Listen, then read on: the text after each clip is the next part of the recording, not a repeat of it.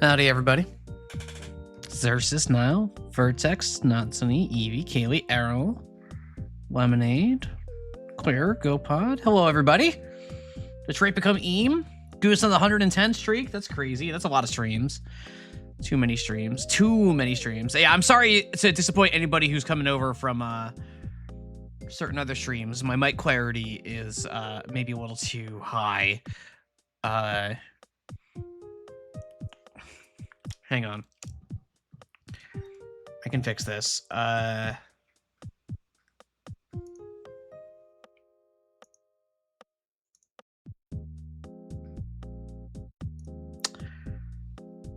my god, it's been so long since I've edited my OBS settings.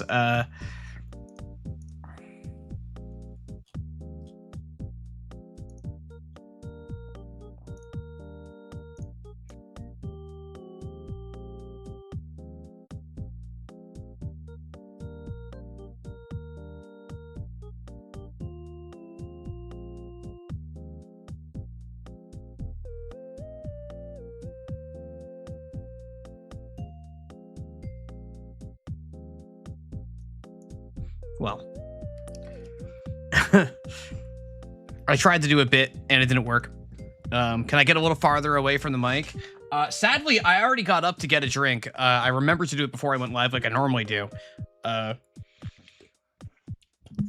I guess I could just position it on my desk where I do when I'm not streaming. Like, if I'm just hanging out on voice, like at the Sunday Hangouts and things like that, I just leave my mic here. So I could stream like this, but, no. I want to low up in my face. I need it close by. I can't be doing, Mr. Cage wrong like that, you know? Am I excited to become human in the city of Detroit? I mean, you know, it's, I'm still recovering from the fact that there was a lot to like in Detroit Become Human that I saw on Tuesday.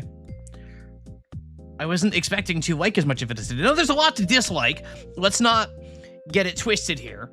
There was a lot to dislike as well. There's a lot to dislike. Favorite character so far? Kara.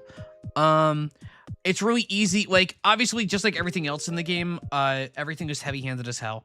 Like, nothing is handled with any subtlety at all. But the relationship with Kara and Alice, it's a really simple one and one that works in me. Like, that kind of story just works in me every time. Even if it's, like, being executed, yeah, subtlety is for cowards. Like, it's, like, a level beyond that, too. But, like, you know, like,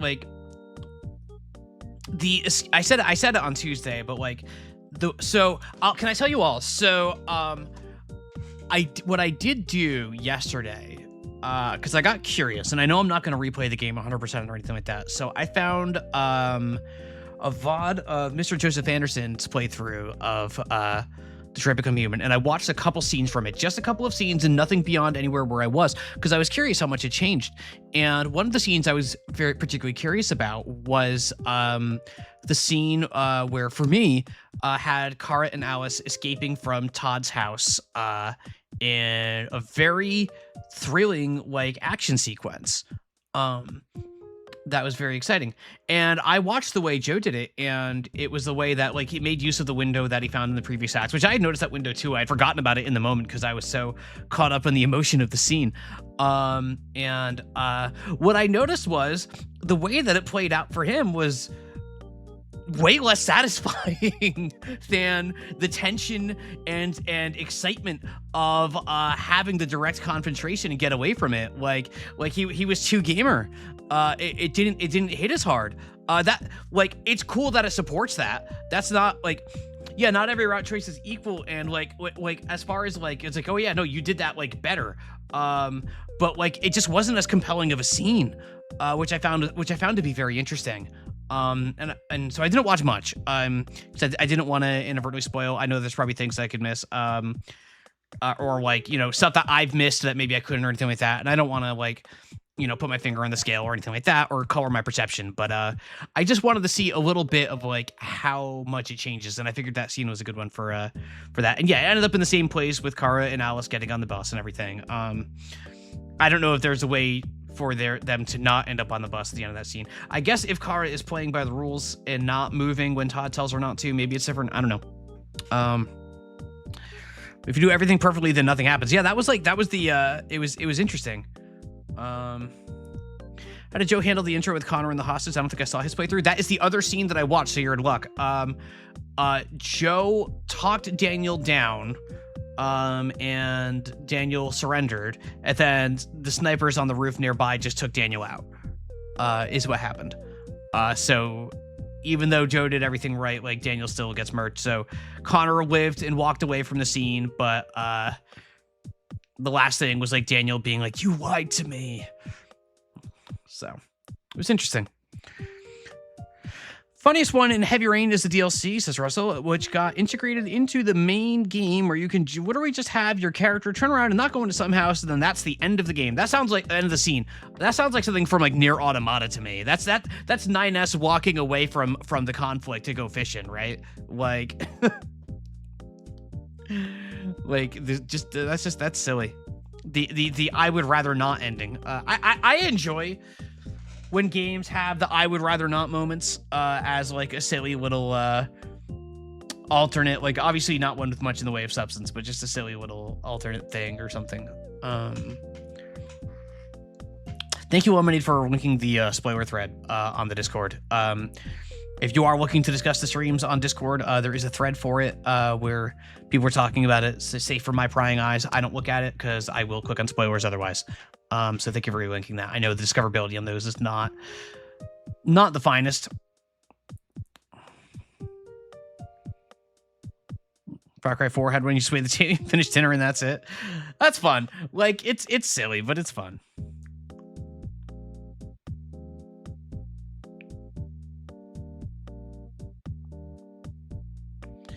Yeah. All right, we got some test spins. We got test spins. Do I have a wheel? Do I have a wheel? I need a wheel for test spins. Uh-oh. There we go. Do I have a wheel? There we go. Boulder says, Beyond Two Souls is a scene where the protagonist, a teenage girl at the time, goes into an ultra-seedy roadside bar, and you can tell instantly where that's going, but you can also just walk out immediately and the whole scene is over.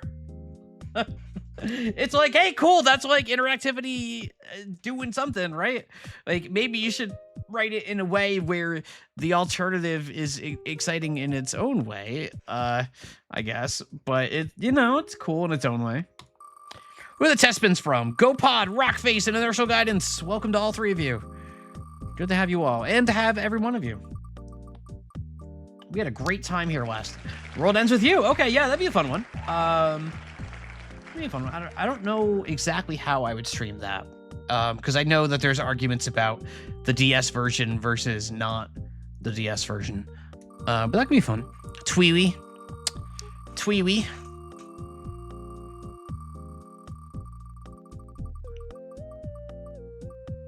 Got Storyteller. I think that, wait a minute. I think that one might have already won. I probably should have removed that. Oh well. I think Storyteller may have won during the Guitar Hero stream. I'll have to look into that. And Xeno Clash, which I think came up the other day on a test spin. This game still doesn't sound real to me. I don't know. Doesn't sound real. That's gonna be it for the wheel. Test spins rigged? Could be. Brian mentioned maybe the first option in the Toma game can end instantly, in a sense, not except the hand potential love interest to start the game or not. Yeah, there's one it was a game I watched Mouse play. It was about, like, being a manager for, like, a K-pop boy band or something like that. And one of the options at the beginning of the game, the like I would rather not option, was literally just, I'm not gonna go deal with this band. I'm gonna stay home and play with my cat. And that scene goes on a surprisingly long time, and it's awesome. You're just staying at home, calling out of work, and playing with your cat. Mexico or South Korea? Mexico. Host country. That's what I'm saying. Had the game has seen for like 13 years, still don't know what it is. Yeah, I don't know. You got me.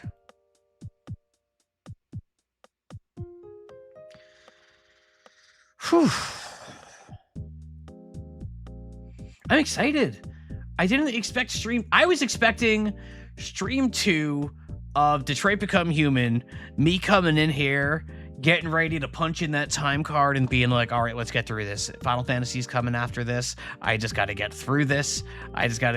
But now I'm I'm excited. No faith. Correct. No faith. I've heard nothing but horrible things about David Cage for years and years and years, much of which is justified, to be clear. But I found things that I like in this game very quickly, and I'm curious to see where it goes, and I'm curious to see how it's going to fumble so bad. Dante or Bayonetta? Dante. Of the Devil May Cry series, of course. Definitely Dante. I love Devil May Cry. Stupid games. I love them. Mexican bars being drained of booze like in Boston with Scottish tourists. Yeah. But yeah, no, I'm excited. It's my favorite DMC game. 5. 5. I really like 5. I think 5 is awesome. I think 5 was when they I think so I'm not the most versed in them. I can't not go with 3. I know 3 is the big fan choice. And I'm not as immersed. Like my first DMC was 4. I didn't play any of them until 4. So I came into the series very late. And I really like Nero's gameplay a lot.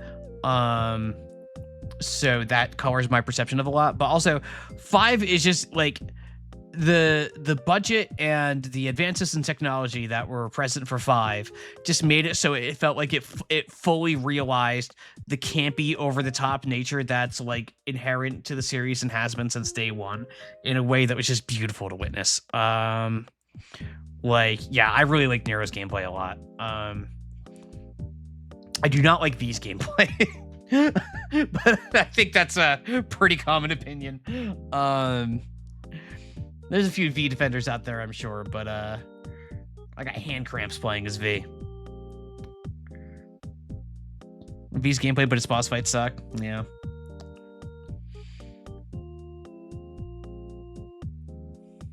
Yeah, I don't know.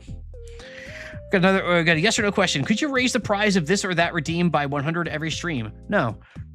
Thank you for the redeem. I also missed a this or that. Dante el exterminador de los demonios. Dante. Because I don't want to have to say the second thing again. I'm sorry, my Spanish is not very good. It's been a conversation on Discord with all the World Cup chat and the sports channel about Spanish and everything, and I have no, make me read Spanish. I like trying to, so I took Spanish all the way through high school, all the way up to Spanish 5 senior year. I did a lot of school Spanish, and I retained a decent amount of it. I know enough about so my middle school teacher for Spanish specifically really focused hard. I almost worded that a lot worse. I'm sorry if you caught the beginning of that. For learning proper syllabification and phonetics and everything like that. So the structure that I have is pretty good for Spanish. I just don't know most words. My Spanish vocabulary is atrocious. I don't know words. But I like trying to stretch my Spanish as far as I can go. It's not good. It's not good. Is there a language I particularly want to learn? So I actually have 2 answers to this, and I'll answer this, then we'll get into the game. The first one actually is Spanish. I wish I'd stuck with it. And I know it's never too late for this sort of thing. So maybe I will. But I took enough Spanish, and I think it'd be cool to learn a second language. And Spanish is one that has a lot of use in my life. I've worked jobs where I was talking to Spanish clients, Spanish speaking clients all the time, and it'd be nice to not have to get the translator for all of that, you know. And the second answer is probably an unsurprising one. It's Japanese. I play a lot of Japanese video games. I'm a nerd. I'm a weeb. I'm not a weeb. Why did I say I'm a weeb? I'm not a weeb. But I play a lot. I'm weeb adjacent at a minimum. If we're being real here. But yeah, like I'm not a weeb, but like I play a lot of Japanese games. Like I grew up with Final Fantasy and JRPGs in general and everything like that. There were some games I would have loved to play that never got translated to English. Like and it'd be cool. It'd be cool. I don't think it's in the cards for me to learn Japanese at this point in my life. Again, I know it's never too late. I'm 40, but I'm only 40. Like that's still plenty of time, but I know these things are easier to learn when you're young, but I'm sure I could if I like dedicated myself to it. But it's not as like I feel like I would as fun as it would be to my video game brain to learn Japanese. I think I would get more as a human being out of learning Spanish. So if I had to pick one of the two, it'd probably be Spanish. Especially since I already have a foundation from there. I'm not starting from nothing with Spanish. So I think that'd be cool. Yeah, good question. Good question. Japanese can be fun. I did learn how to read hiragana because of sumo wrestling. They put all of the wrestlers' names on the screens in hiragana and in kanji. And kanji's a nightmare. I'm not learning kanji. But hiragana is all phonetic, and there's not too many characters. And I wanted to be able to read all the wrestlers' names and not have to wait till the streamer at Midnight Sumo to like say the ball. So I did spend a couple of tournaments just practicing the hiragana by reading all of the wrestlers' names. So I can read. I don't know what the words mean. Like if you wrote a sentence completely in hiragana for some reason, I wouldn't be able to tell you what it means. But I can at least sound it out now to some degree. There's a few characters I still get tripped up on, but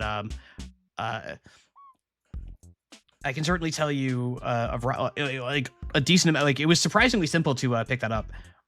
So there's that. I like learning these sorts of things. I think language is really interesting in general.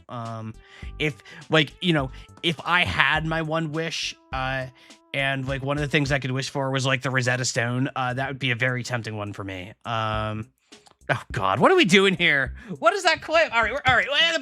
Let's play Detroit Become Human. Let's play Detroit Become Human. All right. Had enough of this. Hi, everybody. Oh, brother. Heartfelt moment ruined. Yep. It's tradition in the Joeverse. God. Oh, yeah. I did notice my overlay was a little weird looking with the way that the game was cropped. I'm going to take a minute to fix this here. I should have done this yesterday. I forgot. I want to see if I can get this to look a little bit more flush for all of you. Because I noticed there were like black bars at the top and bottom, which there are not for me. Oh my God. What is all this? What are you all doing? CyberLife, the company that manufactured me, is conducting a user survey. Oh, good. Would you like to participate? I'm sorry. Yeah, sure. Screw it. Let's do a survey, everybody. Great. All right, never mind. We're doing a survey. Would you consider having a relationship with an android that looks like a human?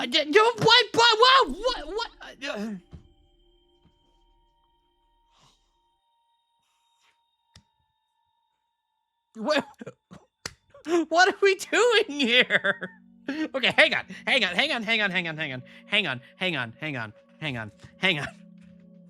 First things first, let's yeah, this looks really messed up here.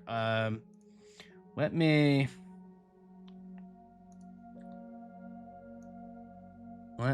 do. Wait.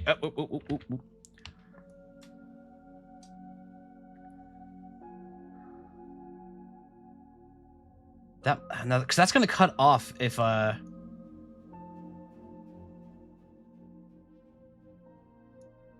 shoot. I think it's just gonna have to stay like that, I'm afraid. Because so the issue happening here is the black bars on the left and right side are there in the game. That's just what the game looks like on my screen as well. The top and bottom are not, though, and I don't know why I'm seeing those and how to get around them, so I think it's just gonna have to stay like this. There's just gonna be this black border the whole time, I guess. I will over the weekend see if I can't come up with a stronger solution for this. Is the resolution correct? Yes, it's set to 1920 by 1080. It's just like that for some reason. Yeah, I'll look into this over the weekend. I'm sorry about that. I know it was like this yesterday on Tuesday as well. Yeah, we'll figure that out for try to figure something out for that for next week. Next week, yeah, cinematic. Would you consider having a relationship with an android that looks like a human? Okay. I have like this question sucks. Cause there's too many variables here, right? Like, I'm sorry, is this android like a slave like the androids we've been seeing in the game? Is this an android that's becoming human? Is this an android that has any autonomy over their choice? I read into it what I want. Yes. Sure. Yes. Do you think that technology could become a threat to mankind? No. If you had to live on a deserted island and could only bring one object, what would it be? Okay. What are my options here? By the way, can I just say, hang on, I want to take a moment here because I was thinking about this yesterday. I want to nip this on the bud because I know a few people have made jokes about this, and I know it's mostly been presented as joking, but if anybody ever tries to tell me genuinely that this game has anything to say about generative AI, they are a mark. You understand? They're a mark because this game has fully sentient life. It is not a large language model. It has nothing to do with that unless you believe Sam Altman's lies. Like, LLMs are at no risk of being anything like the androids in this game. So if anybody ever tries to say that to you directly, just call them a fucking mark. Swear jar. Like... Anyway. So I can bring a book, a cell phone, pen and paper, a console, an instrument...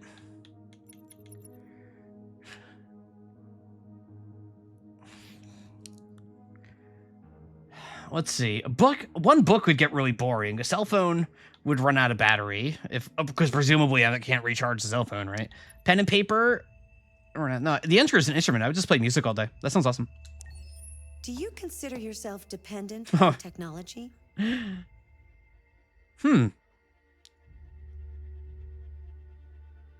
Wait, this question is actually interesting.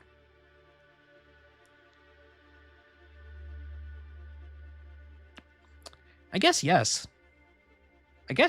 Like, I'm trying to think. If my I am, so the thing to consider here, chat, is I am of like basically that final generation that, even though I don't remember it very well, I do remember life before computers. But yeah, technology can be defined really broadly. Like, if computers stopped working someday, I'd survive. But yeah, technology implies so much more than just computers, and especially seems like the technology we're working with, if I'm thinking of myself within this universe where androids don't only exist, are commonplace enough that you can buy them at the store for a few $1,000s. Like, I'm gonna go with yes. What technology do you most anticipate? Androids, flying cars, Well, obviously we're going with space tourism. Listen, Kraus Ushiromiya is...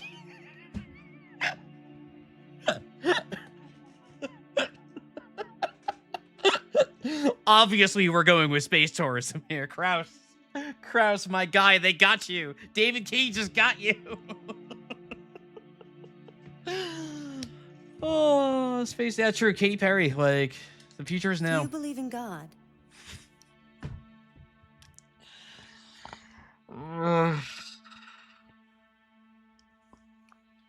Come on, man. I'm streaming. Like, do we need to do this on stream?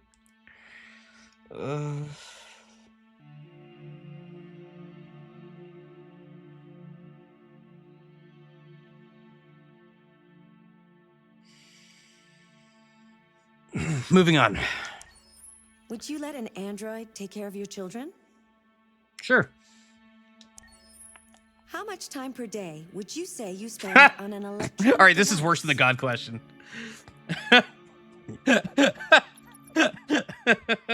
All right, man.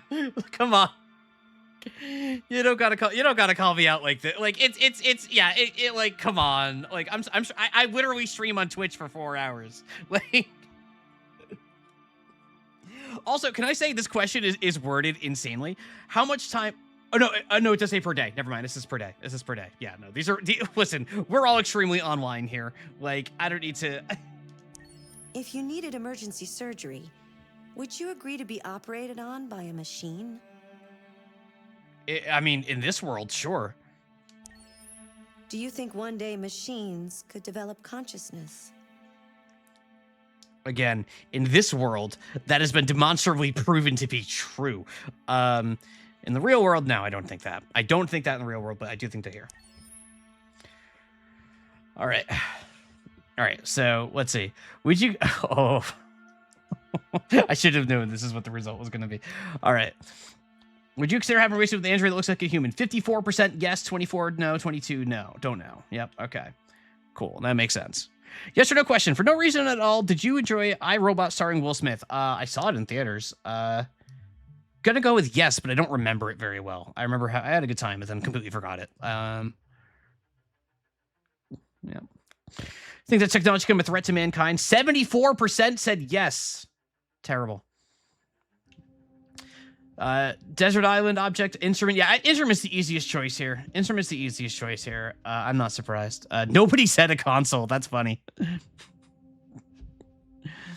When a thesis search attitude at screen time question like kept at 7 hours. That's pretty useless since it's an office work day. Yeah, like if you're a tech, like if you're like a tech or like anybody who's working sitting at a computer all day, like you are just going to be having that much screen time every day, right? So you're self-dependent on technology. 84% said yes. Okay. Brain connected devices. What 35? Did everybody play Hypnospace Outlaw when they played this game? Like, come on. Come on. They're going to get beef brain. Everybody who plays this game, 35% of the people who play this game are getting beef brain, you guys. Like, beef brain is coming for all of you. They're going to be shonking T-nubs before you know it. We even got... Oh, that's actually a higher value for yes than I was expecting. There's a higher value for yes than I was expecting. Would you let an android take care of your children? 45 yes, 28. 74% said more. Yeah, that makes sense. 4 hours, like, is not a lot in this day and age. Like, it's not a lot. I think my parents spend more than 4 hours, and they're boomers. Like, actual boomers. Like, born in the 1950s. Like, I don't know, man. So, would a machine operate? 65% yes. Machines can develop consciousness. 67% said yes. I also said yes because I was thinking of it in universe. I think this could have... I like this survey, and I like the idea of just kind of, like, throwing it at you when you log on the game. I think this could have been presented better in a way that would make the results more interesting, because I think there's too many different ways to interpret these questions as is that this data just feels noisy to me, and I don't feel like I learned anything about other Detroit Become Human players. I like the idea of this, though. Just a silly little thing. I haven't seen you for a while. It's good to have you back. It's been literally a day, or 2 days, I guess. Wait, what is extras? New? What's in here? Artworks, this is videos. the extras section. As you play, you'll unlock all kinds of content that you can find here. Okay, you're looking the wrong way. I'm over here. I'm over here. Hey, I'm over here. No, okay. All right, we don't need to go. Wait. Oh no, the magazines. These are all the magazines I've been reading. Yeah. Oh, did I miss some? Or are they just not in order? I bet I missed a bunch of magazines. Especially like, Don't Snap It or What's Wrong?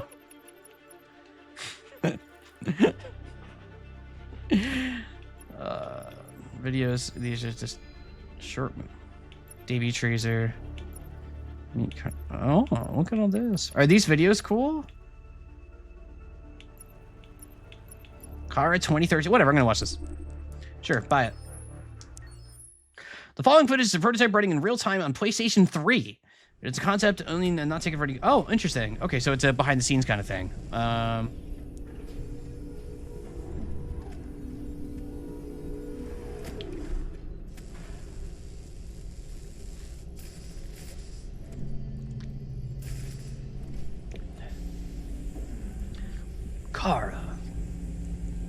think this was at E3, but not 100% sure. Yeah, I don't remember.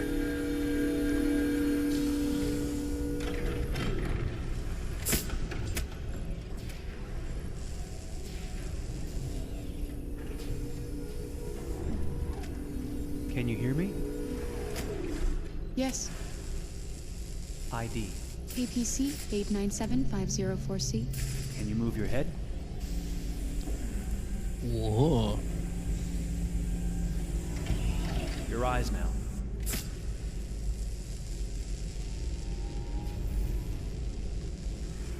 Cervical. I want to see them put in the little button on the side of the head that you can just Now take give me out your whenever you feel like initialization it. test. Hello. I'm a third generation AX400 android. I can look after your house, do the cooking, mind the kids. I organize your appointments. I speak 300 languages, and I am entirely at your disposal as a sexual partner. No need to feed me or recharge me. Okay. I'm equipped with a quantic battery that makes me autonomous for 173 years. Do you want to give me a name? Yeah. From now on, your name is Kara. Hey, that's not the lore. My name is Kara. Initialization and memorization checked. Now, can you move your arms?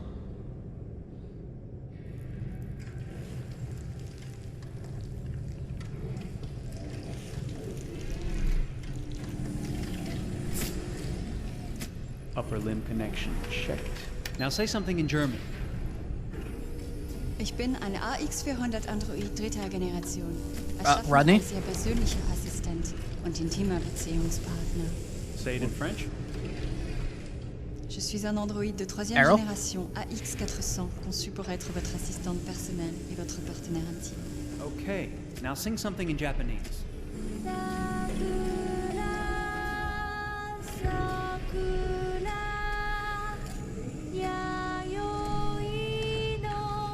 Not a great translation.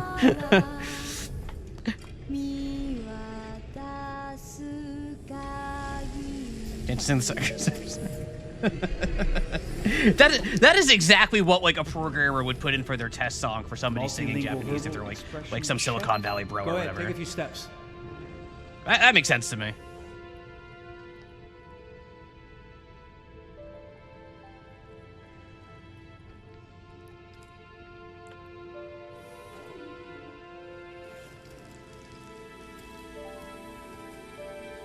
These are French weebs. Locomotion check. Oh, whoa, whoa, whoa, whoa, whoa, Great. whoa, whoa, whoa, You're whoa, ready whoa, for whoa, work, whoa, honey. whoa, whoa, whoa, whoa, what the hell, man? What's going to happen to me now? I'll reinitialize you and send you to a store to be sold.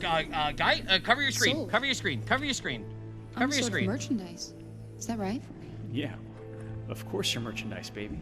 I mean, you're a computer with arms and legs and capable of doing all sorts of things. And you're worth a fortune. Oh, I see. I thought... You thought? What did you think? I thought... I was alive. Shit, what is this crap? That's not part of the protocol.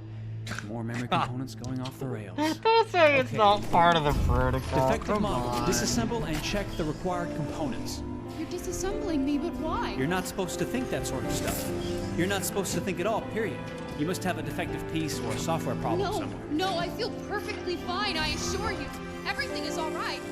I answered all the tests correctly, didn't I? Yeah, but your behavior is non-standard. Please, I'm begging you, please don't disassemble me. I'm sorry, honey, but defective models have to be eliminated. That's my job. If a client comes back with a complaint, I'm gonna have some explaining to do. I won't cause any problems, I promise. I'll do everything I'm asked to. I won't say another word. I won't think anymore. But I've only just been born. You can't kill me yet. Stop, will you please stop? I'm scared.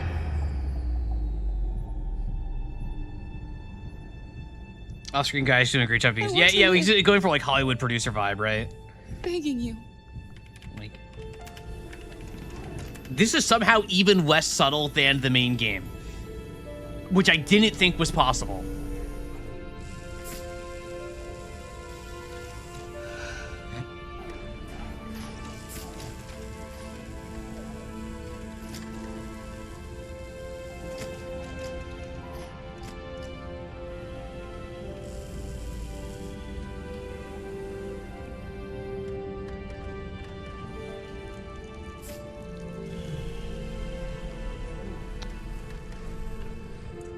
Imagine watching this today. At the end of this, you get to hear Jeff Keighley go, Go wow, and join the others. impressive, incredible. Can you believe that this was made with a team of only 30 developers? Anyway, here's Call of Duty. Sorry.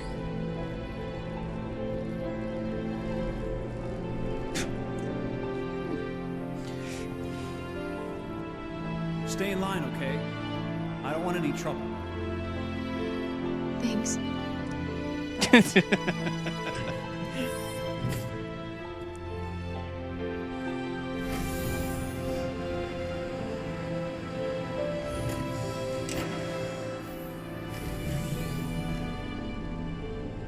Oh god, like the Barbie doll cave, like casing and everything. Like, come on, man.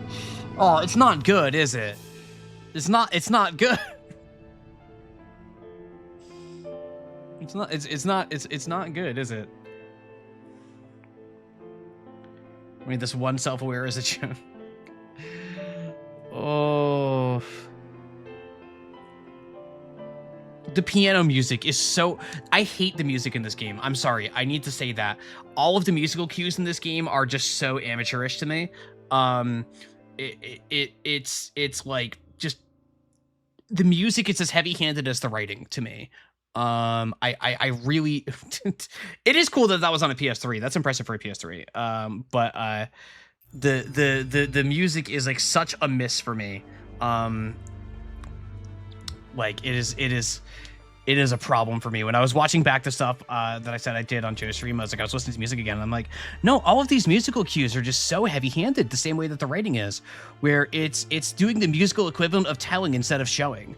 Tired today. It's like, all right, we need a triumphant moment, so cue up Triumphant Symphony track number 001, like, and ramp it up to the max and do it. Make sure that the player cannot miss that. This is a moment where they're supposed to be feeling heroic and triumphant. Like, yeah, it's an emotional bludgeon. Yeah. The game did come out 6 years ago. That is true. That is true. Yeah, but yeah, the sound design in this game, I think, is lovely. The musical score is not landing for me. I'm a huge music head to still work so hard too. That's fair. Yeah, like, it's subjective. Like, I'm not saying my opinion's right. But yeah, it's not landing for me at all. It's too much for me. And by the way, incidentally, if you stick around after these streams and you're here for Final Fantasy VII Remake, you can throw this directly in my face, as every single musical cue in 7 Remake makes me lose my mind. So no matter how corny it is, no matter how obvious it is going to make me lose my mind when I play 7R. So you have my blessing to throw this in my face when that moment comes, too. Just so we're clear here. I am not logically consistent. I am a hypocrite. Write it down. Anyway. Anyway. Birds. More birds. Birds. Birds. Bird. What's this? And we're back to Connor.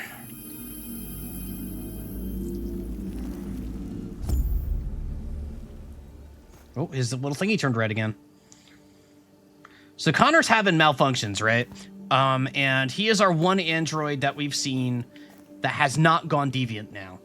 So I started thinking last night, or actually the night before even, about what do I think the dumbest thing that could happen to Connor is, because that's probably what's going to happen. A few thoughts crossed my mind. Because we've seen, like, he's malfunctioning already. We had the little pop-ups about that and everything. And, like, a few obvious thoughts are just that, like, he's going deviant and is going to, like, snap at the last minute and, like, go crazy or whatever. Or maybe he is RA9 and he just doesn't know it. It's, like, some, like, weird buried layer, and that's what the malfunctions are, keeping him from realizing that. Maybe he did all the murders or something. I don't know. Like he's convincing the like he's turning the androids deviant. Like, he's the one making the androids lose their minds somehow, and he's just there all the time. Maybe he the dumbest thoughts are popping my mind here. What is like, because based on what I've heard about this game, like, my conclusions are largely summarized as whatever I think the dumbest thing possible is probably what's going to happen. You don't think those are dumb thoughts? That's fair. That's fair. I think it would be really, really weird if it turned out that he was the bad guy.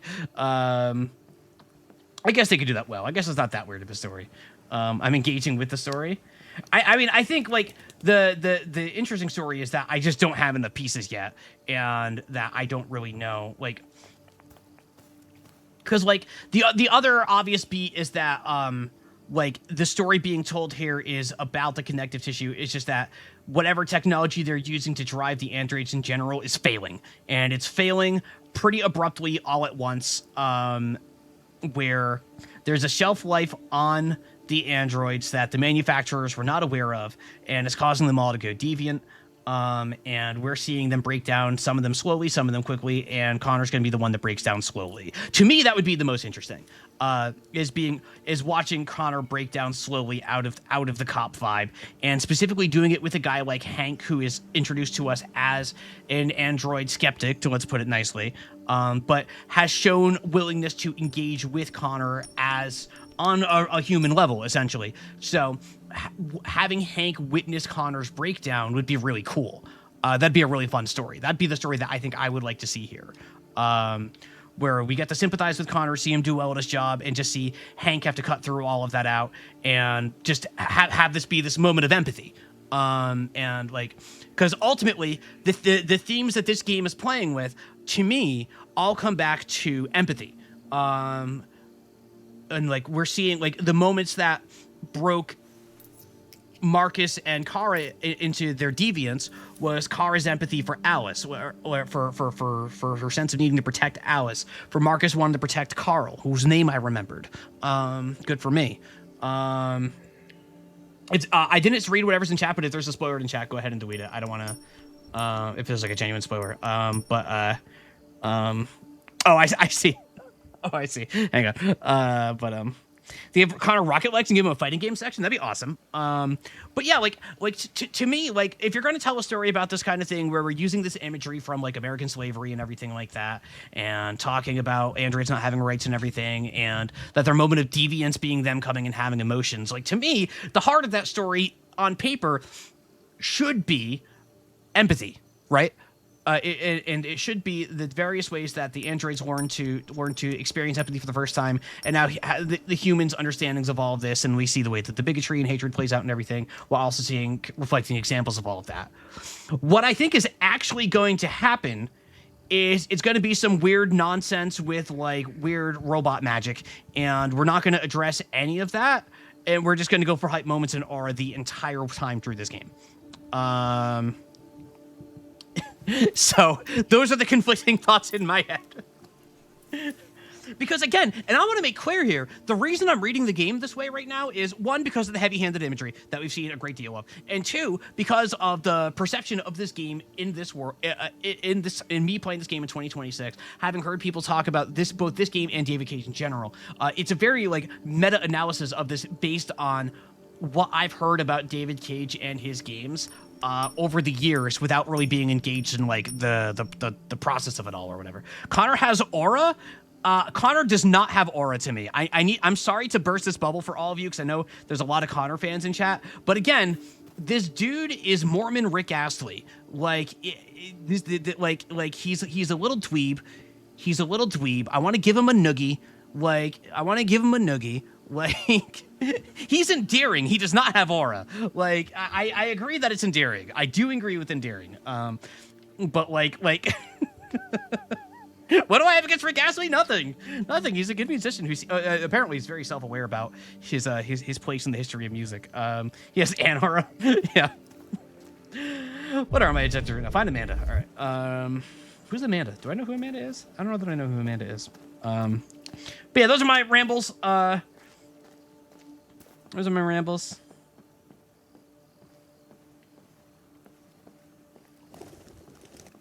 Birds. There's a lot of birds here. Can I get on this boat? I'm gonna go on this boat. Birds. Boat. Come on, let me get on the boat. Man. Kind of works as well as he does because he's like that. Yeah, I think he's like that for a very good reason, right? Like he's supposed to be a little bit stiff and a bit of a weirdo, right? But this must be Amanda. Wait, why can't... Hang on! Hey! Why can't I do the face scan thingy? What? I have a face scan? Let me do the face scan. Let me do the face scan. I can't face scan this person. That's BS. Remember in the bar I had the face scan? Why can't I do that now? I should do that all the time because I'm Connor. And that's a thing Connor can do.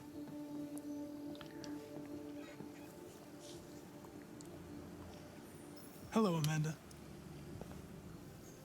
Connor, it's good to see you. Congratulations, Connor. Finding that deviant was far from easy. And the way you interrogated it was very clever. Was it? You've been remarkably efficient, Connor. Thank you, Amanda.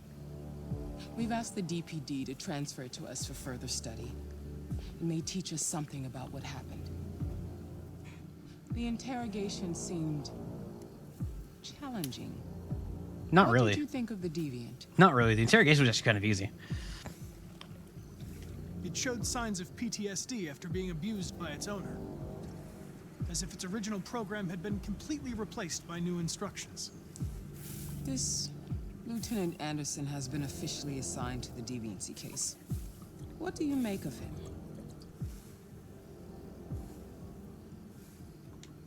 I think he's irritable and socially challenged. But I also think he used to be a good detective. I like Hank. He's an intriguing character. He's charming. Unfortunately, we have no choice but to work with him. What do you think is the best approach? Friendly. I will try to establish a friendly relationship. Hey, BT. If I can get him to trust me, it will be. Oh, helpful Amanda for didn't the like that. investigation. More and more androids show signs of deviancy. There are millions in circulation. If they become unstable, the consequences will be disastrous. You're the most advanced prototype CyberLife has ever created. If anyone can figure out what's happening, it's you. You can count on me, Amanda. This dude is RA9. Like, he's going to be RA9. Like, that's what my gut is telling me, is that There's little he's the mastermind at the same time that, like, we're just seeing the turn. With how often this game switches between scenes and, like, massive amounts of, like entire days pass for these characters while we don't see them at all. Like, it just feels so obvious that we're going to do a little bait and switch with time passing. I'll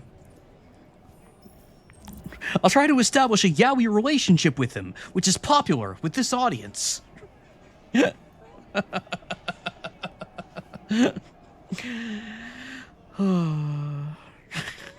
Yes, Claire?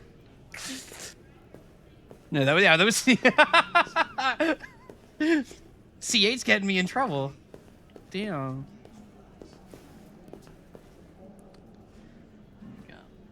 Joint Chiefs of Staff. Look at him. Hank, are you familiar with AO3? Well, what's this? You might be in shock. Just Tensions in the Arctic have reached a new level, with a Russian carrier and an American patrol boat reported to have clashed last night. sure. Several warning shots were exchanged, apparently with no damage or casualties to either side. The Minister for Defense, Dennis Riggs, has spoken of intolerable provocation that cannot go unanswered. The countries in the region, particularly Sweden and Canada, have called for military forces to withdraw and an international conference to be held. So far, there has been no response from either Moscow or Washington. We'll keep you informed minute by minute as the situation develops. Is this like actual protest footage?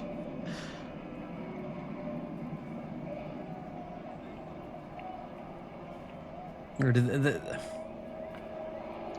No, there's no way. They must have recorded this for the game. Right? There's no way they would just use actual... It's the World Cup? I don't think it's the World Cup.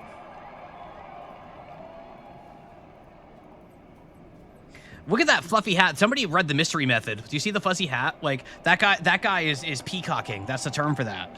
I'm sorry for making that reference.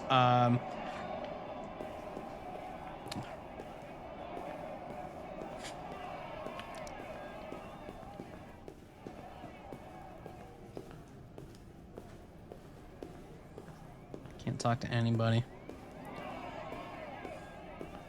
Like, look at this guy. Even the way he walks, like the entire time he's walking, I'm just like, we're no strangers to love. You know the rules, and so do I. Like, come on.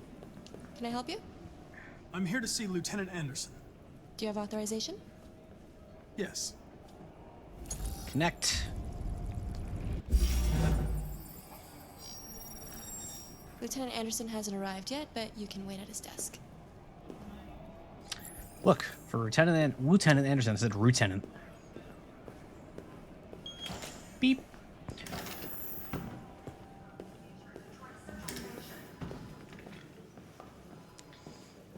We couldn't get this from any other guy. I just want to tell you how I'm feeling.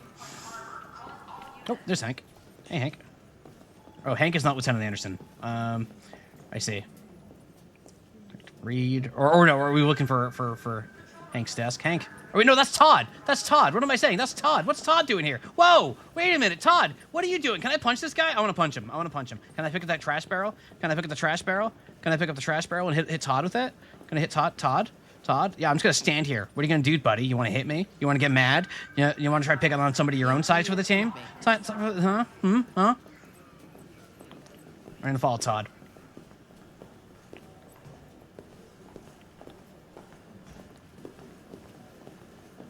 Todd, where are you going? Hang on. We gotta read a magazine. We gotta read this magazine. Famous Detroit painter dies. Oh, Carl Manfred, one of Detroit's brightest lights. All right. Reports of famous artist Carl Manfred's death have been confirmed. The coroner's described a fatal cardiac event induced by a stressful domestic situation. Manfred's son, Leo, has asked the media to respect his family's privacy at this difficult time. Carl Manfred rose to fame in the 2020s as a figurehead of the neo-symbolism, with powerful and dark works in the mold of Francis Bacon. Proliferate years followed until a dark period marked by alcohol and drugs, but the artist had apparently returned to work in recent months. The governor of Detroit expressed her condolences to the family on behalf of the city, describing Manfred as, quote, one of Detroit's brightest lights. A collection of Manfred's paintings will be auctioned by his estate in the coming weeks. Nothing about the murder, huh? Interesting. Ivanov says niet. Forgive me. Russian president responds to Warren's wordings. Let's go. Following President Warren's demand that all Russian troops withdraw from the Arctic immediately, President Ivanov of Russia has issued a response. Ivanov branded Warren's comments as megaphone diplomacy and said U.S. saber-rattling is the #1 threat to stability in the region.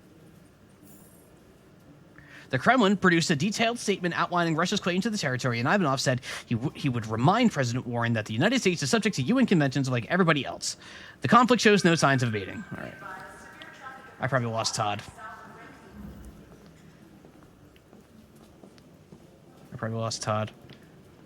I wonder if you can follow Todd, like, but I assume he's just leaving. Ask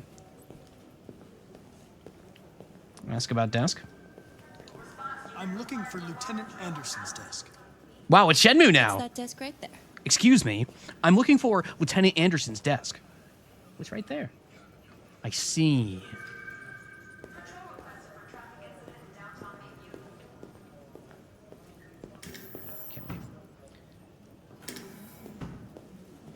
Was that how you see me? Pichetto, no. First, Pichetto, happy birthday, Pichetto. First of all, I know it's a little early technically here in the United States, but on that you've got the big plans for tomorrow. But happy birthday, Pichetto, everybody. Hope you have a fun one. Looking forward to Road to Empress 2 tomorrow, or tomorrow for me. Oh, found it. Excuse me. Do you know what time Lieutenant Anderson usually arrives? Depends on where he was the night before. If we're lucky, we'll see him before noon. Thanks. I see. Oh, I'm getting sit down. I'm Lieutenant Anderson now. Why was Todd here? Did he get arrested? Was he? Oh, wait. No, it makes sense that Todd was here, right? Because he was probably reporting the crime of his android going deviant and abducting his child, right? Like, he gets to look like the good guy because, you know, He's the 1% story of the cop. That makes sense. Okay. Yep. That makes sense. Can I just sit here and look at Connor's face? I'm looking around. I am observing my environment, waiting patiently until Lieutenant Anderson makes it to his desk. Look at my eyebrows and how freshly manicured they are. All of my features are fully perfect and functional to make sure that I am the highest quality deviant hunter android. Had I been a real boy, as a teenager, I would have had my head put in the toilet by the bullies. I'm sorry. I'm sorry. He's just a dweeb. He's just a dweeb. No snooping, huh? I mean, I could snoop a little. Doesn't seem interested. Like, I guess... Go see the deviant... I could progress the case? Oh. What's it? Oh, what do we got? Oh, God, what do we got?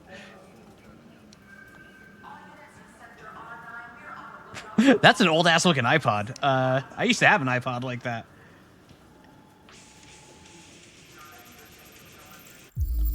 Sync done. Knights of the Black Death, Dark Heavy Metal, release date 2021.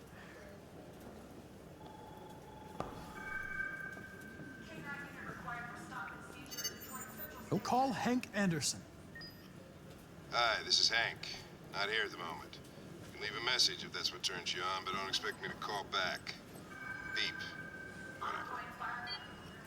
I'll leave a message. Lieutenant Anderson, this is Connor. I'm the android sent by CyberLife. It's almost noon, and I'm waiting for you at the office. Analyze. Oh, geez, there's a lot here. All right, well, we'll start with the donuts, of course. Of course. 452 calories, saturated fatty acid 30 grams, cholesterol 19 milligrams, carbohydrates 51 grams. Okay.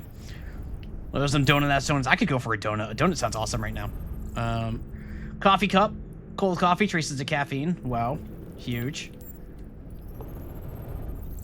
Japanese maple, Asian. Shishigashira Shohin? Shishigashira Shohin? I think I said that right.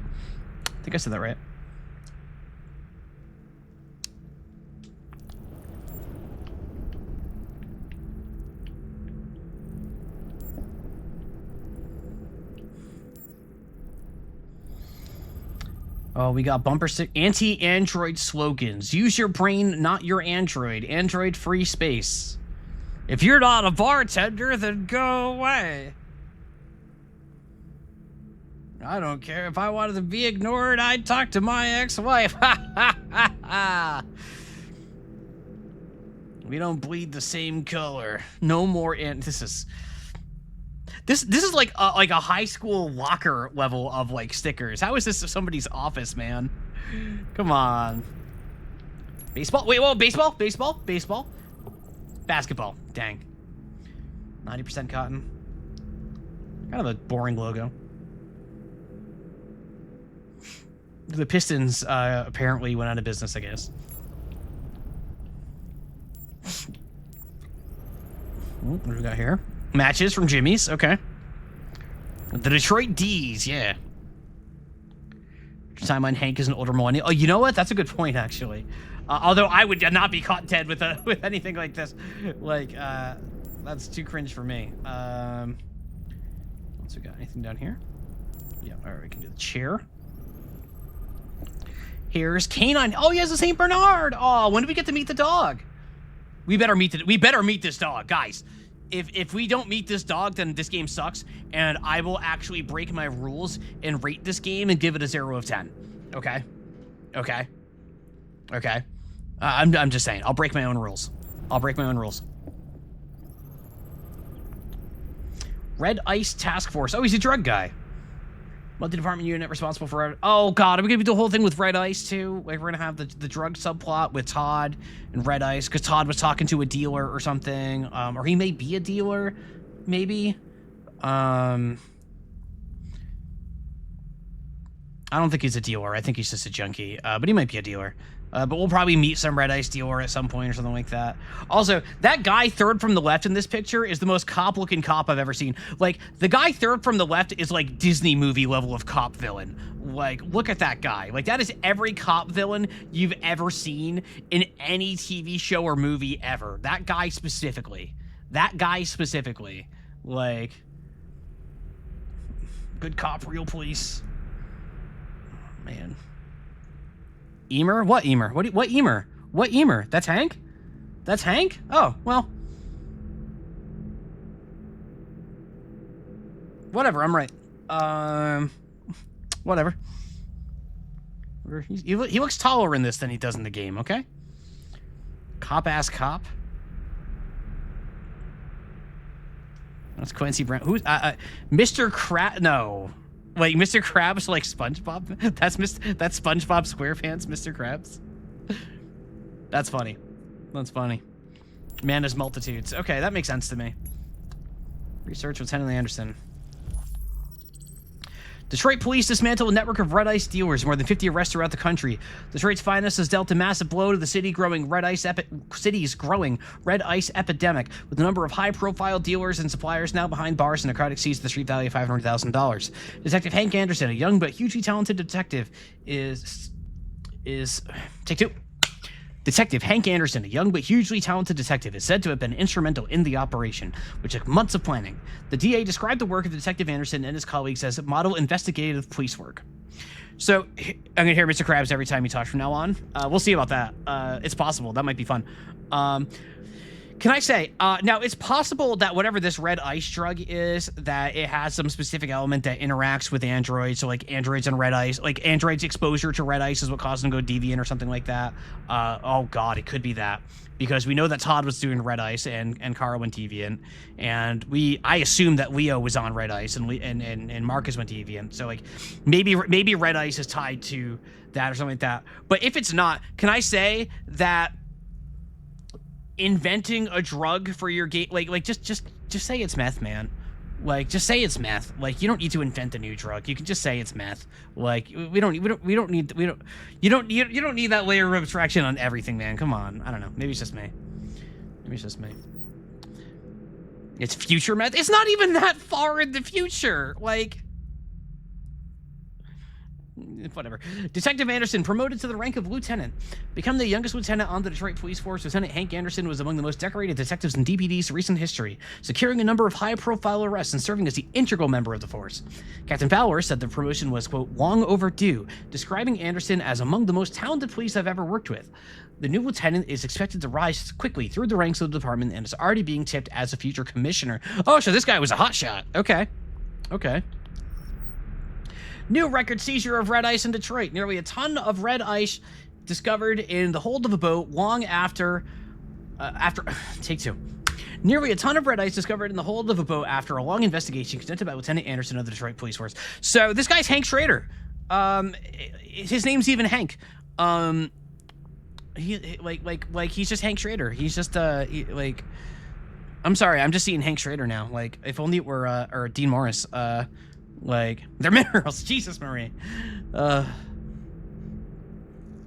spent to think 30 years ago? I don't think so. It certainly wasn't like an epidemic the way that it is.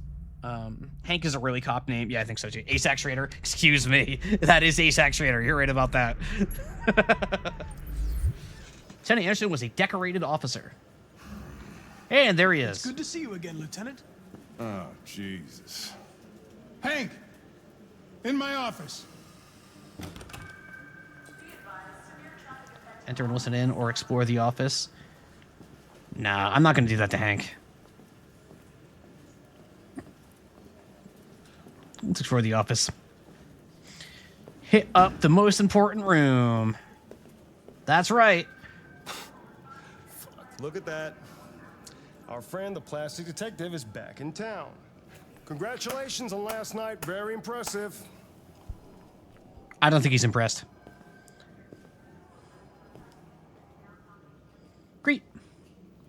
Introduce. Hello. My name is Connor.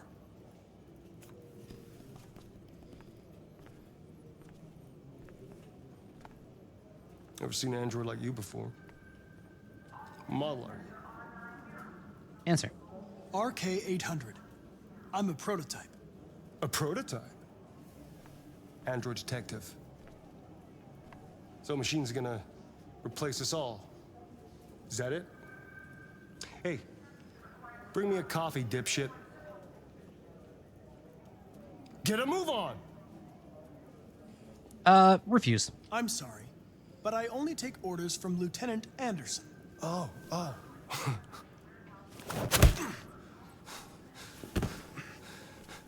Why did that take him down? On the way yesterday, I would have fucked you up for disobeying a human. Stay out of my way, because next time, you won't get off so easy.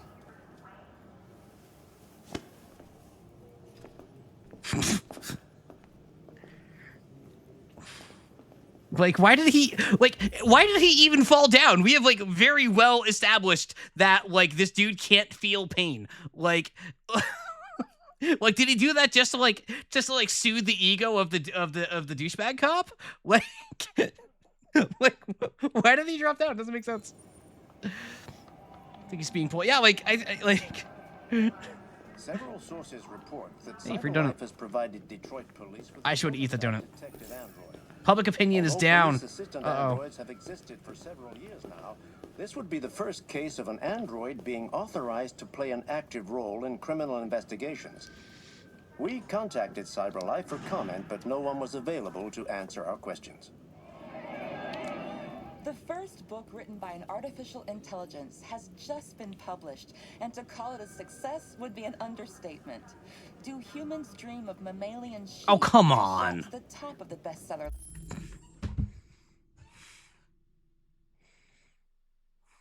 Do I need to say it? Like, do I need to say it? Like, we all know, right? Like, we all know. Like, we all know Do Androids Dream of Electric Sheep, right? Like, like.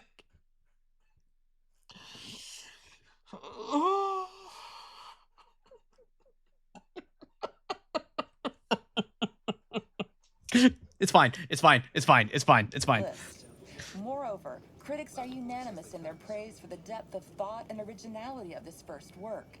Designed by CyberLife, the AI known as Voltaire analyzed human centers of interest on social networks for several months before its complex algorithms generated the plot of the novel. According to several specialists, it will be very difficult for human authors to compete with these algorithms, and the odds are that most of the books written in the coming years will be the work of artificial intelligence.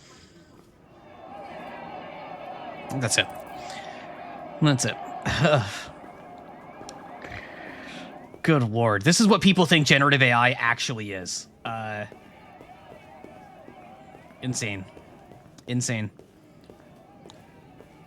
Wow, look at all these donuts, though.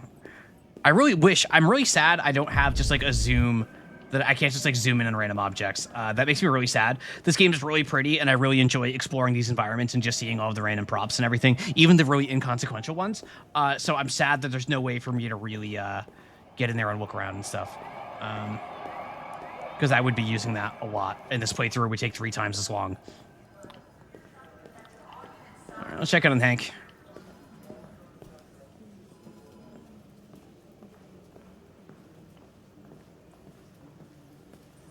Video game vending. I also love video game vending machines. It would be a very pretty time, that's true. Constructive. It's an honor to be working with you, Lieutenant. I'm sure we'll make a great team. Partner. Positive. In any case, I'd like you to know I'm very happy to be working with you. I'm sure we'll make a great team. You already said that, man. Desk. Is there a desk anywhere I could use? No one's using that one.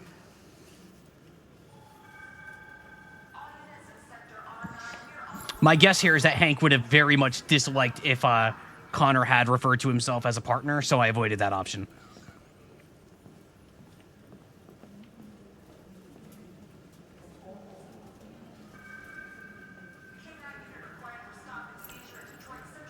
Dog! You have a dog, right? How do you know that? The dog hair's on your chair.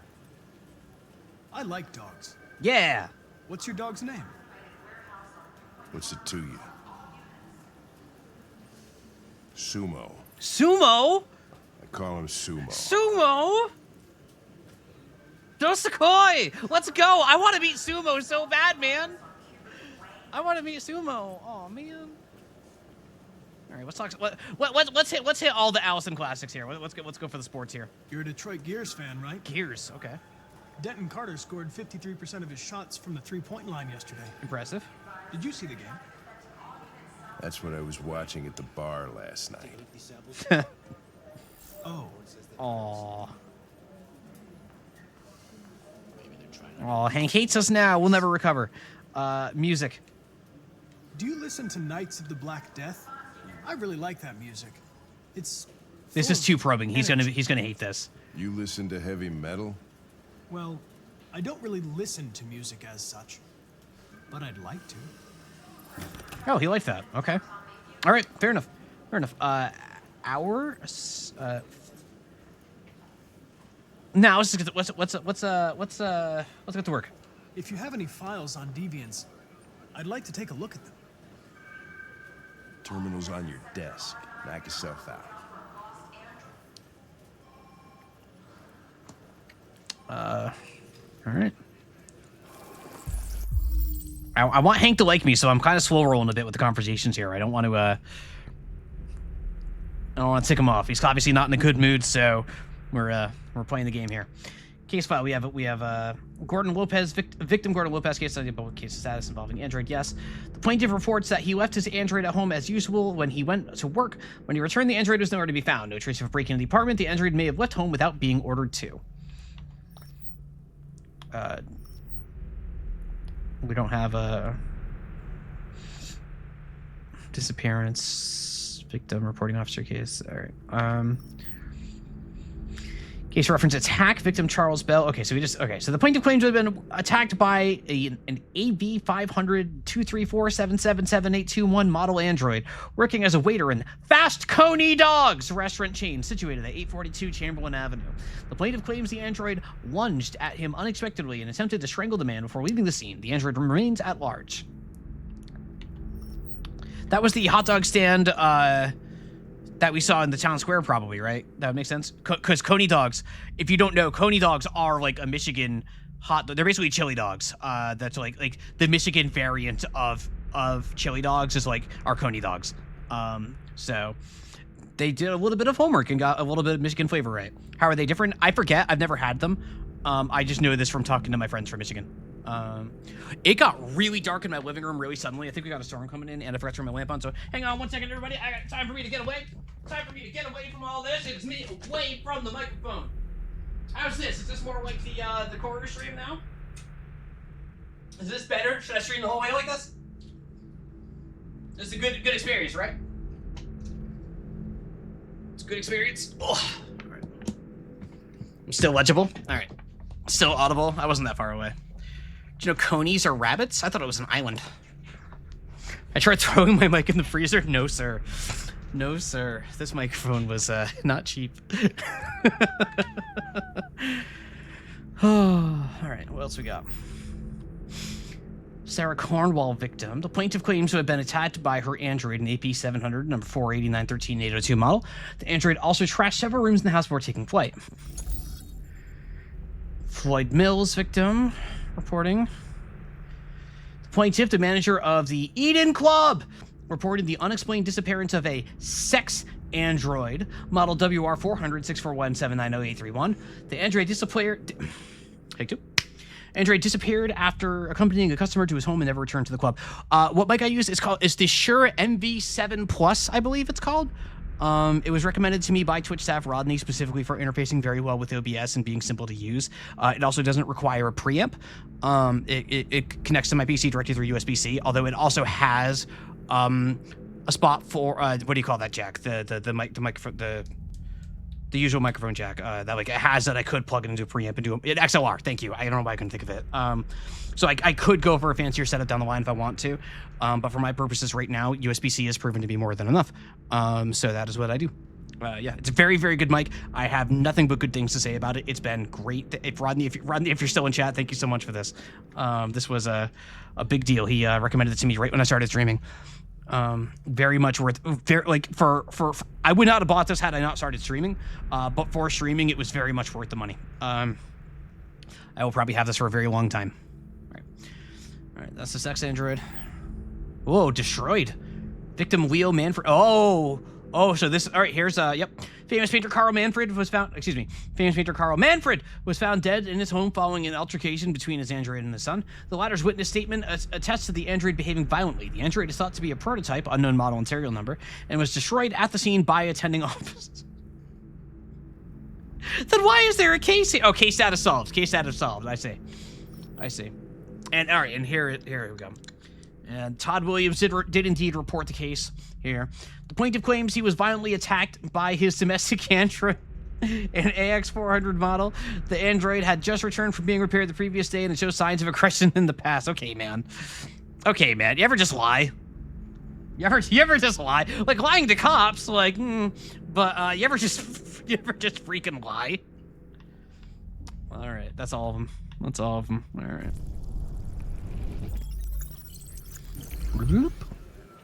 243 files. First dates back 9 months. It all started in Detroit and quickly spread across the country. An AX400 is reported to have assaulted a man last night. That could be a good starting point for our investigation.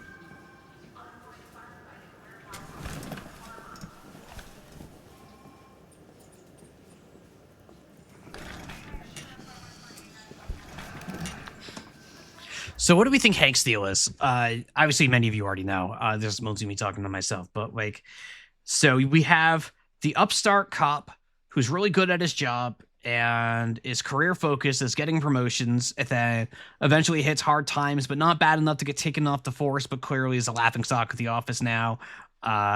Is seen as a screw up.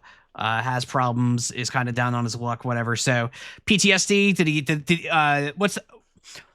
His partner got killed on the job, right? What's the most obvious thing here? His partner got killed by an android on the job, and now he hates androids.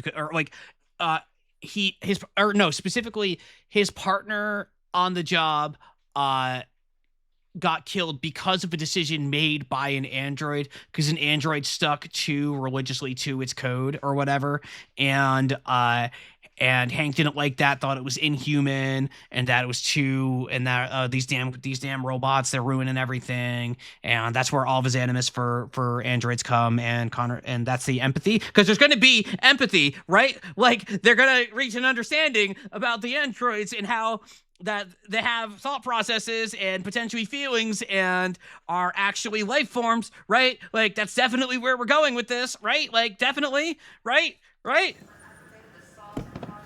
Like that, direct. You shouldn't let your personal situation hamper the investigation, Lieutenant. You don't know what the hell you're talking about. So why don't you just run your program? See? Run your program. Shut the fuck up. Determined. I think this guy likes assertiveness. I've been assigned this mission, Lieutenant. I didn't come here to wait until you feel like working. Whoa! Listen, asshole. If it was up to me, I'd throw the lot of you in a dumpster and set a match to it. So stop pissing me off. But things are gonna get nasty. Lieutenant, sorry to disturb you. I have some information on the AX400 that attacked the guy last night. It's been seen in the Raven. Did he get downvoted? I'm on it. I really thought that Hank would respond well to that after the demonstration and the interrogation. I figured direct approach with this guy was going to work the best. So I don't think he liked that. Carter found all the clues about Hank. Oh, I got an achievement for that. All right, let's take a look. Let's see. Find Amanda. Oh, missed something early on. I found the magic stone, though. Only 13% of people can find the magic stone, guys. I got that magic stone in the lockdown. By the way, I don't know if you can hear it. My air conditioner in my bedroom was like a window unit, and it is pouring rain here right now. and I can hear the rain beating down on the AC. It's really loud. If that is coming through my mic at all, you can't hear a thing? Perfect. All right. Perfect. Yeah, if that does come through, you feel free to yell at me, and I can do something about it. Referee station final Lieutenant Anderson. Hank arrives. What do you mean 99% Hank arrives? What happened? Like, is there... There's no, like...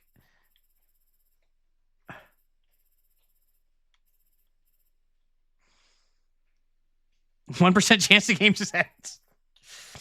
Turns out, let's see. So, explore the station. Talk with Gavin. Wow, not too many people talked with Gavin. Even fewer or not too many did everybody go and just like eavesdrop on Hank, I guess? Everybody examined Hank's desk. I missed more here than I thought I did. I thought it was a bit more thorough. But I guess not.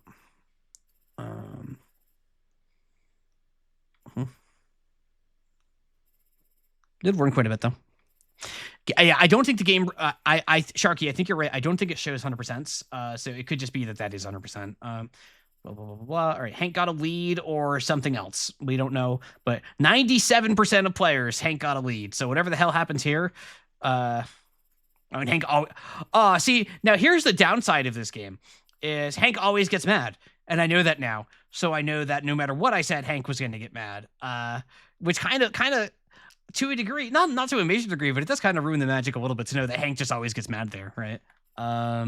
Like you're just seeing the storyboard entirely in a way that's like, oh, okay. I thought my actions had something to do with that, but I guess not. I guess he was just in a bad mood. So, moving on.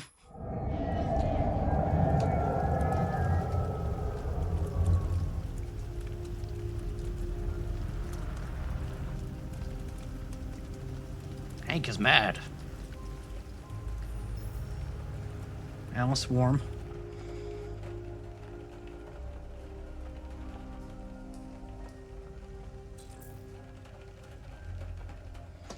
Change appearance. Got to cut hair and find new clothes. Okay. And we got to take the little circle out of her head now that we've established that you can do that with a rock on the ground, that it's trivially easy to remove the most identifying feature of an android that we can just get rid of it. So if Kara doesn't get rid of it, that's insane. I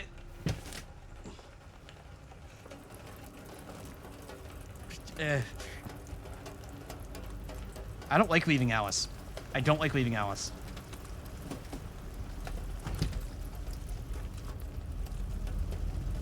What if she likes it? I mean, I don't know. Check neighborhood. Oh, yeah, we got some Death to Androids graffiti, of course.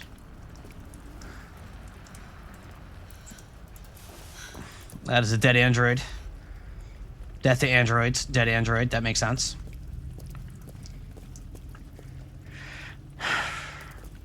Remember the thing in the magazine that said they made the androids less human, by the way? How were they more human before? Good question. Oh, is there anything in the trunk?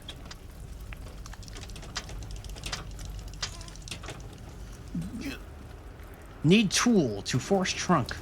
If there's a change of clothes in the trunk that just so happened to be Kara's size, that's even funnier to me than the Marcus jacket thing. I'm just saying that right now. That's even funnier to me than the Marcus jacket. The Marcus jacket is already hilarious. Got a crowbar, yeah. Yeah. Would it be an android even of super strength?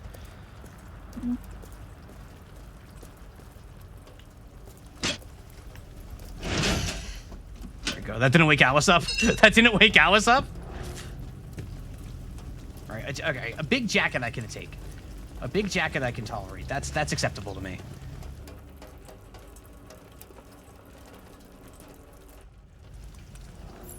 Yep. All right. Yeah. That's okay. It's not as big as I thought. That's fine. I accept the big jacket. I do. Now I need to cut my hair.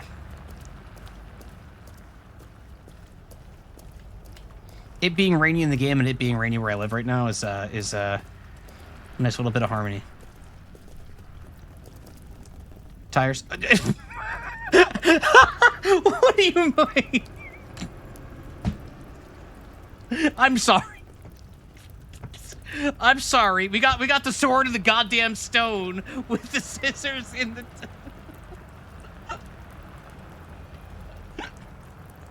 What the...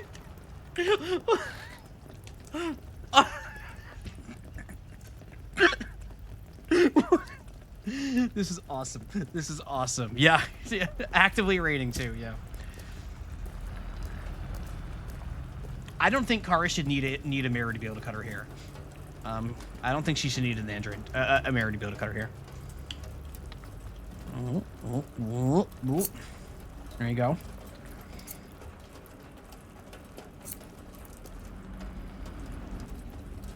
Oh, look at her now. Accessing AX400.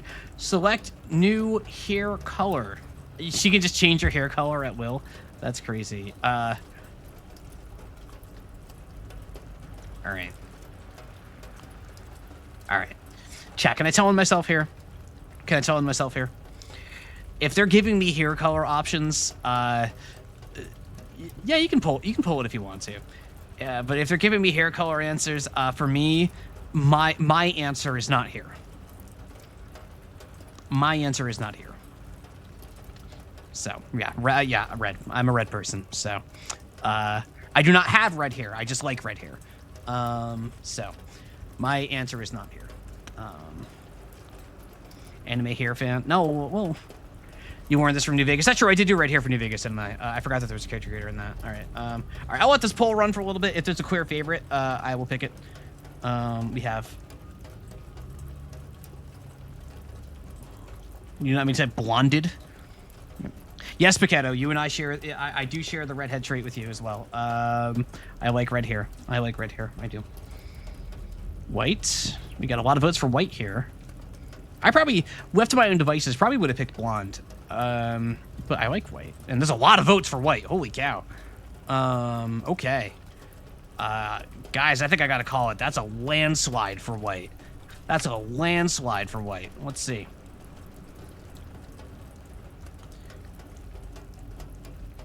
Here we go. Oh, I can check them all. Let's check the blonde.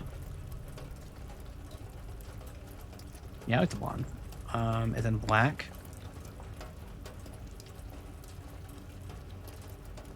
The black makes sure. Who does she look like with this hairstyle, with this color and style? She looks like somebody. Who does she remind me of? Well, emo, yeah, but I kind of like this look. But the crowd has spoken and they have said white. Overwhelmingly said white. So here we go.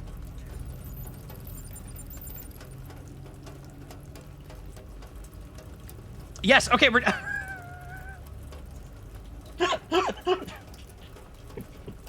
They all know they can do it too. That's even better. Like, I just...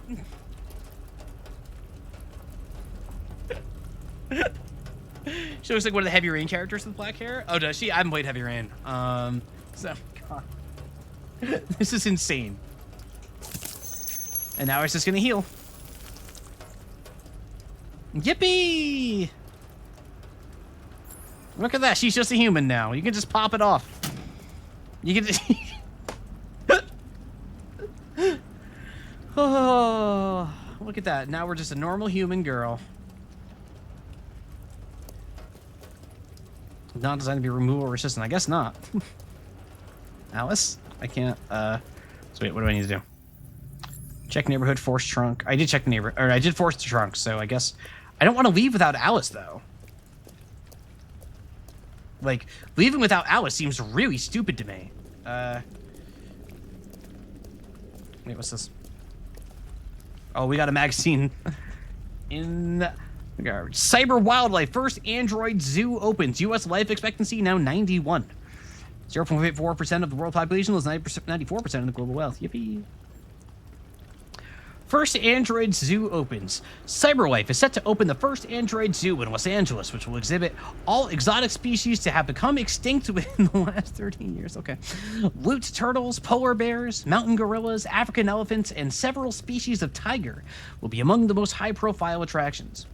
CyberLife CSR spokeswoman Danielle Carnegie. Okay, man. Said the zoo caters to people of all ages and has a special mission to educate and inspire the younger generation about the importance of protecting our fragile environment. Though some environmentalists have claimed the zoo will diminish popular concern for the extinction of real animals, it's difficult not to be enthusiastic about technology being used to recreate vanished species. The animals themselves have yet to be unveiled, but CyberLife promises they will be more real than the real thing. No doubt an ideal weekend trip for the family. More real than the real thing. Is that a pitch? More real than the real thing? That sounds awful when you put it that way. Like... Also, that polar bear, I see the little chip in the polar bear. The polar bear can just take that out, man. Like yeah, that's just nasty. You know, Canada. Hi, Errol. Canada still Android-free zone. Canada, where the air is clean and the welcome is always warm. It's famously cold in Canada. It's famously cold. Anyway, discover the landscape, discover the wild, discover Canada. Let's discover Canada, everybody. Despite United States voting in its Android Act as early as 2028, the Canadian Parliament has yet again pushed back its decision on whether to permit Androids in the country. As a result, Androids are still not sold in Canada and have no official status in the country. Climate change? Yeah, there you go. The Underground Railroad illusions. Yeah. Is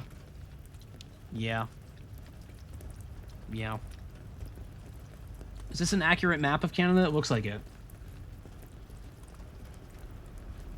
It would have been funny if they just like redrew the provinces for no reason at all. Like just Alberta, just like Alberta was like actually independent or whatever the hell it is they're trying to do. Quebec's doing its own thing. Like they could have gone weird with it, but I think that would involve too much knowledge of like actual politics and not like the aesthetics of politics. So out of scope for a game like this. Northwest Territory is now the entire west of the country. Yeah.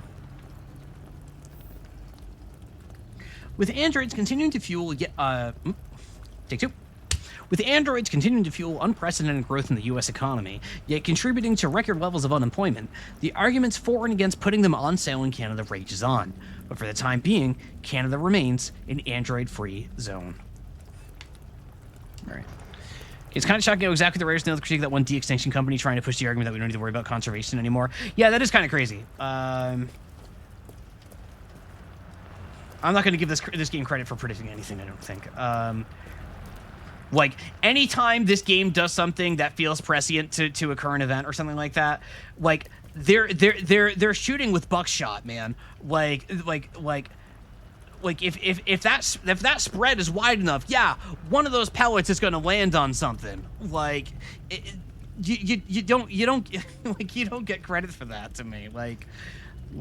It's just. We just happen to live in the super timeline. We do happen to live in the super timeline. All right, I do not want to leave without Alice.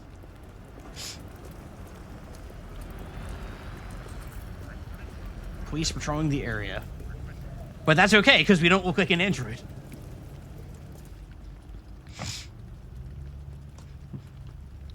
Tech Freaks played no one. Yeah, we should have that. Yeah. All right. Can I get Alice out of the car yet? I can.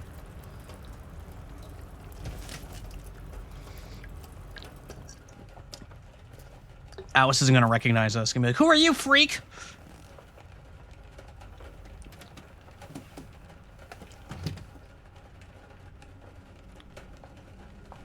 Let her sleep a little longer.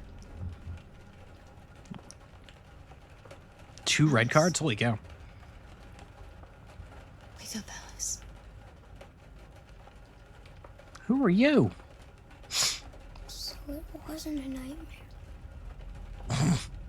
God. Alice's dialogue is not good. It is the most written, like, it's hard to write children. Like, we see this in a lot of media, right? Where children are just like clearly written by an adult who thinks they know what a child sounds like rather than it sounding like an actual child. Alice doesn't even sound like that. Alice just sounds like bad writing. Nightmare. How do you feel? I'm cold. What are we gonna do now? That android we saw yesterday, he gave me an address. He said we could get help there. The train passes just on the other side of the road. The station can't be far.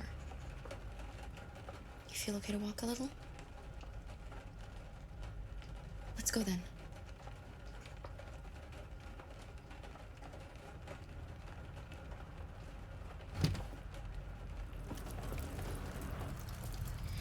It's crazy that one of the objectives before waking Alice wasn't find an umbrella, by the way.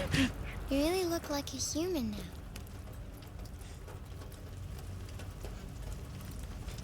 Like, I feel like we could have found an umbrella. Like, we found scissors hanging out of a tire that were in perfect condition and cut hair just fine. Like, and Alice, this is where I found the scissors. Oh, hair scissors too. Like, just insane. I know I use that word too much, but the police are on our trail. All right, that's all for now. Yeah, we did talk to that grocery store guy, so that did not help us keep a low profile. We've got officers sweeping the neighborhood in case anybody saw anything.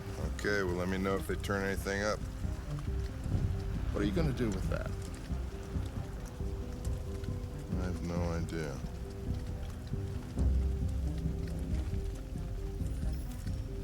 Hank is neutral to us. It took the first bus that came along and stayed at the end of the line. Its decision wasn't planned. It was driven by fear. Androids don't feel fear. Deviants do. Deviants do. Aha! They get overwhelmed by their emotions and make irrational decisions. All right, well, that still doesn't tell us where it went. It didn't have a plan, and it had nowhere to go. Maybe it didn't go far. Oh, Connor. Maybe.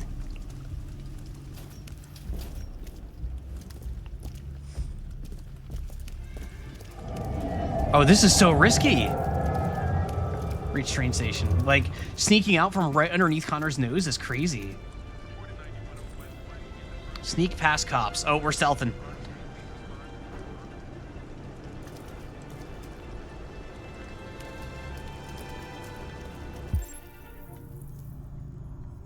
Okay.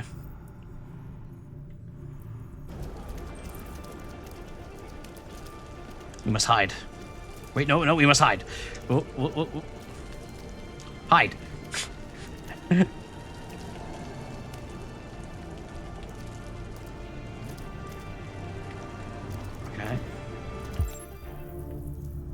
The cop there. So we have to cross here.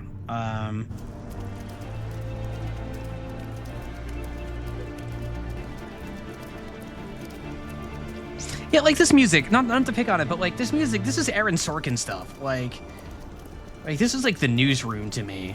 This doesn't do it for me. It's too much. Oops. Ooh, that was a close one. Very F7 coded. Yeah, it's very TV. So Russell, that much I will say. So it being very TV, I don't mind specifically because this game is deliberately being very TV, right? Like everything about the interrogation scene with Connor was directly out of whatever cop show you watch. Like this is going for like broadcast television vibes, which is a perfectly reasonable and fine goal. That's fine if that's what you want to go for and that's what you want to make. So like, yeah, it's not working for me, but like the intent of it is clear and I don't mind that. Hey, Tom, you're a deviant, Connor. Tell you otherwise, you punch me in the face. Umbrella! No, no. Shit, that's them! Whoa, whoa, whoa, whoa, whoa, whoa, whoa, whoa! Quick, call it in! Uh-oh. Uh-oh. We saw them headed for the train station. I should not have gone for that umbrella, I guess. Oh, Connor. Wait, and now I'm playing as Connor? Connor, can you keep running, please? Thank you.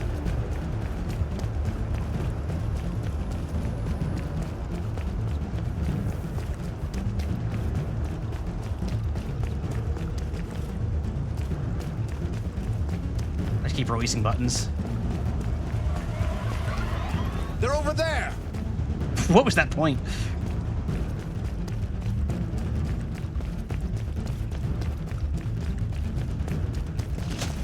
Good, they got away. Don't shoot! We need it alive! This is cool.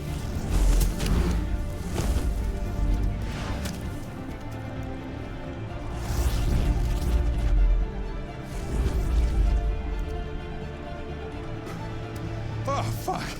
That's insane. Whoa. We got it. We got it. We got it. This is cool. I like this. Whoa. Hey, where are you going? I can't let them get away. They won't. They'll never make it to the other side. I can't take that chance. Now you will get yourself killed. Do not go after him, Connor. That's an order. All right. We're playing nice with Hank. Hank's warming up to us. And also, I want Kara to get away. Oh, I missed it. I wasn't looking. I was looking at chat. I was looking at chat.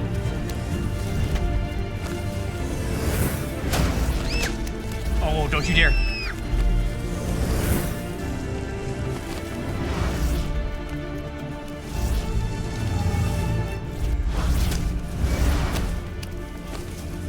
This is cool.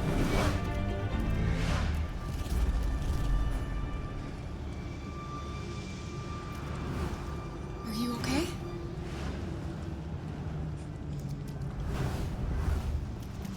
Aw.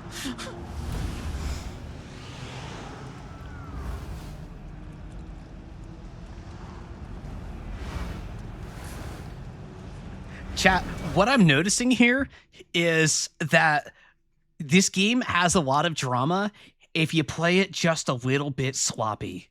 That's a theme here with the Kara sections, right? Where the scene at Todd's house and the scene here just now, because I started off by playing it a little bit sloppy, it ramped up the tension and gave us some really dramatic moments. And this game knows how to create good moments in a vacuum. That was really cool.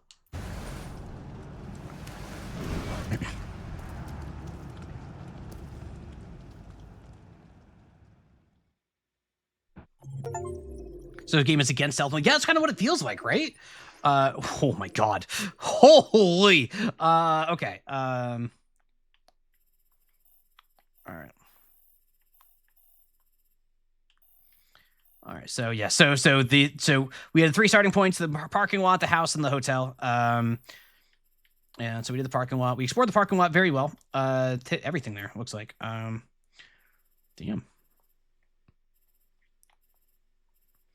What does that yellow lock mean? Cross character impact?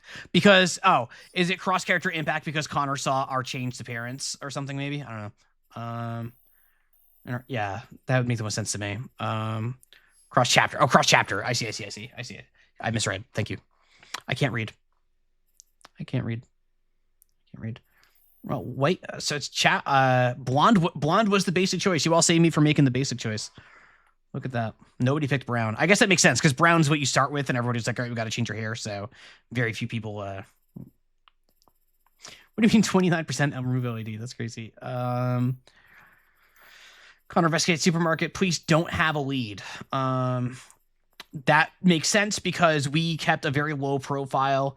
Like the only lead they could have picked up on was the supermarket clerk who was working overnight, who was probably not at the supermarket or the convenience store. And we didn't stick around. We didn't leave any evidence. We left as soon as the guy said no. And we basically kept as low of a profile as possible. So the police didn't get a lead on us. That makes sense. So we did that really cool. That was really cool. I like how that reacts. Oh my God. Jesus Christ. Kara and Alice in the street. Spotted by police. Kara and Alice run away. Okay. So I guess we could safely get to the train station. If we don't get spotted by the police. So this is where we hit the minority option here, and Connor pursues Kara, reaches the fence in time. Kara and Alice at the highway. To middle section, 2/3. Connor obey. Oh wow, everybody was disobeying Hank there. Disobeying Hank there just feels like. Can I tell you? There's a part of me that I'm making choices based on what I think is going to make the scene more interesting, and I think it's more interesting for Connor to obey Hank there. Like, I think that makes the narrative structure, like, I'm, like, constructing my own narrative in a way that's, like, how would I do this if I were the writer on this? Like, yeah, Connor could jump there and try to track him down and everything, but I don't think that's as interesting of a scene. Like, I just don't think that's as interesting of a scene to me. So maybe that's what the game wants me to do. It probably is. Cardinals could see the side.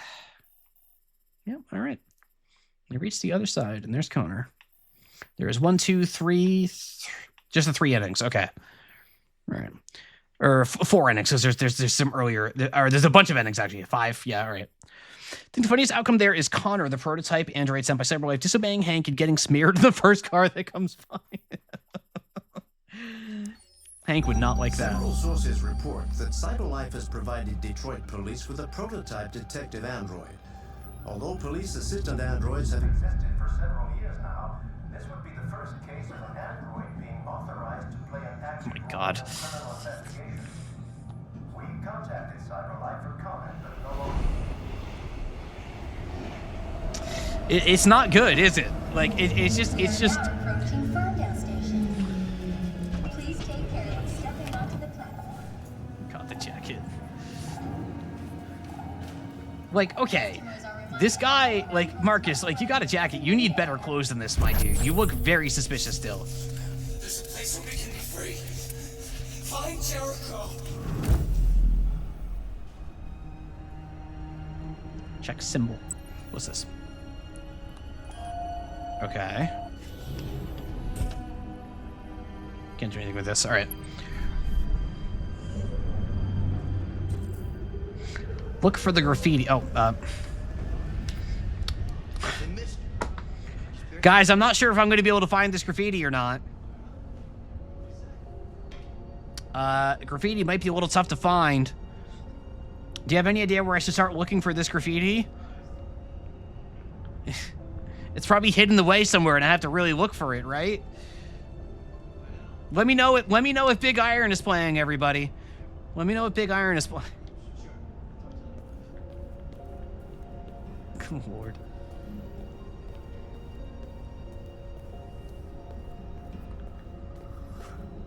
Look at us. We're a mess. We're still a mess. We are still an absolute mess. Whoop. Nope. I went too far. Fallout 4 fixes this. Canada 4-0. Holy cow. Way to go, Canada. 4-0, excuse me. I need to use football terms. Alright. Decipher the graffiti. Okay.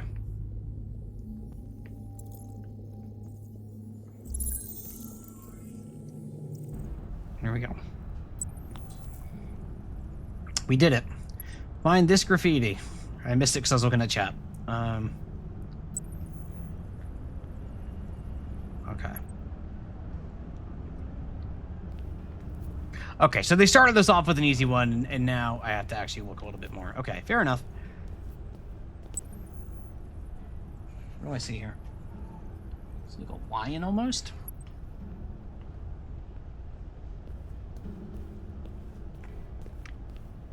Can I actually go up here, or is it still at this wall? I can or go down here, I guess.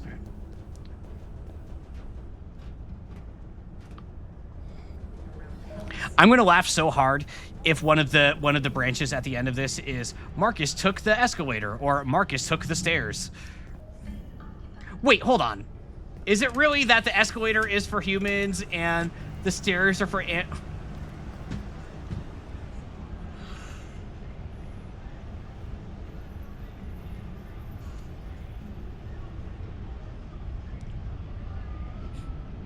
Corey's bad mic was a bit. That wouldn't surprise me. This is insane. Subtleties for losers. Yeah, I'm dying, man. I'm just dying. Oh, brother. Talk. Excuse me. Do you know where Jericho is? I see. Realistically, it's stupid they have humans only signs, and the entries don't read. That's yeah, you know. An Android ATM. Yeah, it's like.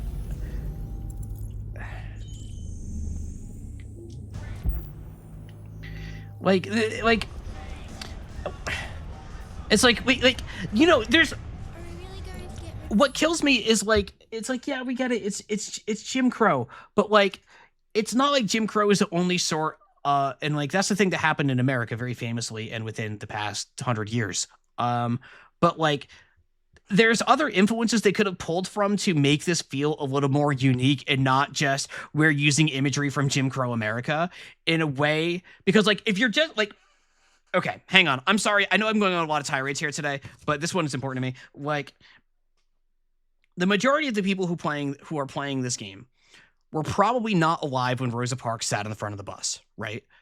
But a great deal of us probably were alive at the same time as Rosa Parks. Like, this is like within our lifetime level imagery that we're talking about here. This is not something that's ancient history that happened in a civilization that doesn't exist anymore. This is stuff that we still feel the impacts of literally today, literally this year. We're still seeing cases about like racial gerrymandering and stuff like that. So to use this imagery and to use it in such a heavy-handed way is crazy. Like, it just means that, like, because like, I know a lot of you have been talking about how I went and looked up this interview about David Cage talking about how it's not, the story's not explicitly about slavery, of course it's not. If you don't believe that, then you misunderstand what he's trying to say there. It's that what's happening is this story is written the way that most game stories are written for major releases like this one, where they're written for a broad audience, that they're writing for mass media, right? And they're trying to tell a broad story and letting the readers read into it what they want to read into it. That's normal. That's how most AAA stories get written. If they're like, it's particularly ones that care a little bit about the writing. That there's nothing weird about that. It's slightly weird that Cage would say that in an interview in the way that he did, but that's very normal. The problem is, it's using so much explicit imagery from slavery in the United States of America and from Jim Crow America, the after effects of slavery in the United States of America. When you're leaning so heavily on a single analogy like that, everyone is just going to be thinking about that analogy the entire time. And there has to be like you can synthesize a few different things, like as an example, like they could try combining this with imagery from saying like apartheid South Africa or something like that, or God forbid pulling from like the very current events in like Israel and Palestine and all of that. Well, they should not do that, but like that's like something else you could do, or like even other discrimination in the United States, like against the Irish or against Italians or anything else like that, because the United States is racist as hell and has been its entire time. But they're choosing to use specifically chattel slavery in America and the relation and the impacts of that specifically over and over and over and over again in such a blunt way that anything you're trying to do in telling a story about sentience and agency and all of these things is getting so wrapped up, because all anybody's going to see is that you're just repeatedly using the imagery of chattel slavery in the United States of America. It's insane. And like, I know most of you know this, and I'm just saying, I'm having this rant for me. Because like, yeah, I don't give a damn about Cage saying like, oh, it's not about slavery. Because like, no, of course he would say it's not about slavery. That's the point. Like, we also know that, like, we've seen this, like this dude's firing the fire hose and inserting any theme, any wedge issue, any current event he can into this narrative of him. Like, he's talking about gentrification and white flight and all of that, right? Like, we've seen that. We've seen stuff about self-driving cars, yada, yada, yada. It's just all being funneled into direct imagery from slavery in the United States of America. And it's just like, it's like, yeah, no, you didn't want to tell a story about slavery. I get that. That's cool. I believe that. But they're just leaning on one analogy and doing it in such a blunt way that is insane. Like, it's just like I'm preaching to the choir here, and I know I am, so I'm going to cut myself off before I just rant about this for an hour straight. But like, I just want to address that because I don't really like the idea that Cage didn't know what he was saying, or that he thinks that his story isn't about slavery, because I don't think that's what Cage was saying in that interview. I think he was talking about specifically that he's putting all this imagery in there and telling the reader to draw their own conclusion, which is like mass media writing 101. Like that's like the most thing. It's specifically to drive engagement. Everything about the way this game is told is a way to be engagement bait, to go online, to play through Detroit Become Human yourself, have your story, and then go online and talk to others and see how their playthrough of it compared with your playthrough of it, and be like, oh wow, I can't believe that many people picked this. That's why the percentages are there. That's why the flow chart is there. It's just not doing it very well. It's just sticking to one thing. And that's all I got. I'm sorry. I don't usually go in the English major rants there. I don't consider that like my lane necessarily, but this game is just like, in a way, it's doing what it wants to be doing because it's driving me to conversation. It's just driving me to a conversation where I just want to shake this man by the shoulders and say, read a second book. Like, like learn history for another country, or even more U.S. history than just this one.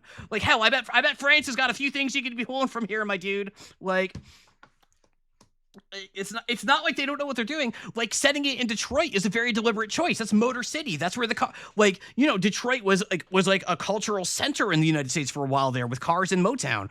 And now it's fallen on hard times. They could be telling an entire story about how Detroit has had a second renaissance because that was the epicenter of androids, instead of it being Silicon Valley, instead of it being New York, instead of it being Los Angeles. That this was Detroit's return to glory. Now Detroit matters again, and it's not just this city that's fallen in hard times that it is in the real world. They're not doing any of that. Like,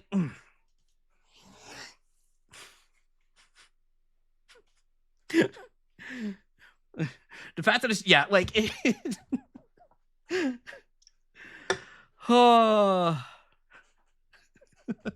it's break time. It's break time. I'm gonna get up. I'm gonna get a drink. I'm gonna play the ad. Oh, I hope for those of you that enjoy the video essays and ranting and raving and all of that, I don't usually do this kind of thing. I hope you enjoyed that one. Every once in a while it does bubble up, and I just gotta pop the cap off and just let it flow. But yeah, it's been 2 hours. All right, I'm gonna get up for just a couple minutes. This is gonna be a really short break. I think I'm just gonna let the ads run. Evie, have a wonderful night. Thank you for hanging out. I need to get a drink. It's really hot in here. I'm sweating a bunch, so I need to deal with something about that. So I'll be right back. Thank you so much. Thank you for listening to my rambling. We'll get back to the game when I get back. Stick around, everybody. You're not gonna want to miss it.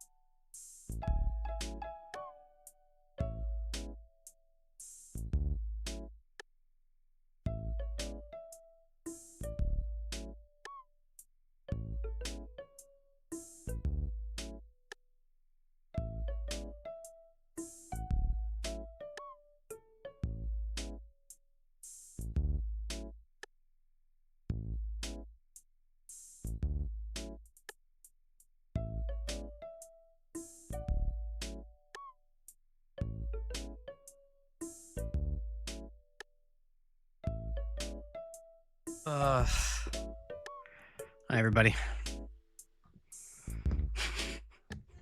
I feel like I took my first step into being a video essayist, something that I am not interested in. And have no, do not think about any risk of becoming. But, popped off a little there. I like it better when I just play a game and like, whoa, that's awesome! Like, I'm way more comfortable in that lane, man. Like...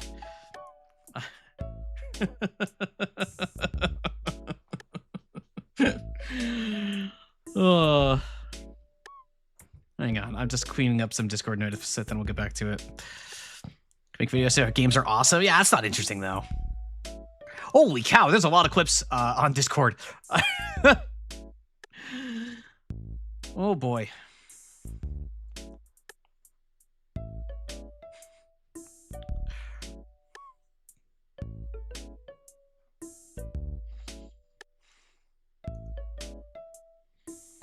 Oh boy.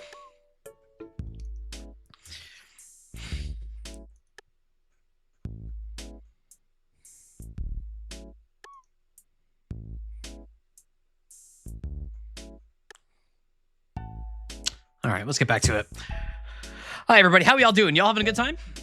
Hope you are. I'm having a great time. Like I'm seeing the vision now.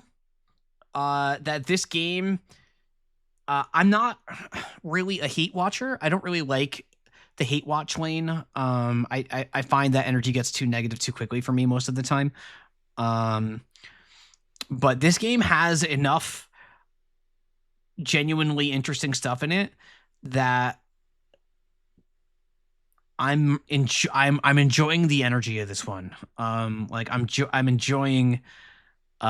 It feels really easy to pick on, in a way that I still feel like I'm still giving it enough credit, that I'm having a good time. So I hope you all are.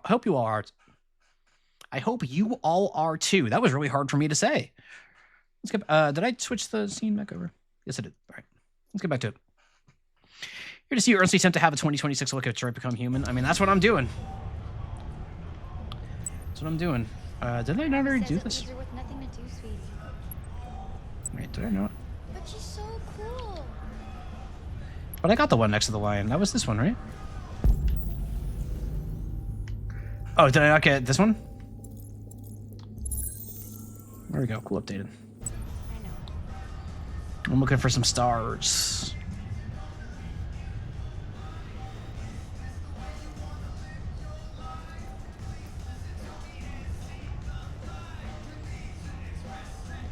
I'm sorry, I was just listening to the lyrics of that music, and you know what? I think it's lovely. Detroit, wait, Detroit home run. Like the home run derby, or just home run? Okay, so hello, can I buy flowers?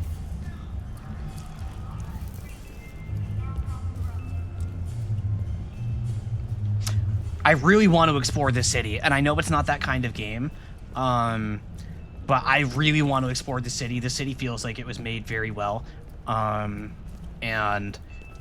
I really just want to run around in the city. Like, I like big open cities. Like, I grew up with Grand Theft Auto. Like, I'm not gonna talk about Grand Theft Auto 6 or anything like that, but like just like in general, like I grew up with these sorts of games, and like my favorite thing is just exploring these cities and like driving a car around and everything.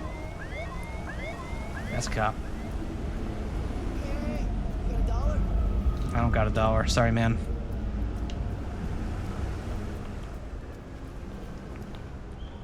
Want to live in a major city so bad you can buy me trains because Boston actually pay rent. I don't live in the city, to be clear. I commute. It's just not a very. It's about like a.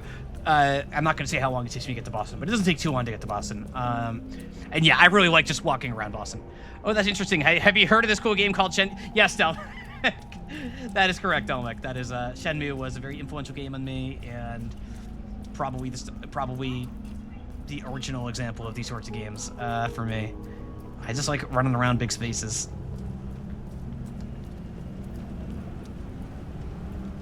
Oh, find the graffiti. Oh, I went too far. Nope. Wonder if they'll ever make a third one. Oh, did they ever make a third one, my friend?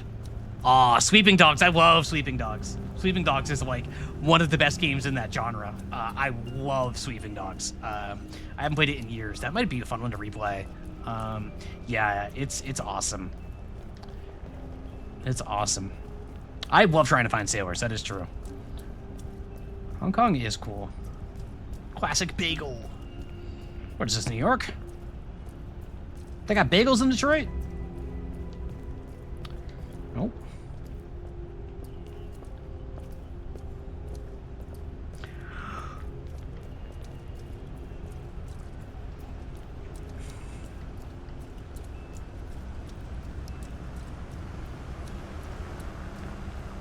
Only in New York, baby.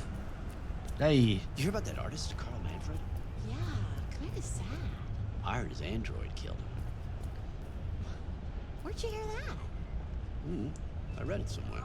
Well, don't believe everything you read. Like, the thing that's killing me is... Did they not do an autopsy on the guy? Did they not see that there's, like, literally no signs of fighting? Like, there's no wounds on Carl at all? Like, I know they just shot the android because the cops are crazy, but, like, there would need to be some level of cover-up for that to be the truth, right? Or for that to be the story that gets out, right? Because, like, basic due diligence would make it clear that Leo was lying. Because there's no evidence of a fight, because one didn't happen. The dude died of a heart attack or whatever. Like, it just so instantly falsifiable. Like, not that kind of story. Come on. It's absolutely that kind of story. We got cops, man. We're doing crime scene investigation. We're doing cop drama shit. Swear jar.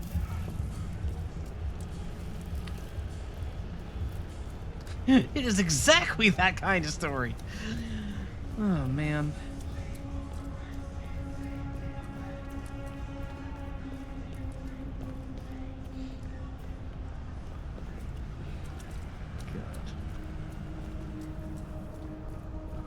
I'm jaywalking. I'm a real rebel now. Nope, still not. Huh, where am I going? I know it's like the side of a building. There's a little barbed wire fence.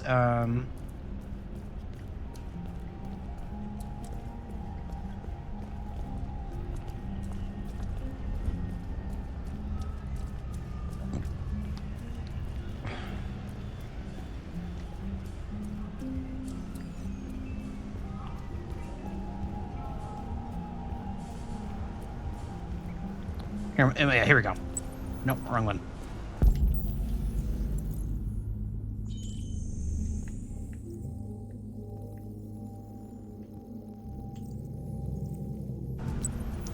And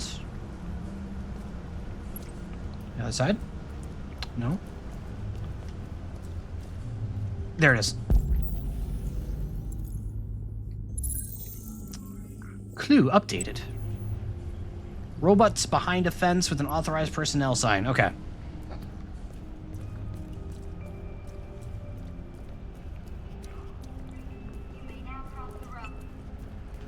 Right here.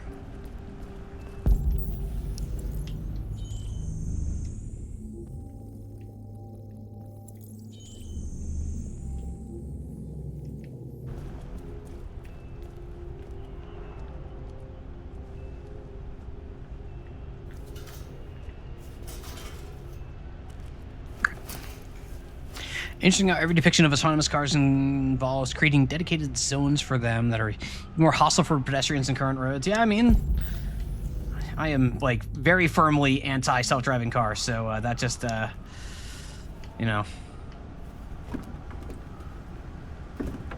I hate cars. I hate cars. Like, there is a world where I can romanticize cars, and I enjoy cars in video games, but the realities of cars are that it's heavy machinery that people treat like toys and status symbols, and I get grumpy about it. All right, now person's face on wall.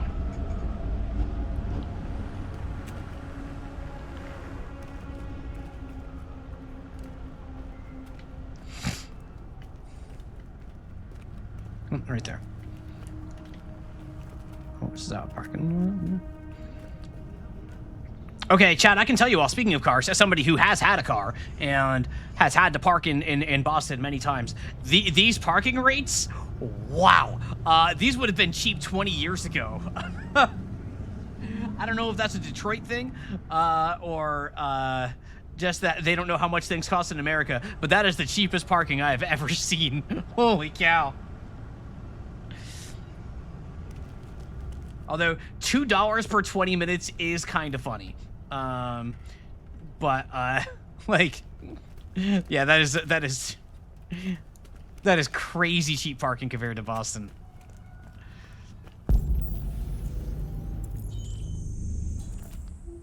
Find a way to reach the roof.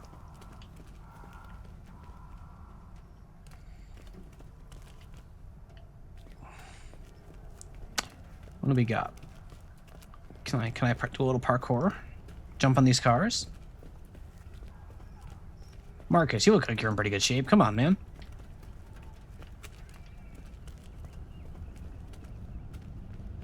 Something out here. Oh, here we go. No. Oh, come on, but this dumpster is yellow. That's the gamer color. Like, I should be able to jump on that because it's yellow, right? This is the gamer color. Why gamer colored if not gamer? Like, and then just do that and just tap on that and just blah, blah, blah, blah, blah.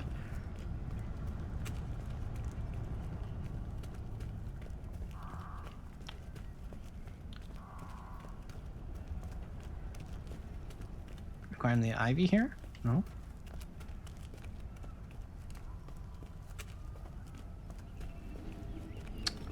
Is there like a crane to move? No.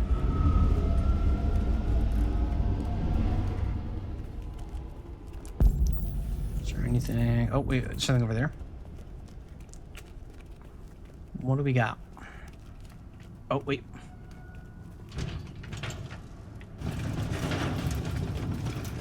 We had to do the other dumpster. The non-gamer colored one. Whoa!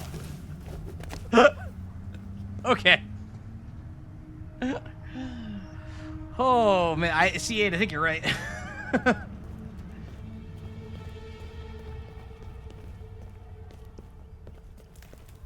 Alright, oh wait, no, I need to do the graffiti. I need to scan.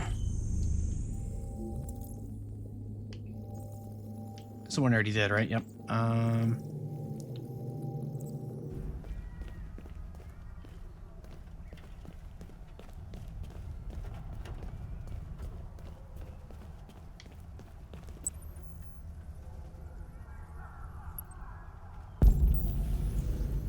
Follow trail. Find the next graffiti. Is this not? Oh, here it is. Negative space. That was actually kind of hard to say. Now we're going to sparkle something.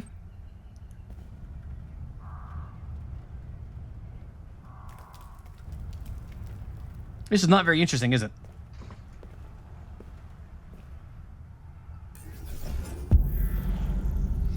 Use the right stick to select a route.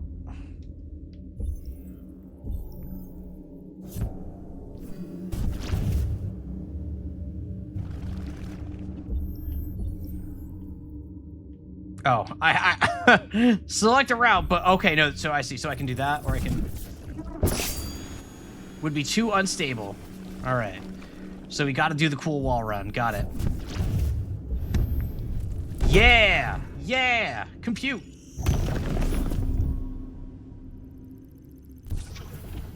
We have parkour vision, guys. Because of course we do. Because of course we do. We just do that now? We just do that now? It's very amusing to me how much it's impossible to predict what androids can or cannot do. It's just like, all right, would it be cool narrative? Would it be cool in the moment if androids could do this? Yeah. All right, let them do it. Like entirely vibes-based skill set. Like it's crazy.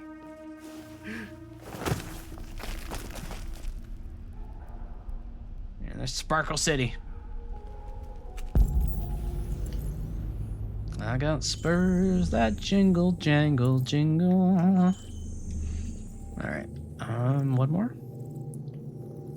Here we go. Clue updated. Inside building.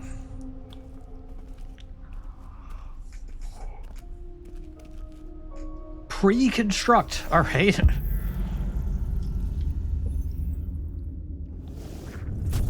Cool. Cool. Whoa. Whoa. Would not be solid enough.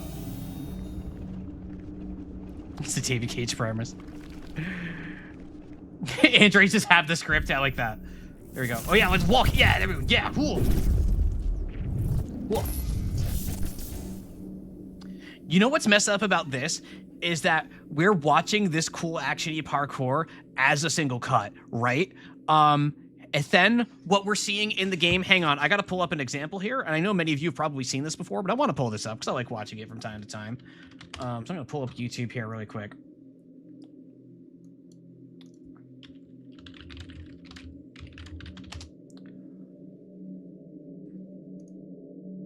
So like, hang on, I gotta get this up here. Do a window capture. Yep, okay, here we go. So, like, what we could be doing, and like what the recreation here is showing us is just a bunch of sweet parkour with like a really dynamic camera angle and just like going through it all. And then what we saw in the last one, and what I suspect we're gonna see in this one as well, is that when we're doing it for real, it's gonna be cut like Brian Mills jumps a fence. Count how many camera cuts are in this scene, kids. You'll have a lot of fun.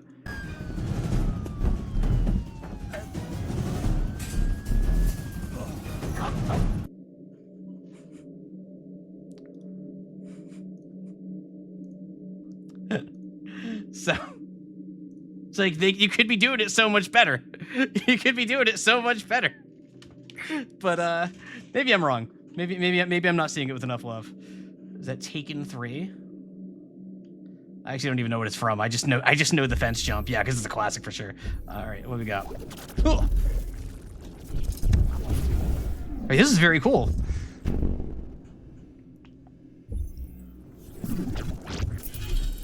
Be too high.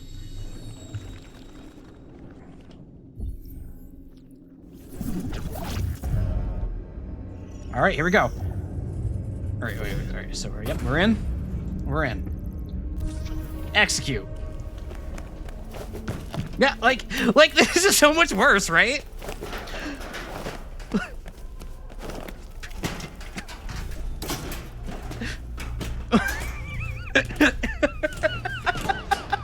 But that's what TV looks like, so we gotta do it like TV.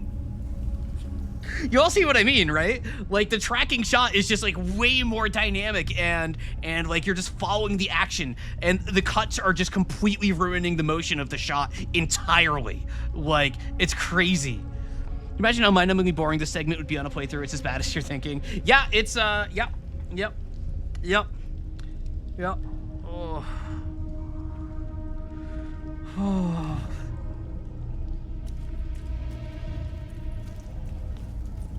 I gotta sneeze, hang on.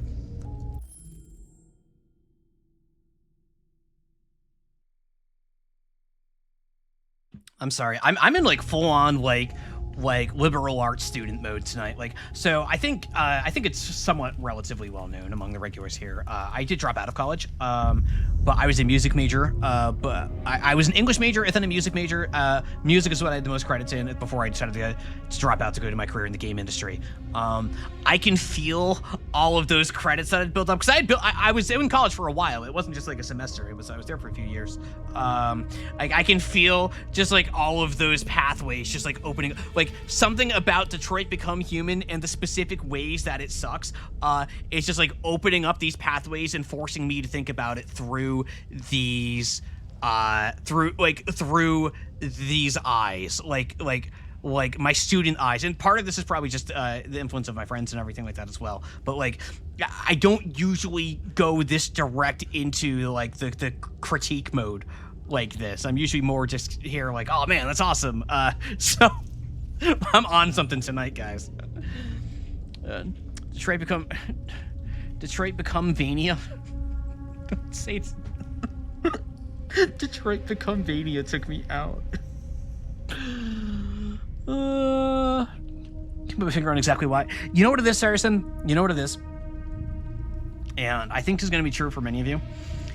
It's that, or at least this is how I feel, and I think it's this for many of you, is that you can see what this could be, right? It's really easy to see the potential in this game. It's so easy to see the potential in this game and how it could be something special. And they just fumble and fumble and fumble, and they don't stop fumbling, and they just keep fumbling the damn ball. And your mind cannot help but view it as the beautiful thing that it could have been. But it's not, and every time you give it a little bit of credit, it's gonna remind you what it is, and you're just gonna lose your mind again. Like, it's infuriating in that way. In a way, and you know what sucks? Like it not really sucks, but like what's frustrating is, you know that this is a game where like one of the mission statements of this game is clearly, we want to drive conversation. We want to get people talking about this. Like we want people to talk about this, and it's successful in that. It is wildly successful in that, but not in the way that it should be. Like, not in the way you want it to be. It's successful because you're like, man, you could have done this so much better. Like, you could have just done. Oh, should I keep going? All right, I'll keep going. I'm sorry. I'll keep going. Where are you? You just an android? Dead android? I feel like every anime gamer I'm still jabbing on Silent Hill F. Silent Hill F was a little bit different for me. Silent Hill F, I don't think they had the sauce at the end of the day. Oh God, we're doing Arkham Asylum, Joker, what are question marks here? Okay. Yeah. We're doing Arkham Asylum now.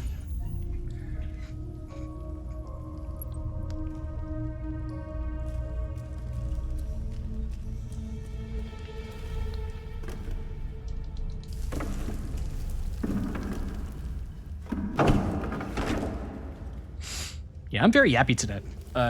Much more so, like, I know I'm always talkative. I'm a very talkative person, especially when I'm streaming. But I'm extra chatty today.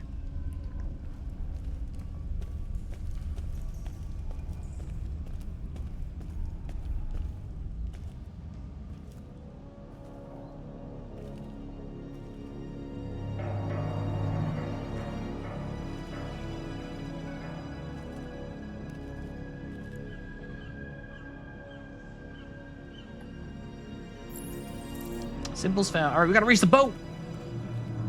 We gotta get the boat. We see the Ransona. Don't call it a Ransona. It's not a Ransona. I can't be calling Claire's art that.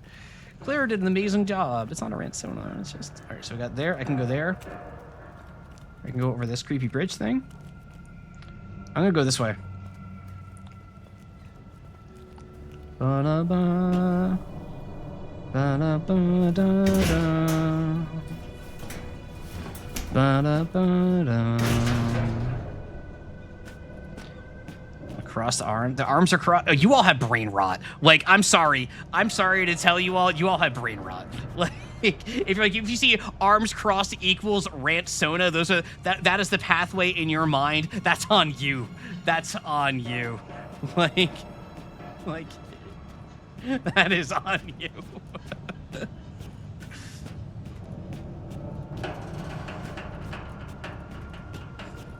You need to log off and do something other than watch YouTube all day. But not now. Don't log off now. Keep watching Twitch for another, like, say, hour and a half or so. Maybe a little bit longer, maybe a little bit shorter. Definitely keep doing that. And also don't forget to follow and subscribe. Just if you have Prime, Twitch, Amazon Prime, you get a free month that you can support your favorite streamer with. And it really helps. It makes a big difference. It genuinely does. And thank you very much for watching.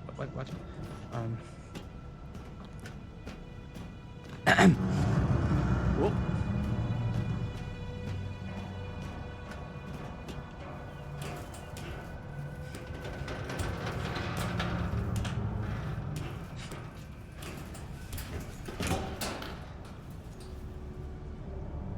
Thank you, Kofi. I'm glad I have one pal in the chat.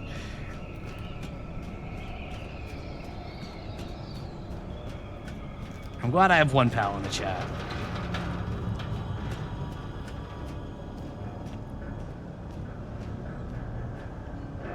Well, we're just going. We're just going. What do you mean? Whoa. What the hell?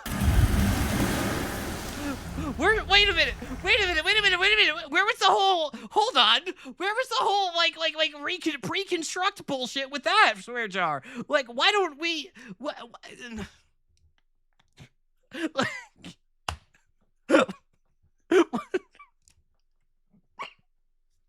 You know, to take a second to consider that maybe there's another route, maybe, I guess? I don't know. Like, playing DBH, not AC. Oh no, the cool jacket! Whoa! Wait, get the cool jacket, hang on. Wait, no, Marcus, you get back in there, you get that cool jacket. Oh no, guys! Oh man. I lost the cool jacket. The cool jacket that was made just for us. He's like reborn. Oh, okay.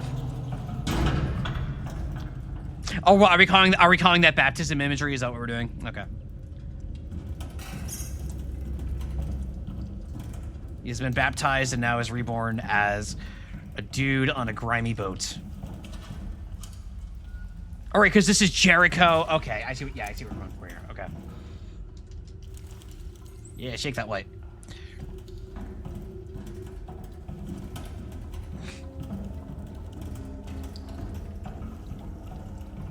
I'm gonna add Ransona to my automod, I think. You can be reborn twice, I guess.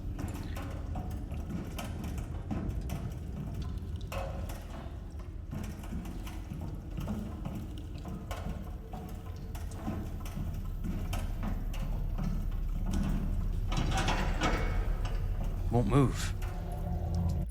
You know what? This game doesn't have awful self-narration, so it gets points for that. Like, how many games did you play? You go here, you do this door, and it's like, it's no good. It's rusted shut. I'm gonna have to find another way through. It sure is dark down here. Need to find a way out. Well, my controller disconnected. Hang on. My controller disconnected.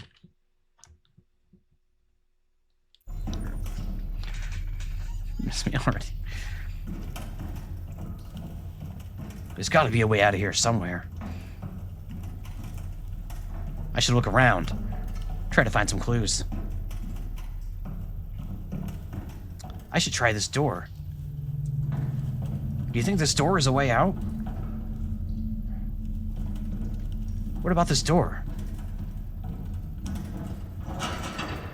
No good. It won't budge. Listen, are you doing speaking nervous reverb bidding on a voice? No good. It won't be. Listen, I don't have voice actor voice, okay? That's what I need Smoker the White for. Smoker the White does the narration voice really well. Jason.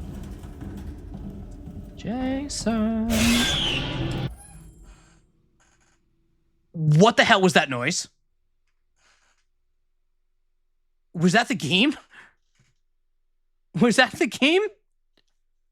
What?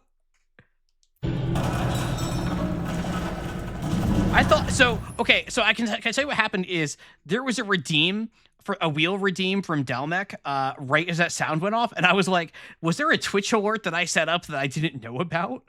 Like, did I somehow trick myself with Twitch alerts? That was okay. What noise? Don't what noise me. Don't what noise me. Don't what noise me.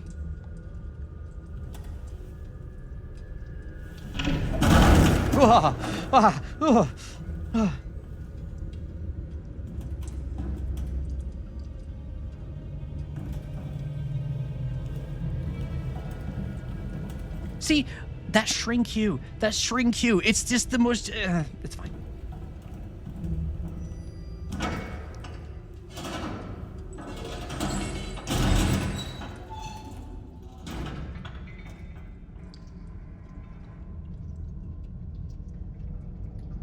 I assure you, Skidder, at no point in my 12 months of streaming have I ever exaggerated a scare reaction even the least bit.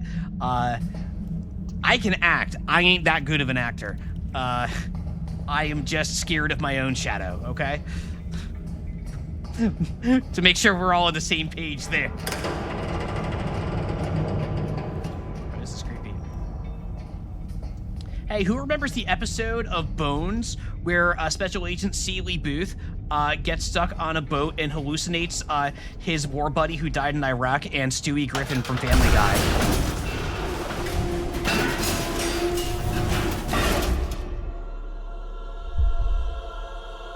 Oh!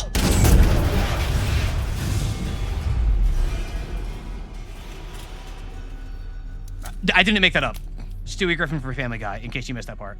Season 5 or 6, I don't remember exactly. I know it's somewhere around there.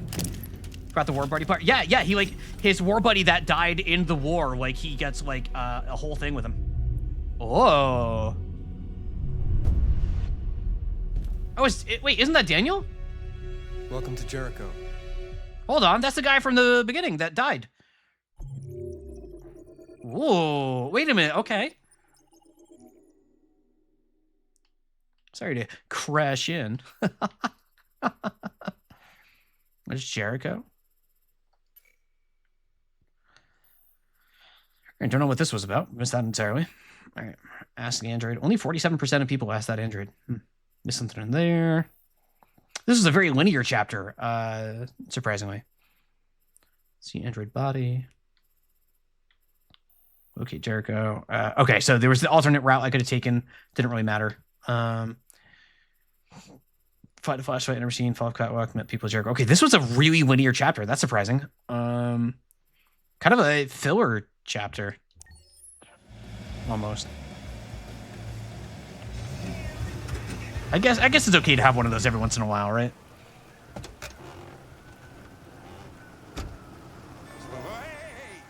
Oh, hey. Plastic with you? Usual. You know it. Coming up. I'm waiting in the car. It's raining. Hockey on the TV.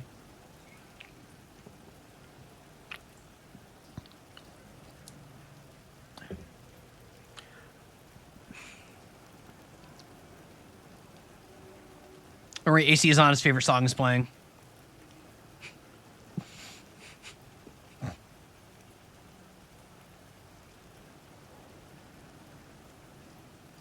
Again, it'll take a minute, right? Like, how we doing, chat? When the car is AC. I don't think it has AC. Also, why would you be running the AC in November? Like, if you're running the AC in a storm in November, I feel like the world... I don't think climate change has had quite that much of an impact 10 years from now. Maybe it has. Maybe it has. And you may have built an AC, that's true. Maybe that jacket is like self-ventilating or something, you know? Like... Mining Bitcoin.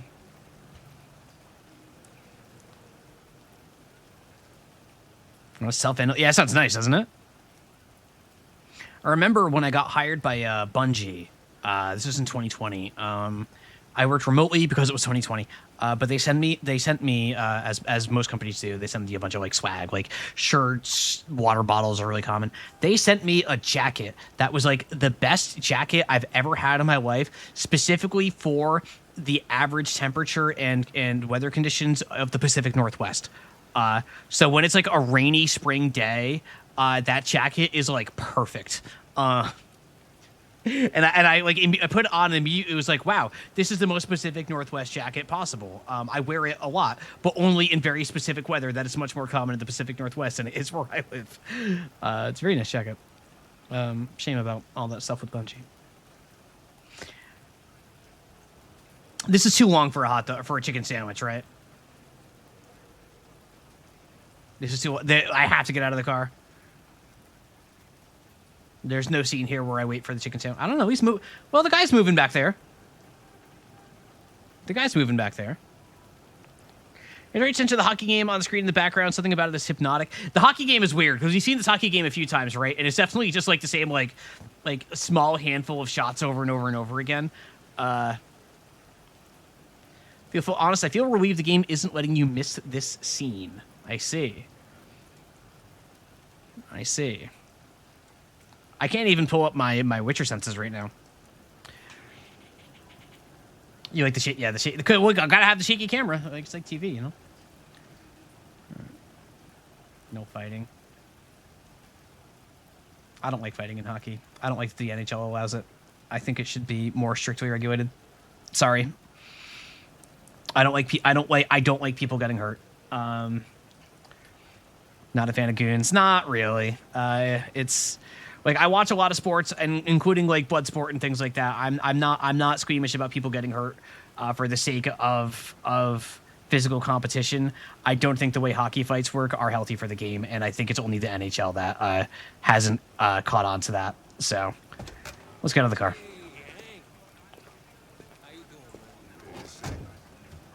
Nope. Did you say essay? Did Hank just say, hey, essay? Number 5 in the third. Lickety split. That Philly's one hell of a chaser. You want a flutter? Last shit hot tea gave me $7 wages. Come on, this is different. It's 100% guaranteed. Ooh.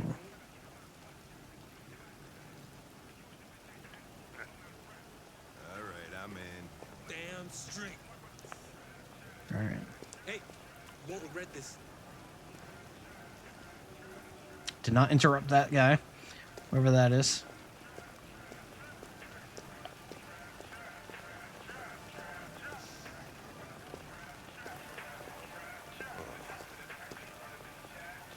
What is your problem? Don't you ever do as you're told? Look, you don't have to follow me around like a poodle. You don't have to. I can't do it, Mr. Krabs' voice. I don't know why I started to try. I'll apologize. I'm sorry for my behavior back at the police station. I didn't mean to be unpleasant. Oh, wow. You've even got a brown nose and apology. He liked it. There's that CyberLife thought everything, huh?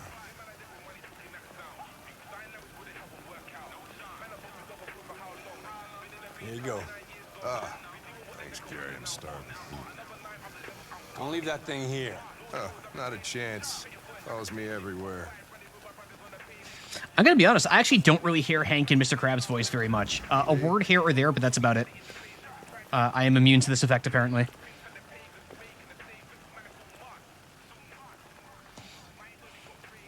Enjoy your meal. Enjoy your meal. Thank you. You seem to know everyone in the district. Detroit's my home, born and raised. Know most of the guys around here. Went to school with them, or I busted them. Sometimes both. Highway? This morning, when we were chasing those deviants, why didn't you want me to cross the highway? Because you could have been killed. And I don't like filling out paperwork for damaged equipment. There you go.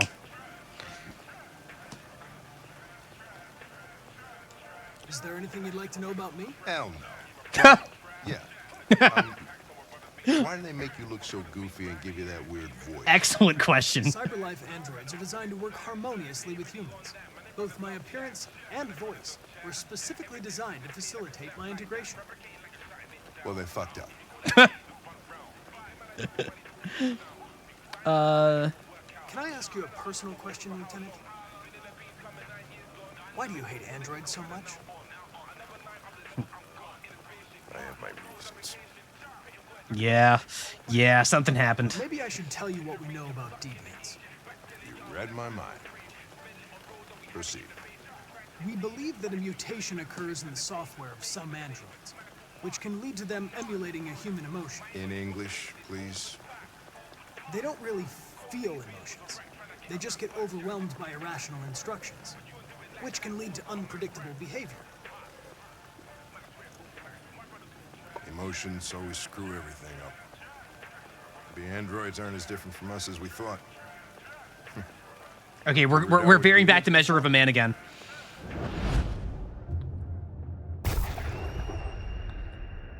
A few months back, a deviant was threatening to jump off the roof with a little girl. I managed to save her.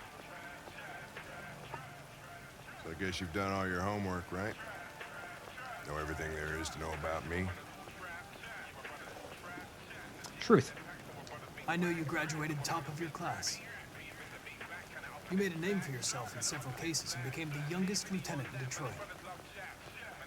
I also know you've received several disciplinary warnings in recent years, and you spend a lot of time in bars.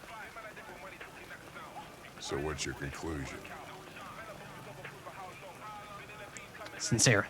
I think working with an officer with personal issues is an added challenge. But adapting to human unpredictability is one of my features. Did he just wink? Whoa, whoa, whoa, whoa, whoa, whoa, whoa, whoa, whoa, whoa, whoa, whoa, whoa, whoa. He just winked when he said one of my features, right? We all saw him wink, right? We saw the wink. What do you mean? What do you mean he winked? That's crazy. That's crazy. That's crazy. That wink is crazy.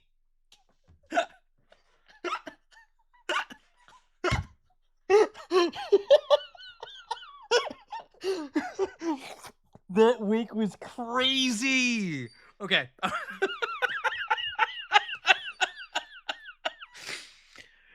Oh my God. No, that wink was awesome. Okay. Whew. Whew. Pass the yowie. Pass the yowie. All right. Here we go. I just got a report of a suspected deviant. It's a few blocks away. We should go have a look. If you want to. I'll let you finish your meal. I'll be in the car if you need me.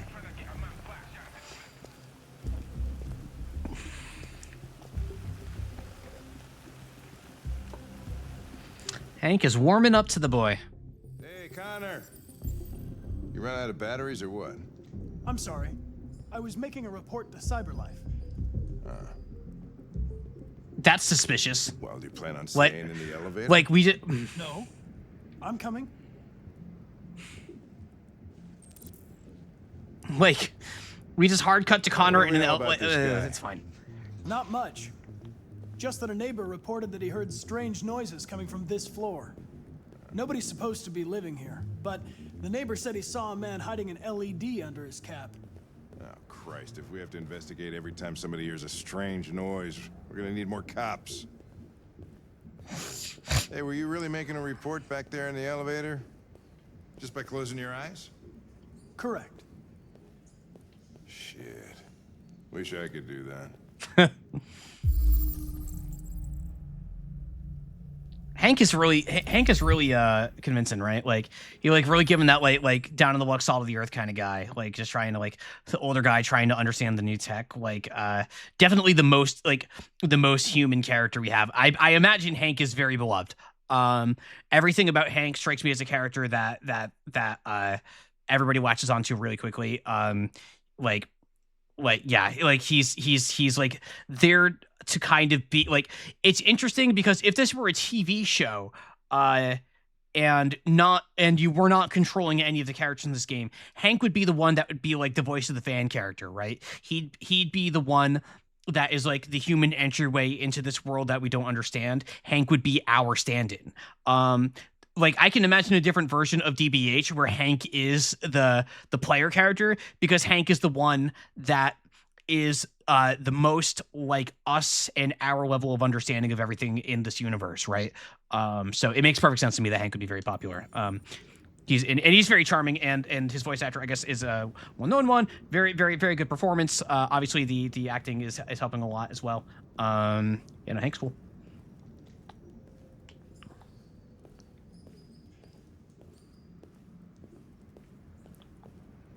Can't talk to Hank. We loving for two my feelings. I don't know. I saw my feelings. Good facial expression. Anybody home? Open up, Detroit police! Stay moving. Got it.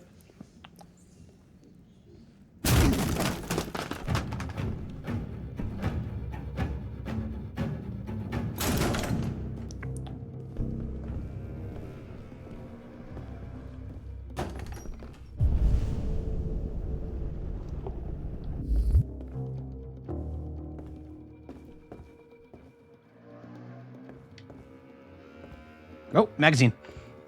Anyway, enough about all that. Red ice epidemic. The latest narcotic crisis that ravaged Detroit. The synthetic stimulant, formerly known as red ice, has become the drug of choice for Detroit's growing underclass. Analysts appointed to Detroit's status as the epicenter of android production suggested the drug flourishes and the dissatisfaction caused by androids taking human jobs. Sociologist Dr. Julian Carter has drawn the same link with androids, quote, as CyberLife's androids spread across the country, they will bring red ice with them. Poor men and women, desperate to make ends meet, are vulnerable to become users or even dealers, end quote. Not only is the popularity of this drug spreading rapidly, but its chemical composition is uniquely uniquely dangerous. Therium, the main ingredient in android blue blood, is among the active agents in red ice and has a highly destabilizing effect on hormone production. The National Association for Narcotic Prevention, the NANP, say the problem is going to get worse. Quote, the purity of ingredients is very low and deteriorating, end quote. America's biggest narcotics industry is only likely to grow. Red ice dealers are reported to have an unofficial motto: where the blood is blue, the ice is red, and the money is green. Okay, so it is like using some of the same like space juice that the androids are. That makes sense. That makes sense. Green Earth passes tipping point. Earth's environment officially beyond repair. Oh boy, this is gonna be good, isn't it? Environmentalists have long warned us about a tipping point, the moment at which global warming reaches a level that is irreversible. Scientists are now saying we have officially passed it. Global rainforests have been reduced by 79% since 2000, and coastal corals by 58%. Polar ice has melted to such an extent that rising sea levels have many states struggling to keep the water out of their coastal towns. With these cooling factors so diminished, there is now too much carbon in the atmosphere for the environment to ever absorb. Jason Reese, head of the Global Environment Agency, said, "This study confirms what many of us have suspected for a long time, but the real calamity is the linked decline of natural resources, from energies to minerals, which are almost exhausted and can never be replaced." Many environmentalists have criticized Reese's comments as discouraging people from taking action, but Reese has defied these criticisms, saying, "It's important people accept the reality of the situation. The planet will keep getting hotter now. The only question is how fast." All right, that's like, I'm not even offended by that one because that was just like insubstantial. Like that was just like climate change 101. Bees officially extinct, global famine to fall. Look at that. Bees would be extinct way soon. Yeah, actually, aren't bees already like kind of having a rough go of it? Insubstantial the bees. You know what I mean, Sharky. You know what I mean.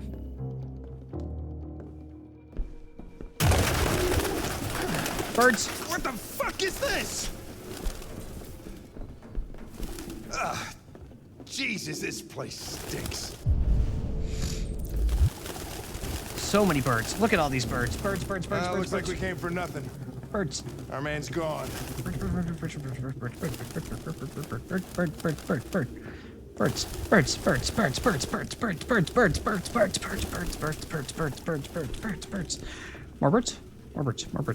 birds. Oh, they just keep coming back. Okay, I cannot. I'm sorry. I could sit here and just make these birds fly away all day, and my like ADHD brain would be fully satisfied with that. I just need you all to understand. Like, I like it when the birds fly away. Look, wait. I need some fresh air.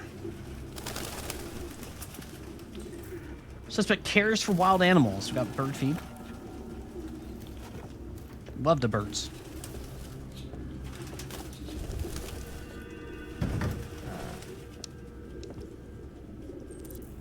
Suspect doesn't eat because they're an android. Although, guys, can I order a lot of takeout. There are times that my fridge doesn't look too different than that, if I'm being honest. Just know I do eat. I do eat. I do eat.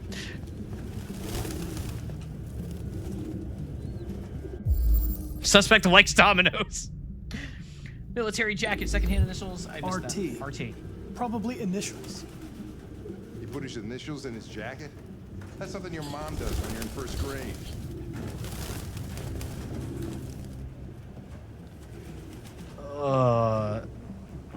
Jesus, I hate these things. Take. LED. Hank's gonna get mad at us if I sample is in the this. sink. Not surprised it was an android. No human could live with all these fucking pigeons. I'm sorry. Yeah, it just comes off. Like, I'm just... all right. Sorry, Hank.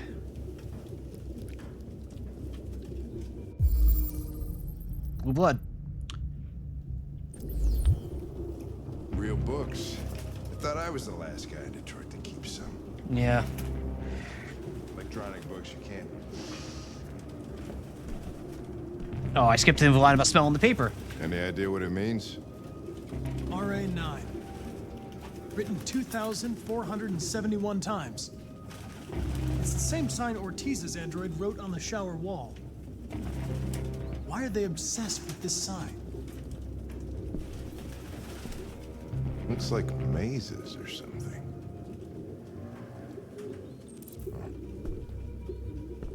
Obsessive compulsive writing.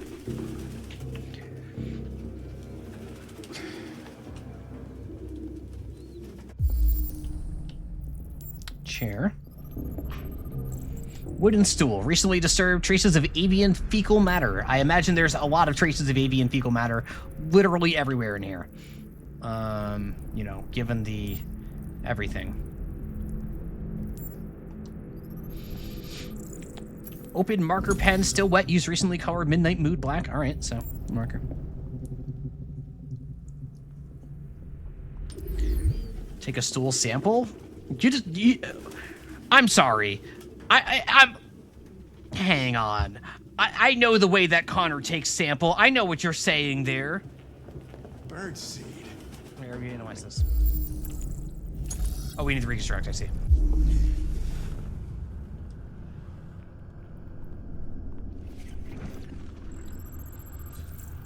Suspect was here recently. Wait, I missed something here. Whoa! Suspect ran to the living room.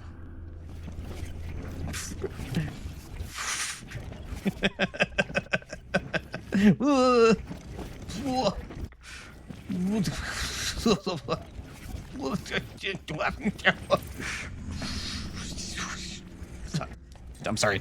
I'm sorry. I'm sorry.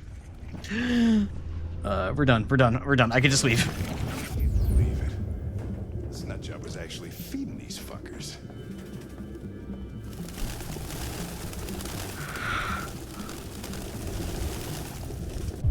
UFO. What's this? Urban Farms of the...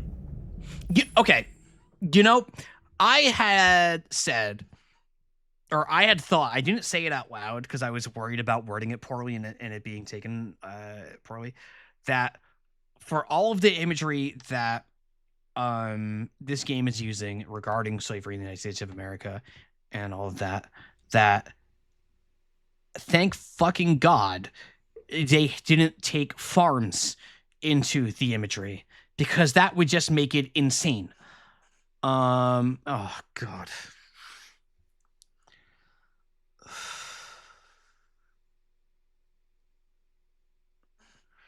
Awesome. Okay.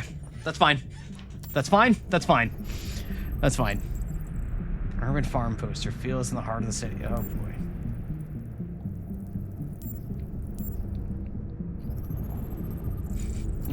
Poster corner. 100% Rick Figo recently moved. Yep. Okay.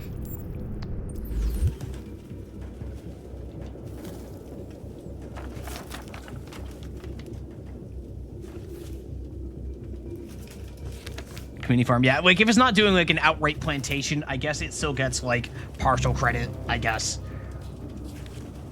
Alright, this is cool. Wait, this book is cool. Found something? I don't know. It looks like a notebook, but it's indecipherable.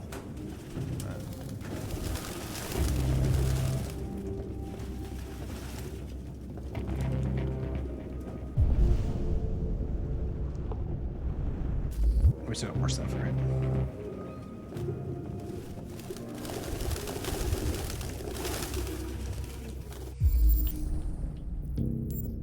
Fingerprints? So there's a human here? No fingerprint. Okay, finger marks, no fingerprints. Okay. All right, that makes sense for an android. All right.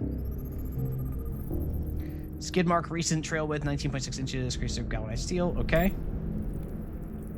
And a metal hook, recently broken, 100% stainless steel. All right.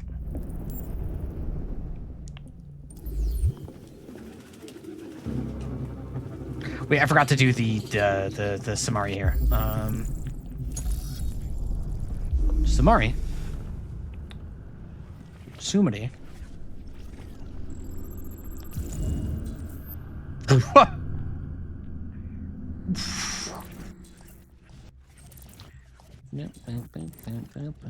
I'm sorry. I get really. Look at that booty shake. Look at a. Oh yeah. Oh yeah. Wait. Yeah, here we go. Get that booty. Get that. Shake that booty. Bum bum bum ba-dum ba-dum bum bum bum bum ba-dum ba-dum.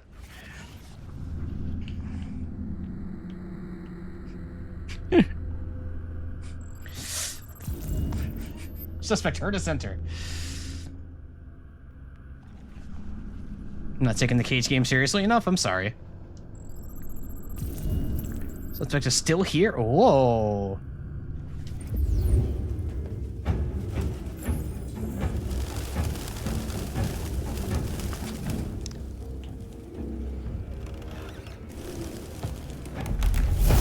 Oh! Goddamn fucking pigeons! After him. What are you waiting for? Chase it!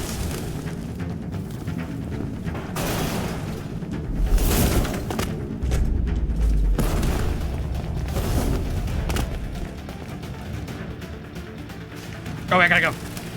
I gotta move.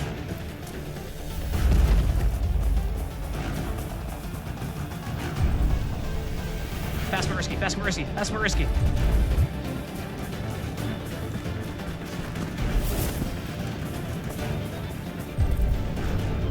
Fast but risky.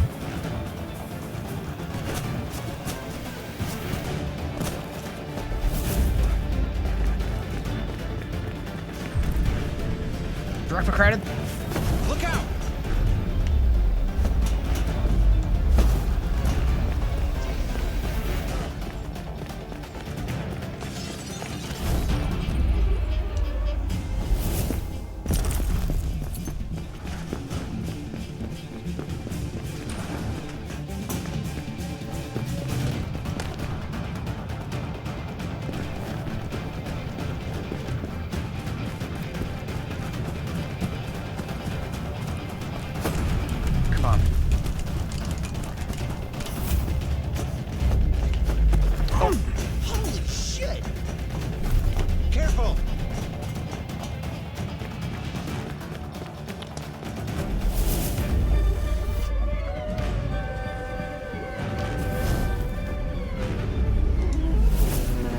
Come on.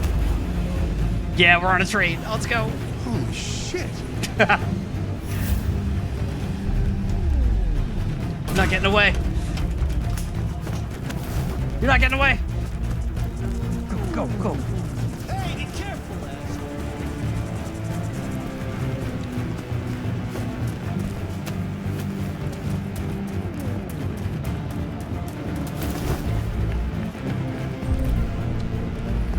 Wait, we're going in a circle. Look out! Or no, we're not.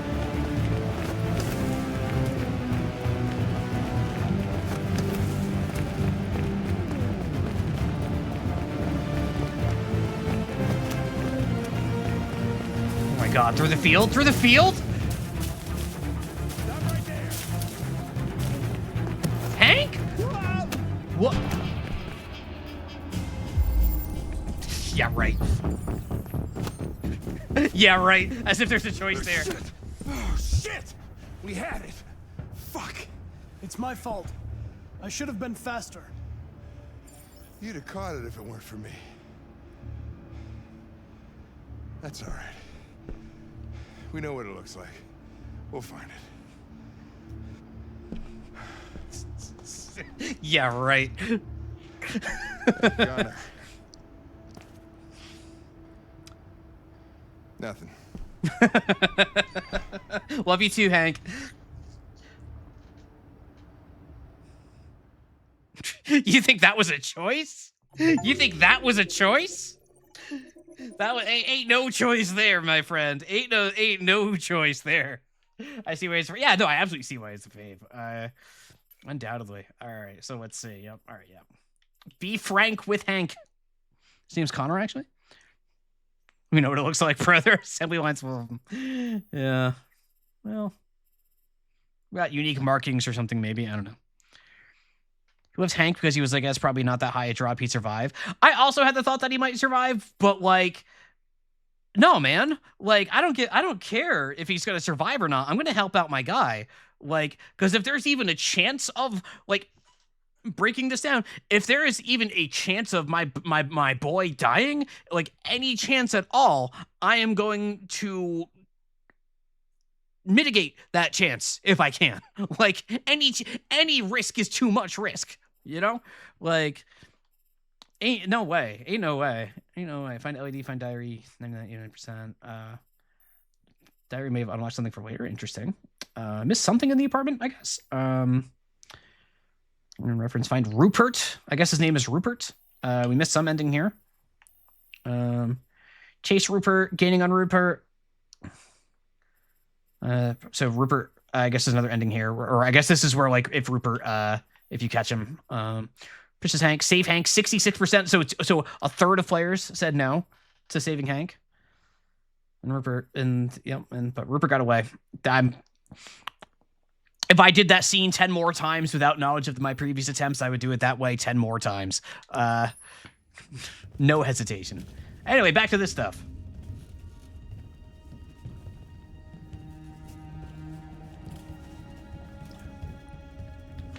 Who are you?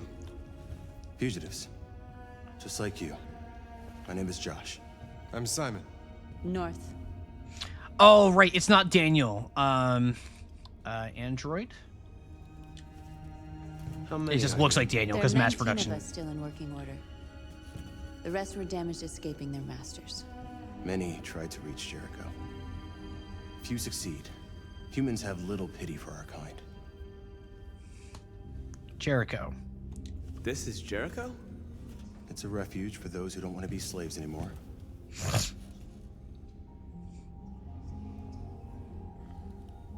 I don't understand. I thought Jericho was a place where androids lived in freedom.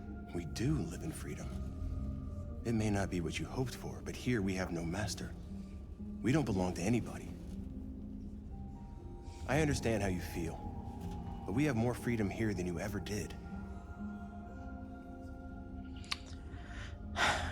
Lucid. I like lucid. Humans were your masters, and now it's fear that rules you. You're no freer than you ever were. You've only found a new master. You're lost. Just like the rest of us. We didn't ask for this. Hey, Deus All Ex. we can do now is deal with it. Adam Jensen, everybody. You're safe here. You can stay with us as long as you want. Go and see Lucy. She might be able to help you.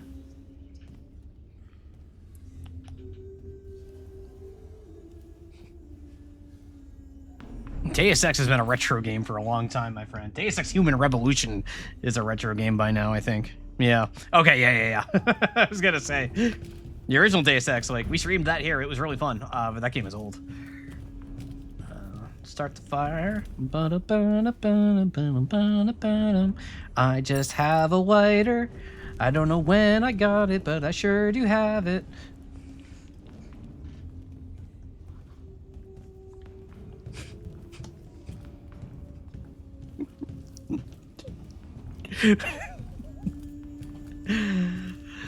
We just happened to have a lighter. That's awesome.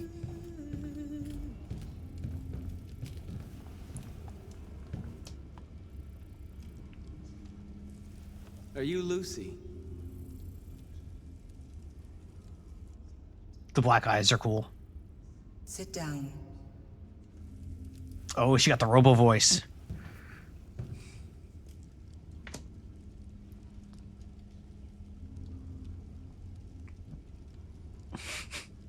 What if I don't want to sit?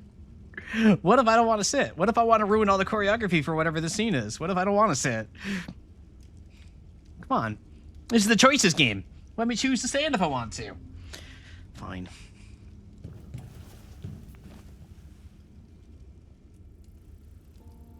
Show me. Your moves.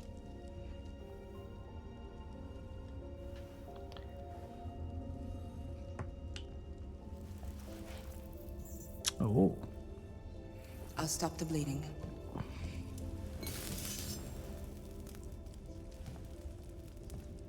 I do like this design. I have not seen Ghost in the Shell, so it can be original for me. I think she looks cool.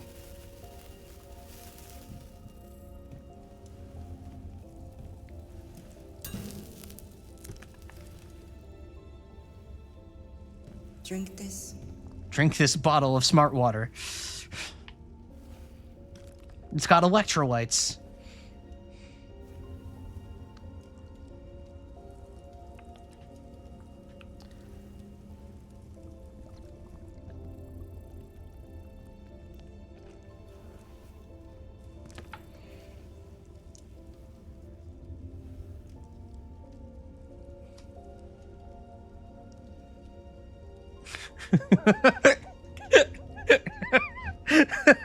I like the idea of Marcus just sitting here for like 10 minutes, just like actually slack-jawed, looking at this woman like, what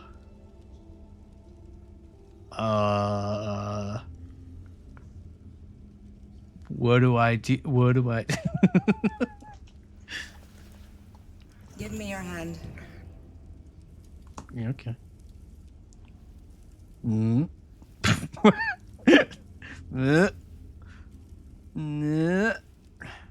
Hang up. There we go.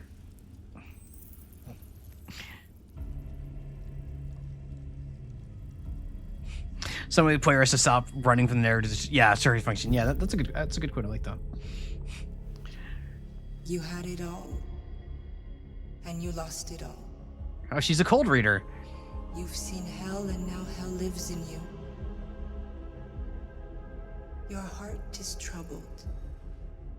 A part of shadow and a part of light. Which will prevail? Your choices will shape our destiny.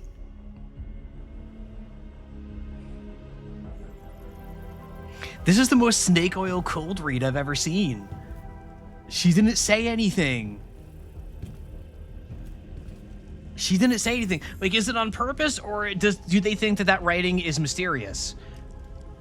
Like, because my takeaway from that is you are a grifter. Yeah, like, but I think it was supposed to be deliberately mysterious and vague, and not like grifter speak. Like, hot ratings, so you just use it to Marcus to live through hell new folder.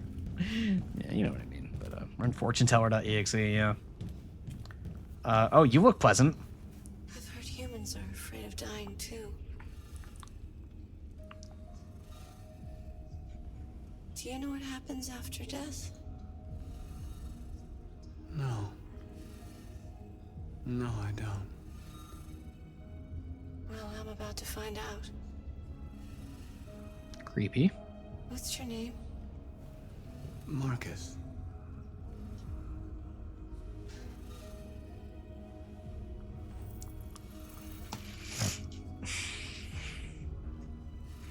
I was glad to meet you, Marcus.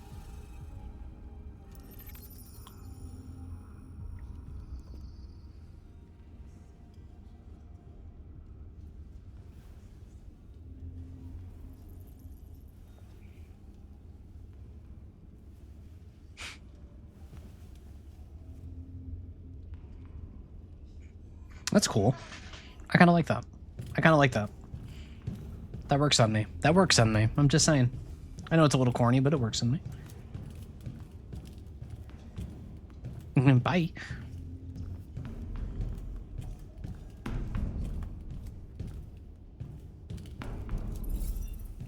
Hello, North. Apparently you're an important character because I have affinity to you. You. What was your function before coming here? I threw a ball. What do you care?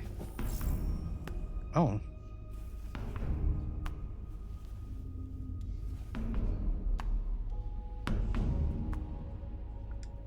A lot of these guys in pretty bad shape. That's how the humans treat those who disobey. They despise us. They'll never accept what we are. Why haven't all of these androids taken these chips out of their heads? Why was that not the thing that they did when Kara and Marcus both thought to do that immediately?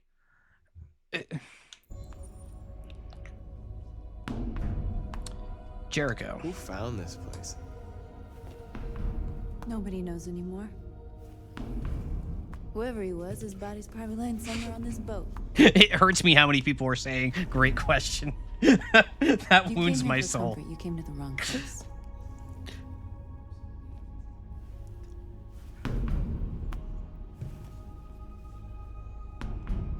She seems nice. Can I stand in front of her ball? No, I cannot. No.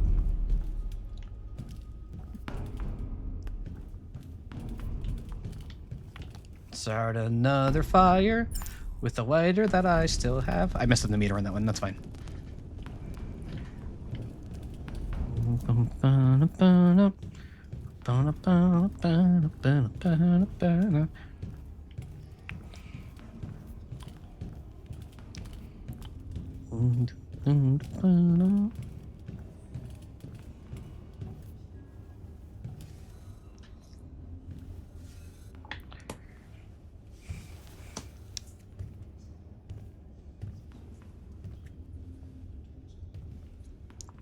They threw him out when they didn't want him anymore.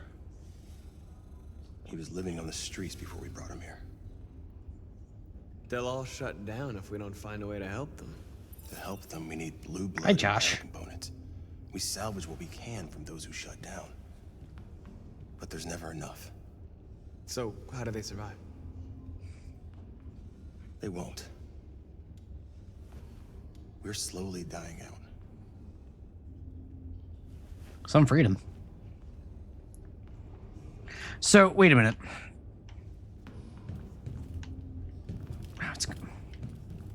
Hang on, my headset. I'm sorry. Do they have child androids? If so, second question, why? Windows sound. Like, that... Like, because they wouldn't have a human child here. That wouldn't make sense. What would be the purpose? What would be the purpose of a child android when they build them as adults? Market for it? That's the worst answer possible. Like, that's... You understand that's the worst answer possible, right? Like, that's a horrifying... The implications that there's a market for child androids is mortifying. Like, it is the worst answer. I'm not gonna think about it. Is my we already saw baby choice that pee in the current year. Listen, I've talked about the robo babies before. Like, maybe they're using it for like the thing they did when I was in high school, where I had a robo baby in health class that I had to take care of for a couple weeks to scare teenagers away from having sex. I don't think it's that. I don't think David Cage has and his writing team have that much thought about this. But I want a robot caretaker for the child, but the robot looks like a kid to not be freaky. I think, like like any good answer I can think of for this is just immediately counteracted by it being the most Silicon Valley tech bro, we never thought about how this could go wrong situation possible. Like, there's just any potential value you could have from having a child android if you didn't need to have a child android is so outweighed by all of the problems surrounding that, right? Like, it's awful. That's a terrible choice. Ugh. It's fine. Hey, man. Putting more thought into it in the writers. I don't want that to be true, is the thing. I don't think it's true. I think it's easy to assume it's true. I'm not in very good shape, am I? My diagnostic program isn't working. I don't think it would have anything good to say anyway. What happened to you? They tied me to the back of a car.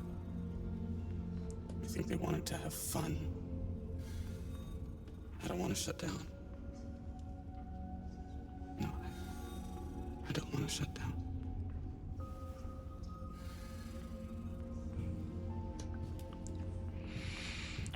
I'm just looking old people. They have specifically molded wrinkly skin. I mean, presumably, right? Like, we're just making all shapes and sizes, so.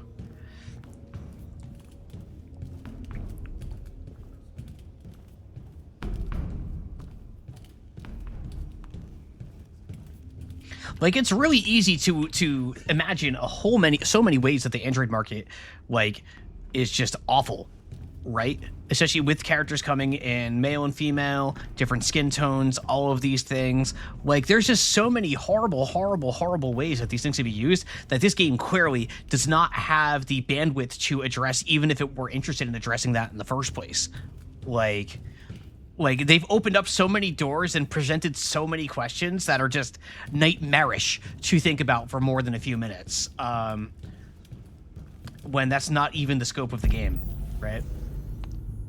All right, we're just exploring. I gotta seize again, hang on.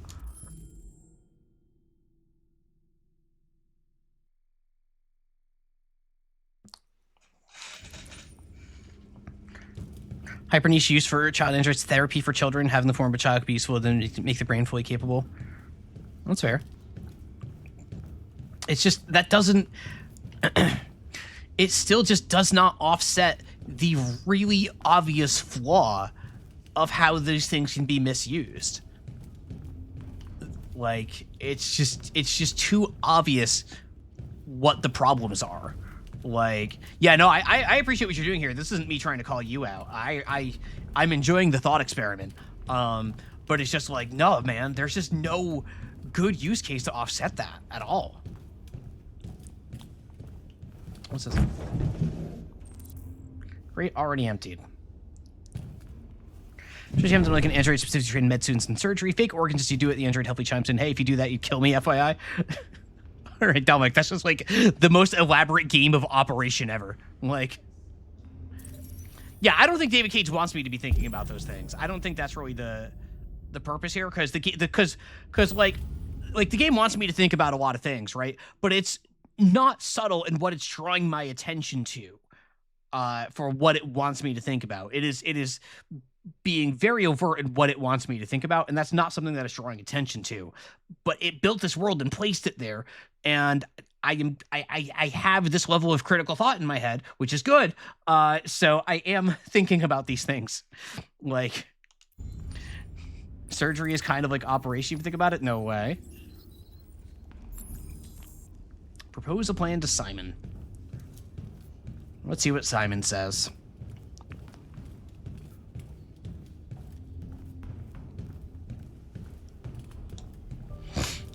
Simon. I know where we can find spare parts. CyberLife warehouses in the Detroit Harbor. They have everything we need. The docks are guarded. We can't just walk in there and take what we want. Humans will never let us. Which is why we won't ask permission. We don't have any weapons. And even if we did, none of us knows how to fight. We can steal what we need without fighting. We'll just get ourselves killed. Maybe. But it's better than waiting here to be shut down. I'm with you. Maybe it's worth a try.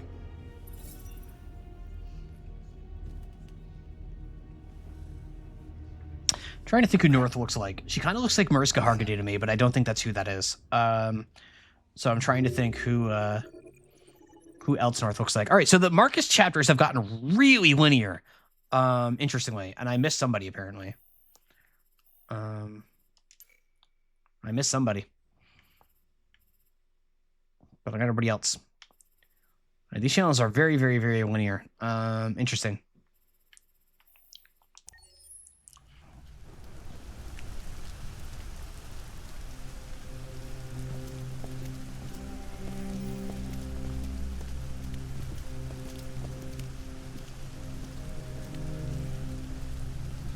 You gonna be okay? We'll get some help here. You know what? What Kara's haircut is with the white hair? She's got the Like a Dragon Infinite Wealth Kiryu cut with the white hair. This is the place. This place is creepy. Yeah, I'm right, and you know it. David Case talking directly to Allison while she plays Marcus Seconds. I'm sorry, my opinion, but no. We all have our own destinies. Yours coming to tear, but not rob you of that. Dominic, Primate told me about that thing from Fallout 3. Yeah, she's got the Kiryu here. You see it, right? This resident seems evil. I don't know. This looks like a normal house. Normal house. Normal gate. Normal gate in normal house in Detroit, Michigan. Sorry, my companion, but no. We cannot do the most logical thing that makes sense because our narrative was not built around it.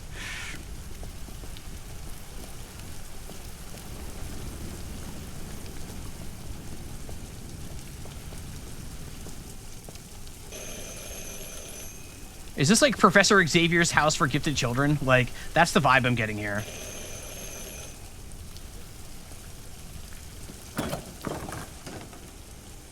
Are you Zlatko? Zlatko. Who's asking? I was told you could help us.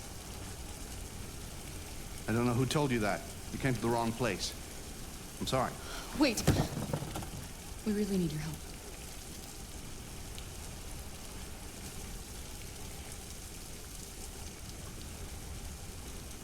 That's the same head nod Witcher 3 and NPCs do when it's time to play Gwent. So I assume we're about to play cards.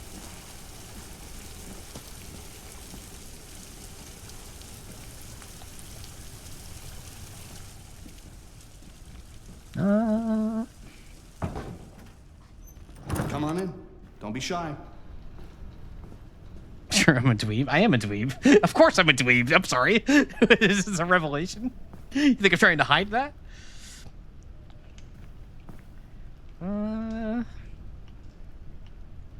This looks cool.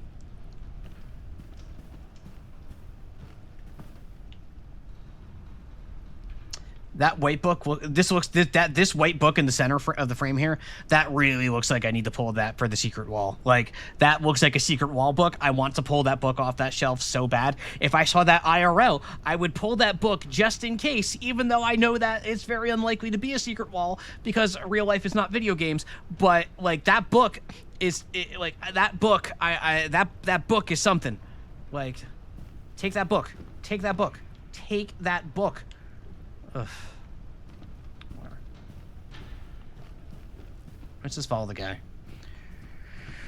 Been to escape room lately? Yeah, like escape room, sure. Would you be so kind as to take these ladies' coats? Oh, don't be afraid of our big friend here. Holy cow, he's huge. Luther is just another android that I helped.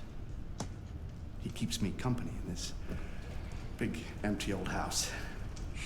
Holy cow, Luther.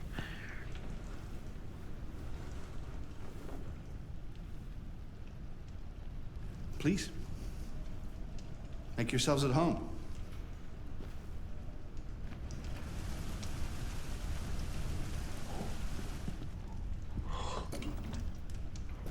How did you hear about me? An android. On the street, he said you could help us.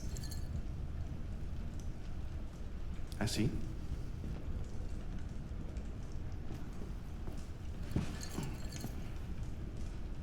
Deviant, huh?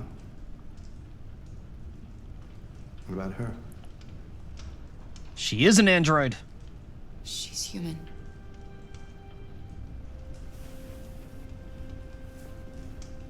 And you want to find a safe place. Somewhere you can start a new life. I hear Canada is very lovely at this time of year. Beautiful landscapes, open spaces, clean air, and no android laws. Great place for a fresh start. Oh my.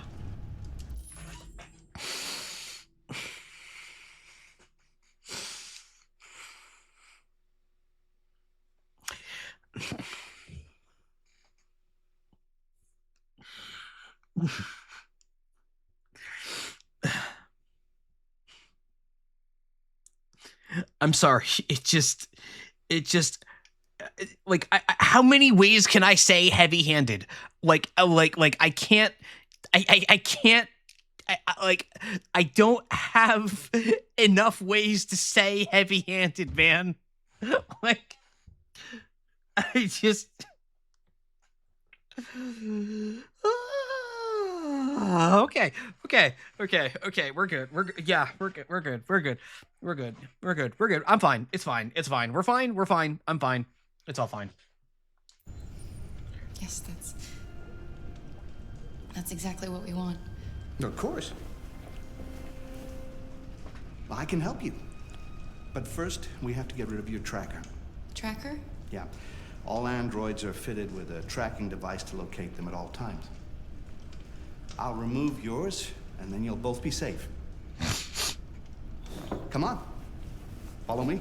This guy is not serving trustworthy. The little one can wait for us in the living room. No, she always stays with me. Of course. Right this way. Everything we need is in the basement.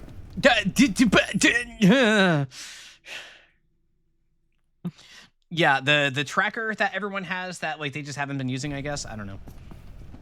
Yeah, like maybe okay, I'm going to, against my better judgment, give DBH slight credit here and say maybe DPD doesn't have access to the tracker, only CyberLife does, and they have to like do some paperwork with CyberLife to get a request to use the tracker or something like that. I'm giving a mountain of credit to a game that doesn't deserve that to make that argument. But like that would, or this guy is just lying to us because he is not coming across as the most trustworthy right now. So yeah, do you all see that? The guy walked. It's fine. It's fine. I don't like this place. Neither do I. That man. Same. Let's go. I have a bad feeling. Careful. I know. That's careful? Okay. We have to be careful. Please excuse the mess. I needed somewhere discreet for my machines. Removing trackers is illegal, so I opted for discretion over comfort. I hope the little one isn't too scared. No, she'll be all right. That's good. Oh, I'm controlling. Sorry. Reassure. Come on, Alice.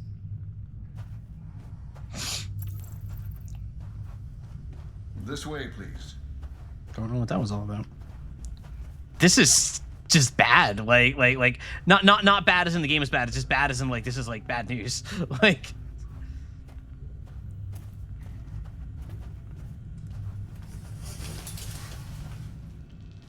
It's gonna be a plot twist, and this guy actually is helpful, right? Like, if you could just stand over there. It looks scarier. It looks scary, but it's actually legit. Like, that's gonna be the twist here. Because Kara can't trust anybody. Everything is suspicious. She has to be careful. Her guard has to be up all the time. So when you find somebody who's trustworthy, they still don't look trustworthy. This could be quite unpleasant. Oh. Hey, it's just like that movie we watched. Oh, okay. Hi, Alice. You know what's strange? For some unknown reason, the trackers seem to stop working in Deviants. That's why it's so hard to find them. Oh, okay. Well, So, actually, there's no reason to remove your tracker. What? But you said that... Yeah, people believe what they want. You Deviants are so naive. Whoa, I can't believe it, this guy. Whoa. They'll come to me expecting me to help them. Whoa. And I just reset them, sell them on. Or I keep them for my little experiments. No! No! I don't want to be reset! Let me go! Ah! Oh, I forgot about the child. Lock it up. I'll deal with it later. Alice! Not moving. Deviant that wants to be a mother. That's so sweet. And so deluded. I think it's time we put you out of your misery. This is a cartoon. This is a cartoon.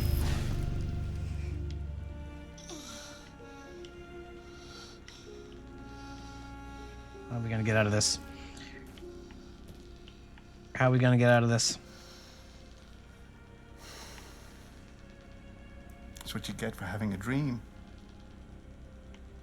It always ends up the same way. Aren't our legs free? Can't we start kicking? Disillusionment. Believe me, you're better off being erased and feeling nothing. No more pain. No more hopes dashed. I almost envy you. Kara! Oh, poor little Alice. Memory corruption detected. Looks like Mommy doesn't remember you at all, huh?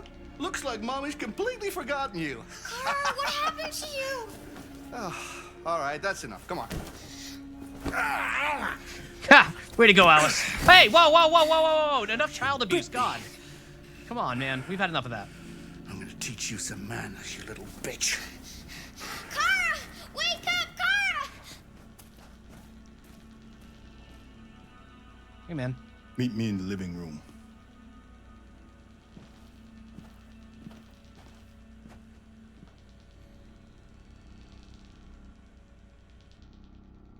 There's gotta be a way out of this, right? Find a way to escape. Yep.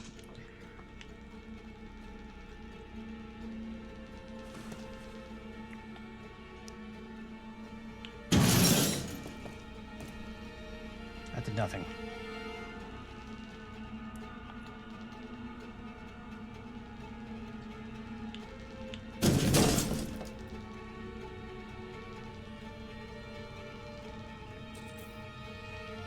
Cause a short circuit.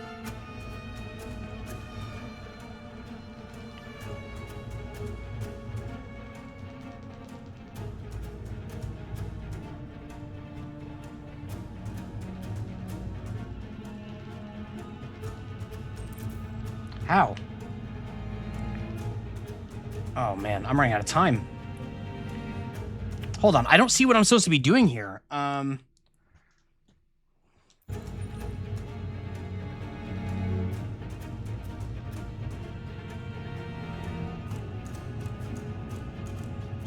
Or is it that there actually is no way out? Oh, memory deleted.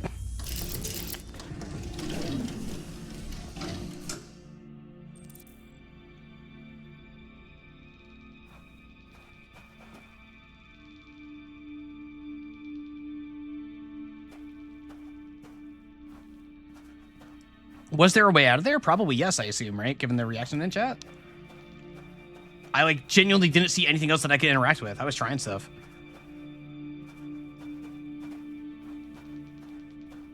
Do the same thing the first time? Yeah, no, I don't know what it wanted from me if there was a way out of there.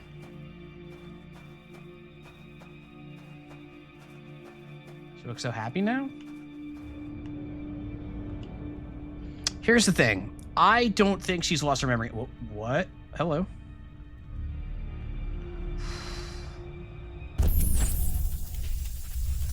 Yeah, because her memory got corrupted by Alice, so there's still memories in there. I don't think her memory's been fully... Whoa!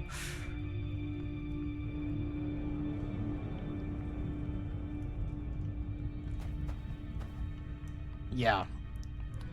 Her memories are still there. They've been, like... they haven't been wiped entirely. Something's been... She's gonna go crazy. Help us. Okay.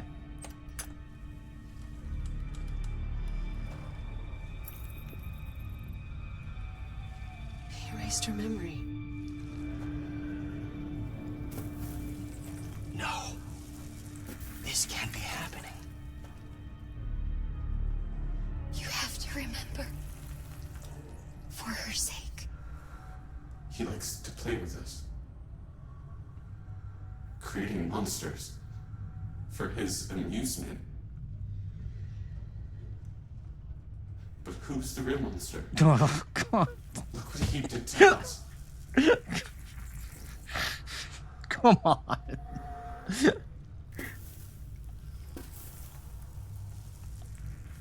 You must remember who you are. Otherwise, the little one will die.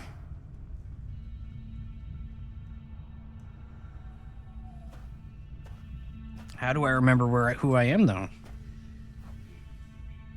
I gotta remember.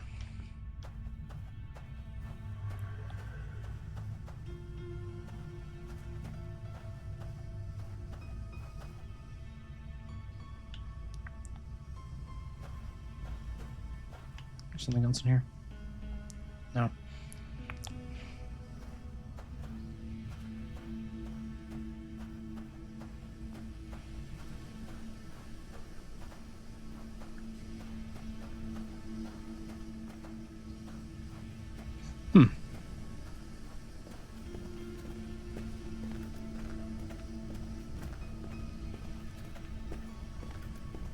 I think she's so the way that they're building all this up, she's gonna get her memories back.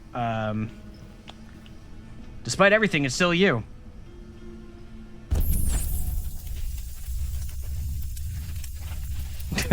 The scissors. Don't make me think of the scissors. We don't need to look at the scissors again. It's fine. Yep. Pull the book, Kara. Pull the book. Pull the book. Pull the book. Wait, my tire scissors. The tire scissors.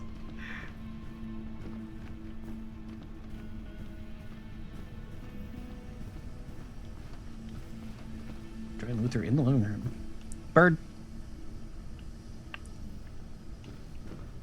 Person.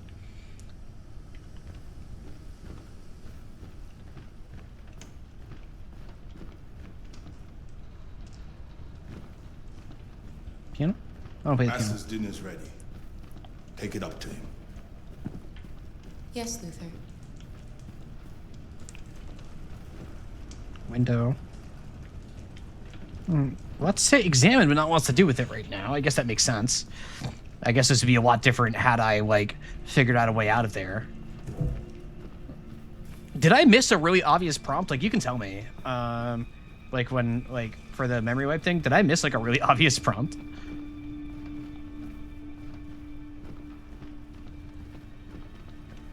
I think wrists? Oh, man. Slightly more upward? I thought I looked all the way up. Oh, man. I really thought I looked all the way up. Oh, well.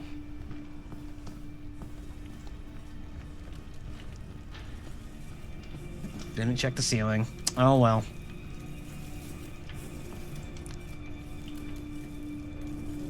And you want to find a safe place.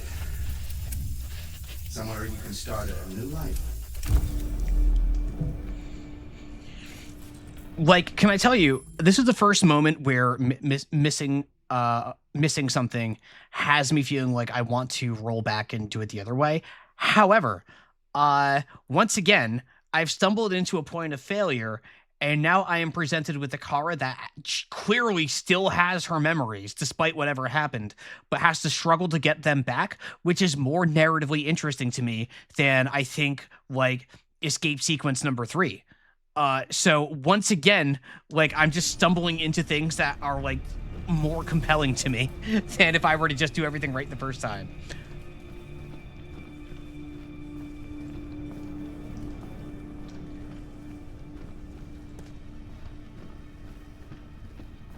But remembering that was 5 minutes ago, Niall, remembering something 5 minutes ago for Kara in her current state is very surprising, right? Like,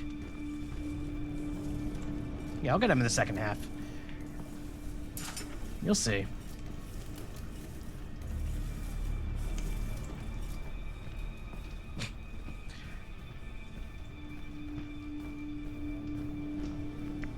Like, Alice is gonna wait. What? Like, what's the most cliche thing that can happen here? Alice calls Kara's name, that causes Kara to remember and snap into it. And then a big escape sequence happens. Like that. That's like, that's the play here, right?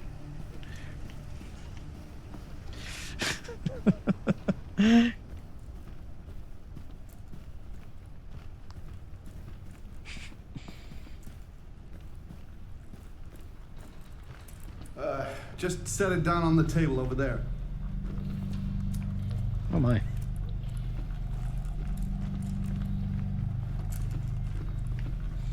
Okay. His dinner is chips and donuts and a muffin? Oh no, he eats like me. Get rid of that carcass. Take it next door.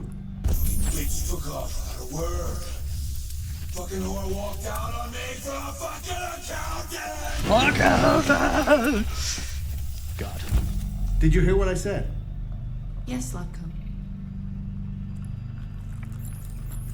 Who bring carcass next door? Luther! Luther! Yes, Latko. I should be done here in 10 minutes or so. I'll have a look at the little one, see what I can do with it. Understood, Latko. I'll bring you the little one in 10 minutes. All right, I got 10 minutes. Oh, I actually have 10 minutes.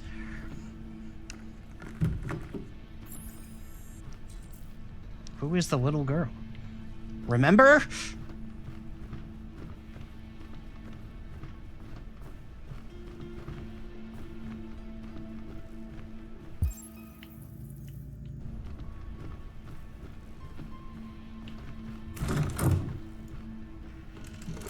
What are you doing here? Has the Master authorized you to be here? You must always obey the Master. Oh, yes. Hey, man. Sleep. Is this Zlatko's room? Nope, can't go in there. Wait.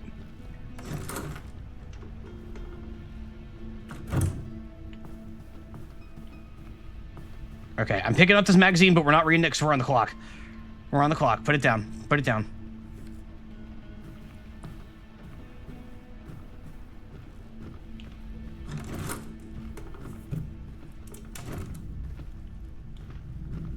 Where the hell am I? This place is a labyrinth. What the hell?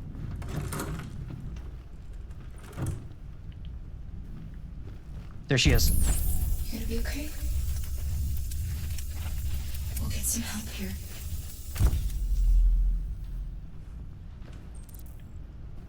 My name is Kara. Oh, she almost remembers.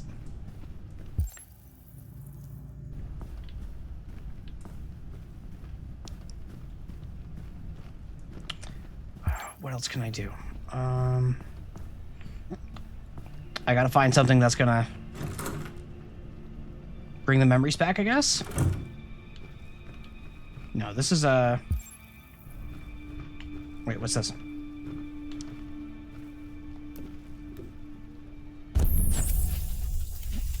Oh.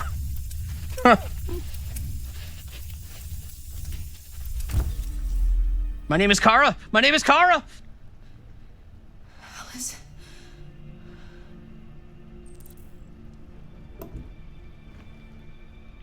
Yeah, find Alice. Yeah.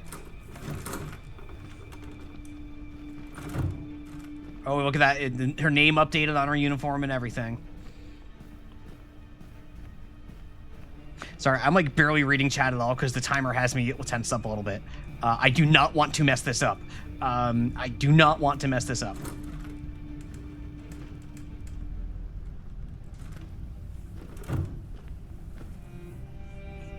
Alice. Clara, you remember me. Damn right I do. How could I forget you? I'm so sorry. You were right. We never should have come. We have to go. Follow me and don't make any noise, okay?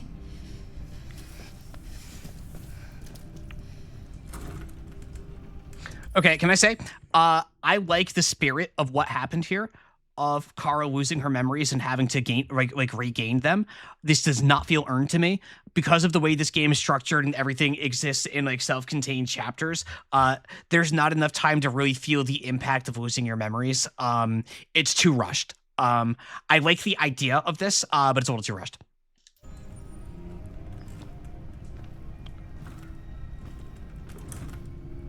Luther!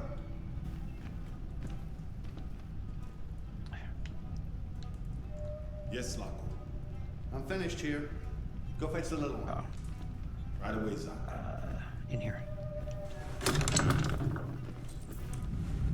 Hide.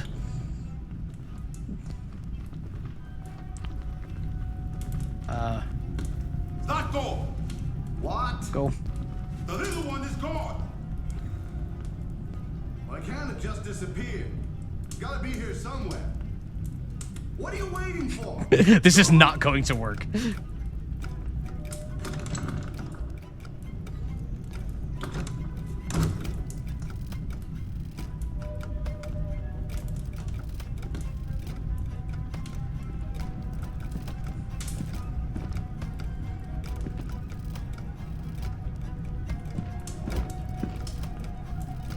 How long can I chill here?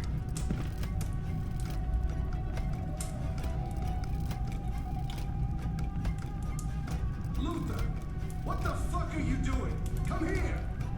Coming!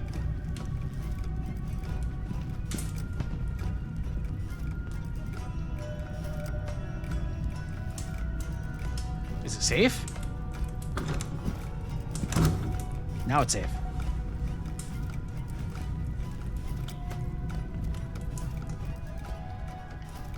Escape 52 seconds. We've got to get out before they find us.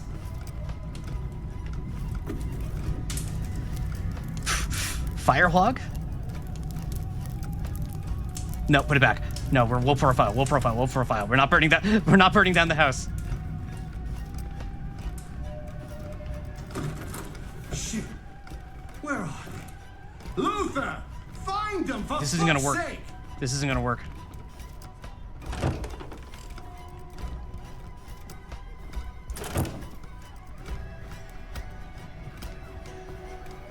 Wrong button. Go, go, go, go, go, go, go, go, go.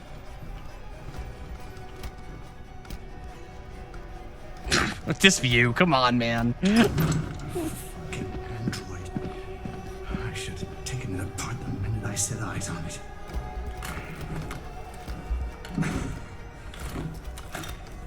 Devious.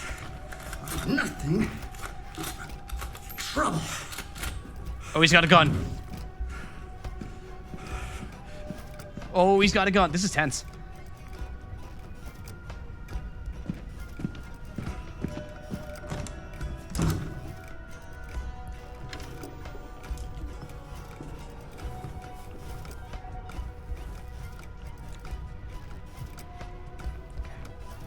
Can I go out now?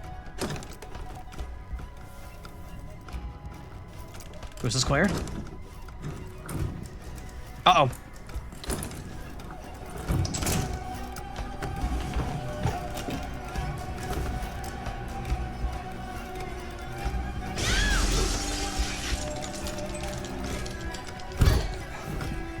It's escape time. Whoa! Frame skip. There's no point in running. You can't escape from me. Bonk. Get him. Got him.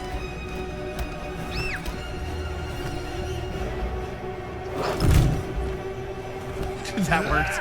Take the other side. Get a move on.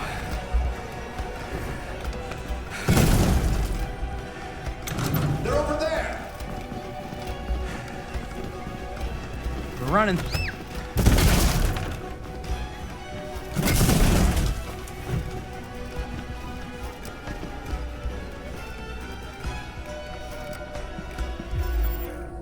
Front door, front door. It'll work this time. It'll work this time.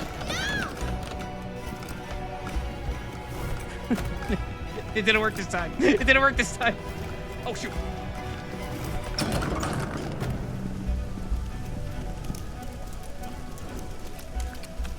Oh, Luther is just following us like a monster. Go, Alice! No! I won't leave! Go! Run as fast as you can! Uh-oh. I warned you. Dreams always end in tears. You should have listened to me. Oh, no. Luther? What are you doing? Get out of my way. No. Luther! Not this time. Deus Ex Luther! Or I'll shoot right through you. Deus Ex Luther! How dare you?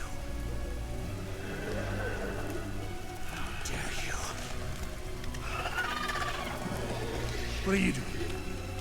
Who let you out? Get away from me! Get away from me! Obey me! I'm your master! I'm your master! Oh.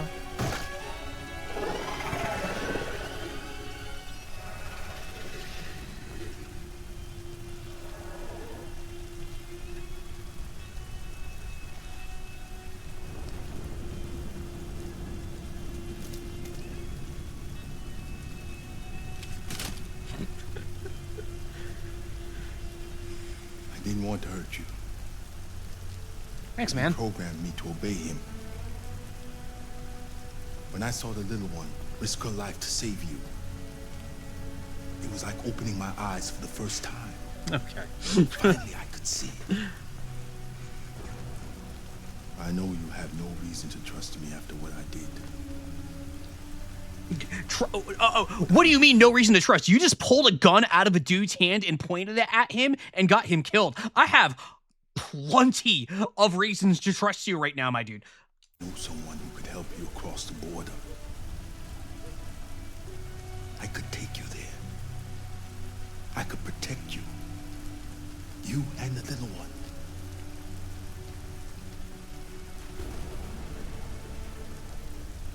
All right. I trust you.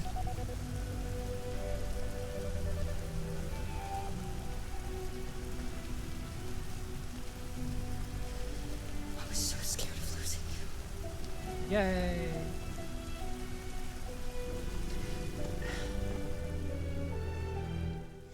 Yeah, so diminishing returns on this one, right? Kind of go into the same well over and over again with Kara here. Again, it's like fundamentally it was pretty cool. It was fun seeing the ways that it plays out.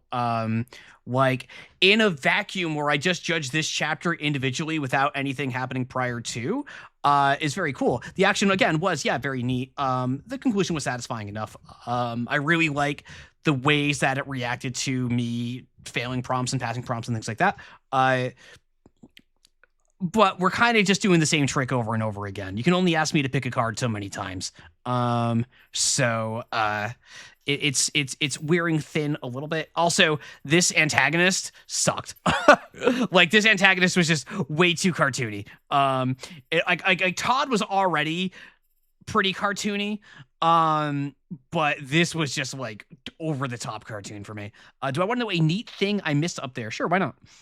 It is fun. Yeah, like I had fun. It's just like it's a bit much. Like it's a bit much, isn't it? All right. So 41% cars reset. I suck. There's a whole robot bear in there. Oh man. Obey your master. Oh man. Freed the monsters. 97% people freed monsters. This action will have consequences. See with her. Yep. Drop the enter torso. All right. Start during bathroom. Bathroom android is loud. I was worried the bathroom android was going to sell us out. Your monster cell, see kid through door hole. There's a lot of different stuff here. Read Arctic Tensions. Were there other books to read? Oh, I guess I didn't thumb through the pages because I was so worried about the timer. The timer did have me really stressed out. Because can I tell you, normally a 10-minute timer wouldn't bother me that much. While I'm streaming, my understanding of the passage of time is a lot worse because there's more things going on in my head. That 10 minutes passes a lot quicker than I think it does when compared to when I'm just like playing a game on my own. So I was like, we got to go. We got to make sure Alice is good. We got to make sure Kara gets her memories. So I was a lot less thorough than I probably would have been had I just been playing this game on my own. That was kind of a symptom of the streaming experience for me. Yeah, 5% didn't see the kid through the keyhole. Come on, man. Recollect enough memories. Memory recovered. Yippee! Search house for Alice. Alice found. I did find Alice before needing to search the house for Alice. So, bathroom remote would have sold you out, but since you failed the QTE leading into the bathroom and get the chance to go off. Yeah, well, you know. When the house gets cured. Yeah, somebody mentioned I just didn't look up high enough. So that's my bad. That's crazy. Like getting that with like the full brain wipe seems crazy to me. Hide under table. Bathroom, hiding closet. Wow, no, not too many people hiding in the closet, huh? Carter, get spotted. Yay! How did you get spotted? Chase started. Then several endings to the chase. Luther did feel a little Deus Ex Machina for that chase because I think I failed 2 prompts in a row on my way out there. It seemed like I was like winning enough, I guess, by whatever metric the game uses that it was fine that I failed those prompts. But it did kind of make it feel to me, since I failed a prompt directly into that scene, that Luther turned just to keep the narrative going. Like it felt like it was on rails to a way that this game usually doesn't. But I think I'm going to do one more chapter. I'm not quite ready to stop just yet. I'm going to do one more chapter. So next chapter will be it. I think it's a Connor chapter. So yeah, we'll stop in the Connor chapter.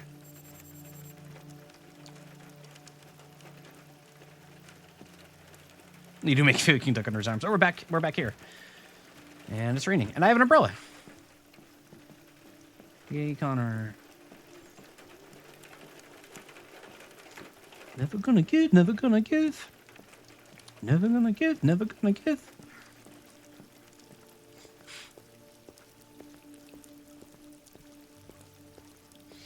I'm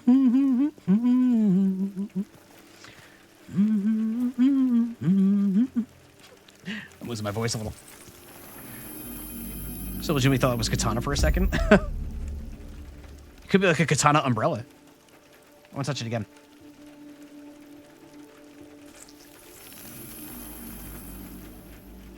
Nope, nothing that time. Yeah, it's the Frob. That's true. That was very much the Frob. We love Frobin, don't we, folks? Could still be a katana. That is true. So there was another thing out here last time that we didn't find.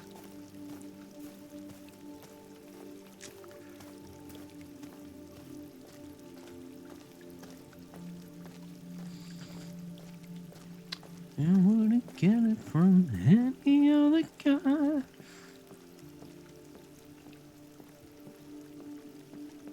I'm sorry, I just see him and Rick Astley pops into my head.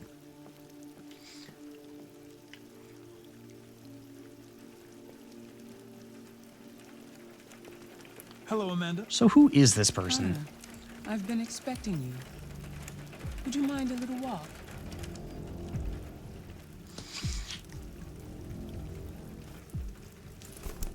Umbrella.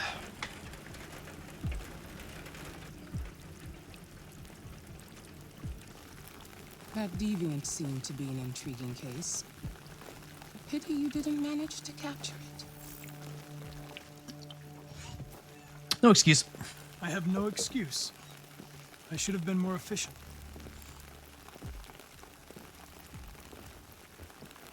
Did you manage to learn anything?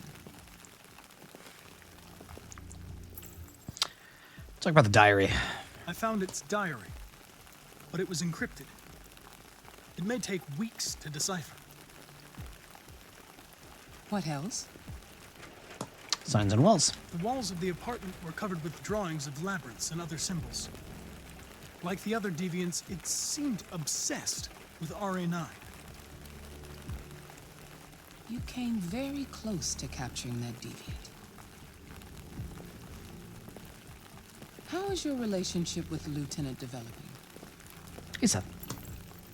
Saving Hank. He seemed grateful that I saved his life on the roof. He didn't say anything, but he expressed it in his own way. Oh. We don't have much time. Deviancy continues to spread. It's only a matter of time before the media finds out about it. We need to stop this, whatever it takes.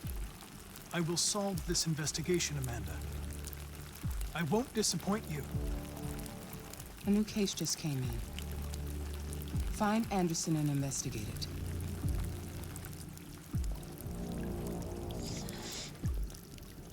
Amanda is properly suspicious and mysterious to me. I am intrigued by Amanda and want to know more.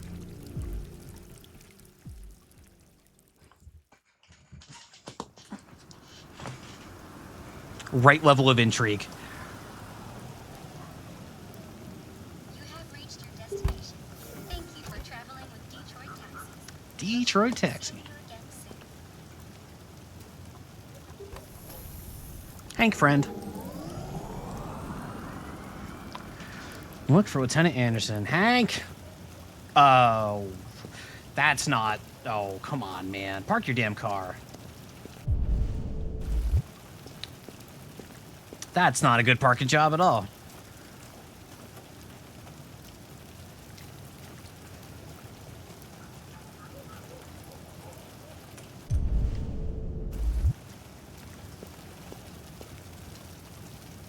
HOA is not going to be happy. It's true. That's true.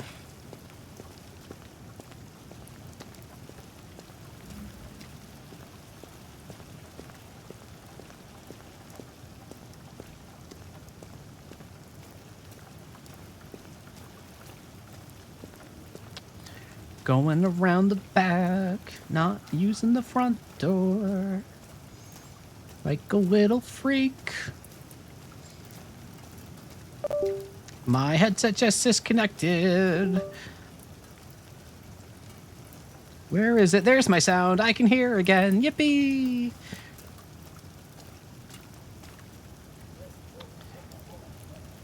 Dog! Dog! Dog! Dog! Okay, dog. Thank goodness. Thank goodness. We get to see the dog. We get to see the dog. Oh. Hank is unconscious. Lieutenant Anderson!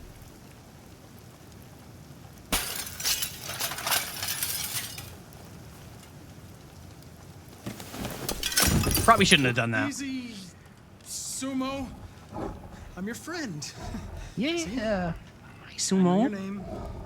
I'm here to save your owner.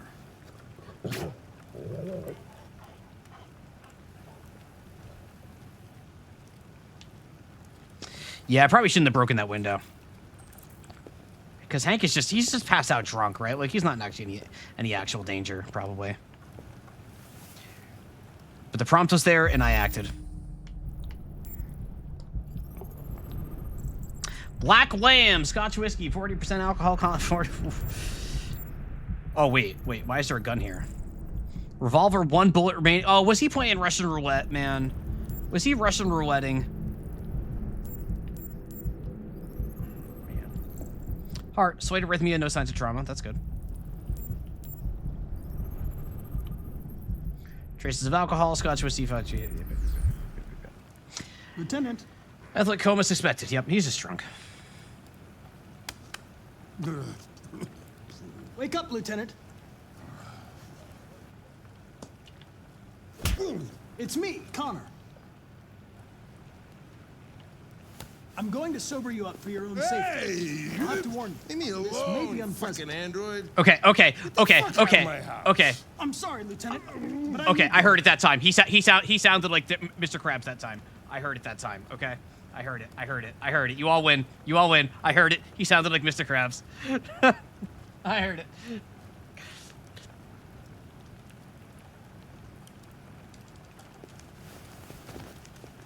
Thank you in advance for your cooperation. Get the fuck out of here! Lift. Oh, Connor. Sumo! Attack! Good job. Attack! Sumo. Fuck, I think I'm gonna be sick. Yeah, okay, the Mr. Krabs is really coming out here. Cuddle me, boy. Oh, leave me alone, you asshole. I'm not going anywhere.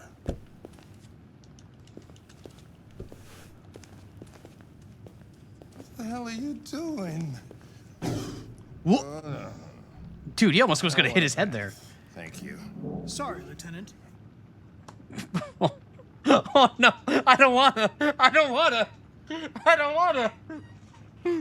Oh, no. It's for your own good. Bull. Gowie bath time? Come on. Okay, he's in the Geralt of Rivia pose here.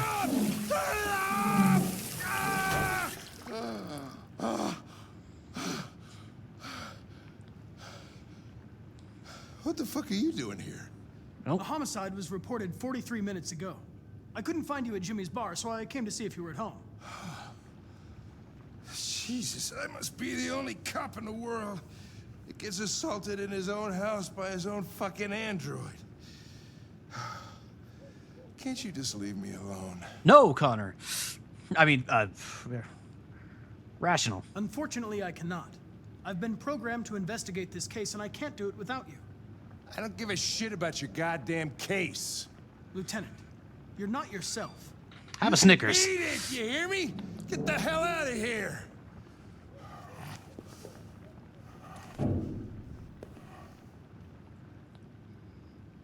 Tease, tease, tease. I understand. It probably wasn't interesting anyway. A man found dead in a sex club downtown. Ha! Guess they'll have to solve the case without us. You know, probably wouldn't do me any harm to get some air. There's some clothes in the bedroom there. I'll go get them. Oh.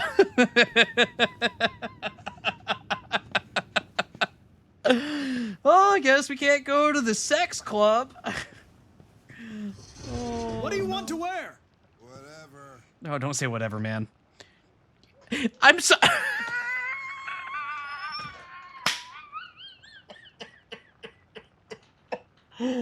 Oh my god, we're dressing him like Harry Dubois. Oh my god. Chat, I need a poll on this one. Mods, if you can get a poll on this one, I'm leaving this to those of you who are still here at hour number 4 of this stream to choose if we're going with hippie, strippy, or streaky. Stripey. Not strippy, stripey. So give me that poll. There we go. Thank you. Let's have the look at it. I said strippy. Yeah, I did say strippy. Meant stripey.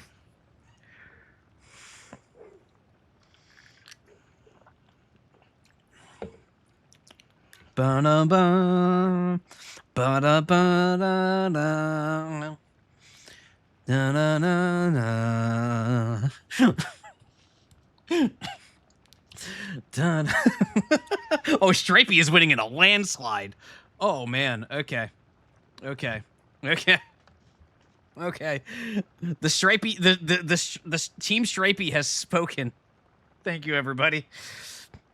Look at it. I mean, look at all of them, my dude. Like they all are, like they're all not good, right? We should get in all his business to look around his house. That's what a friend would do. Oh, of course, of course. Stripey. Da, da, da, da.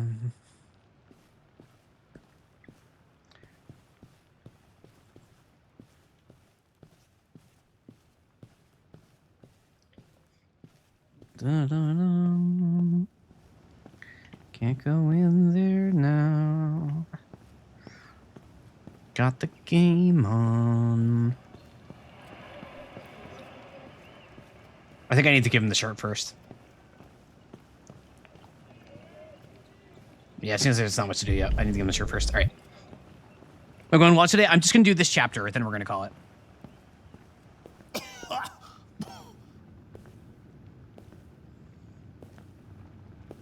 Are you all right, Lieutenant? Yeah. Wonderful. Just give me 5 minutes, okay? Sure. They should... Okay. So if they weren't cowards, they would give me a 5-minute timer to snoop his house the same way they gave me a 10-minute timer to get Kara's memories back. Oh, they showed it. Aw, ew. Ew. Warren issued an official warning to Russia in her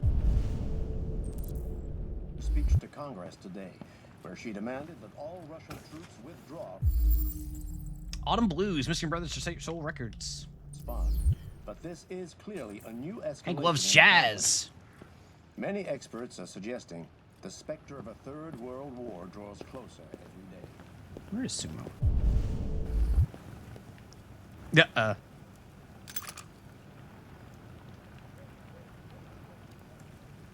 Say nothing. Hank has suicidal tendencies? Oh, God. All he wanted was a Pepsi. He's going to be so mad about that window. Sorry about the window, Lieutenant. I really thought you'd been attacked. Of course, CyberLife will pay for the damage. Yeah, trust me, I'll send myself. He's being cooler about that than I thought he would be. Way to go, Hank. Pet dog. Pet the dog. We're petting the dog. I miss on the back seater. Back seater. Was that right, Sumo? Do you get backseat by chat, Sumo? I bet you don't get backseat by chat, Sumo. It's fine. I'll go back.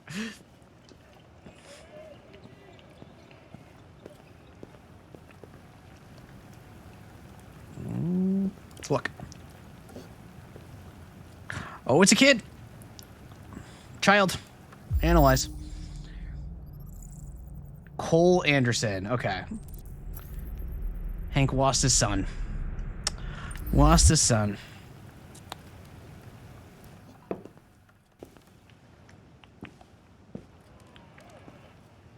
Look at him. That is a Harry Dubois fit. Be a good dog, Sumo. I won't be long.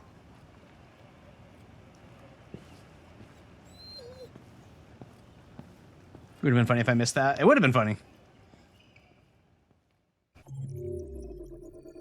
Yeah, Russian roulette. So it was. Yep. All right. Yep. Very disco. Oh, yeah, Arrow, you're fine. You're fine. I understand. Like, so, like, the secret of Twitch backseating is that if you are a known chatter, and particularly one in good standing who is maybe, let's say, really friendly and pleasant and also makes a bunch of awesome art and, like, encouraged a bunch of yaoi for the Great Ace Attorney, you can get away with a little bit more. So, you know, this is not an even playing field, and I don't pretend like I'm not playing favorites. So...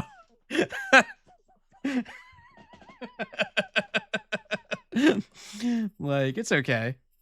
Like, if you do it too much, then it's like, you know, then it's like, all right, well, knock it off. But like, the chatter chair list, exactly, yeah. No, it's hard. It's all vibes. Like, it's all vibes, right? Like, normally I really don't like being backseat, but like sometimes I don't mind. When are those times? I can't tell you because I don't know either, and this was one of them. So, congrats, you found it. With the VIP leeway. Wow. Oh, there was a lot more to check that I didn't check. I shouldn't be surprised by that. That's been the theme of this run. Who are the 8% who did not calm down Hank's dog? I hate them all. The 8% of players who did not do that are all dead to me. I got heat with every single one of that 8%. Understanding attitude, 36%. Come on, man.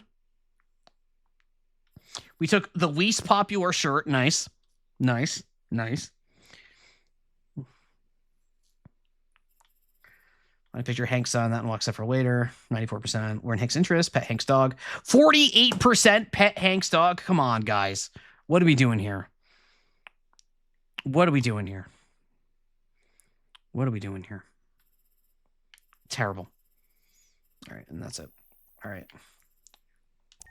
All right, we'll watch the intro to this chapter then. That was a really short chapter. Oh, it's another Marcus chapter, though. These are probably the... yeah, these are probably the least interesting chapters, I would say. We'll watch the intro to this, then I'll call it. Next time on Detroit Become Human.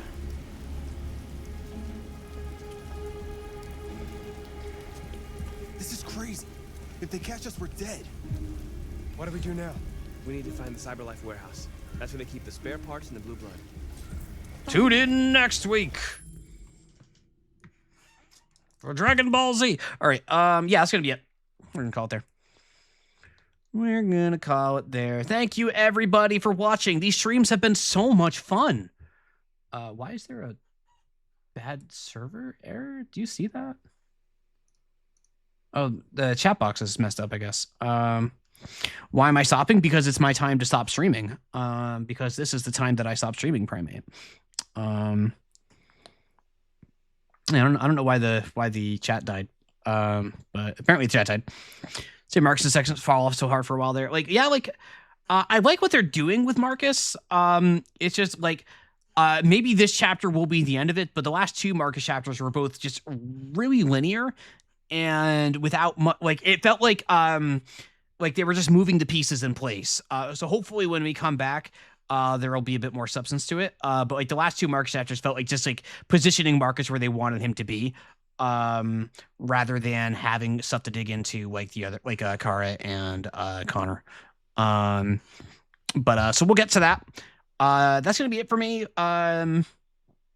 Detroit Become Human will be back on Monday. That's Monday. That is what, 4 days from now. 6 Eastern, 3 Pacific. You know the times. There's a possibility I might stream this weekend. It won't be Detroit Become Human if I do. That will be on Monday. But if I get bored and I don't have anything going on, I might just pop on for some Next Fest demos. I've never done that kind of stream before. I think it might be fun to try out. I haven't made up my mind. I don't promise that. But I might decide to do a Next Fest stream, maybe. Like 50-50. Like if it doesn't happen, don't be shocked, okay? We're not streaming the World Cup. No.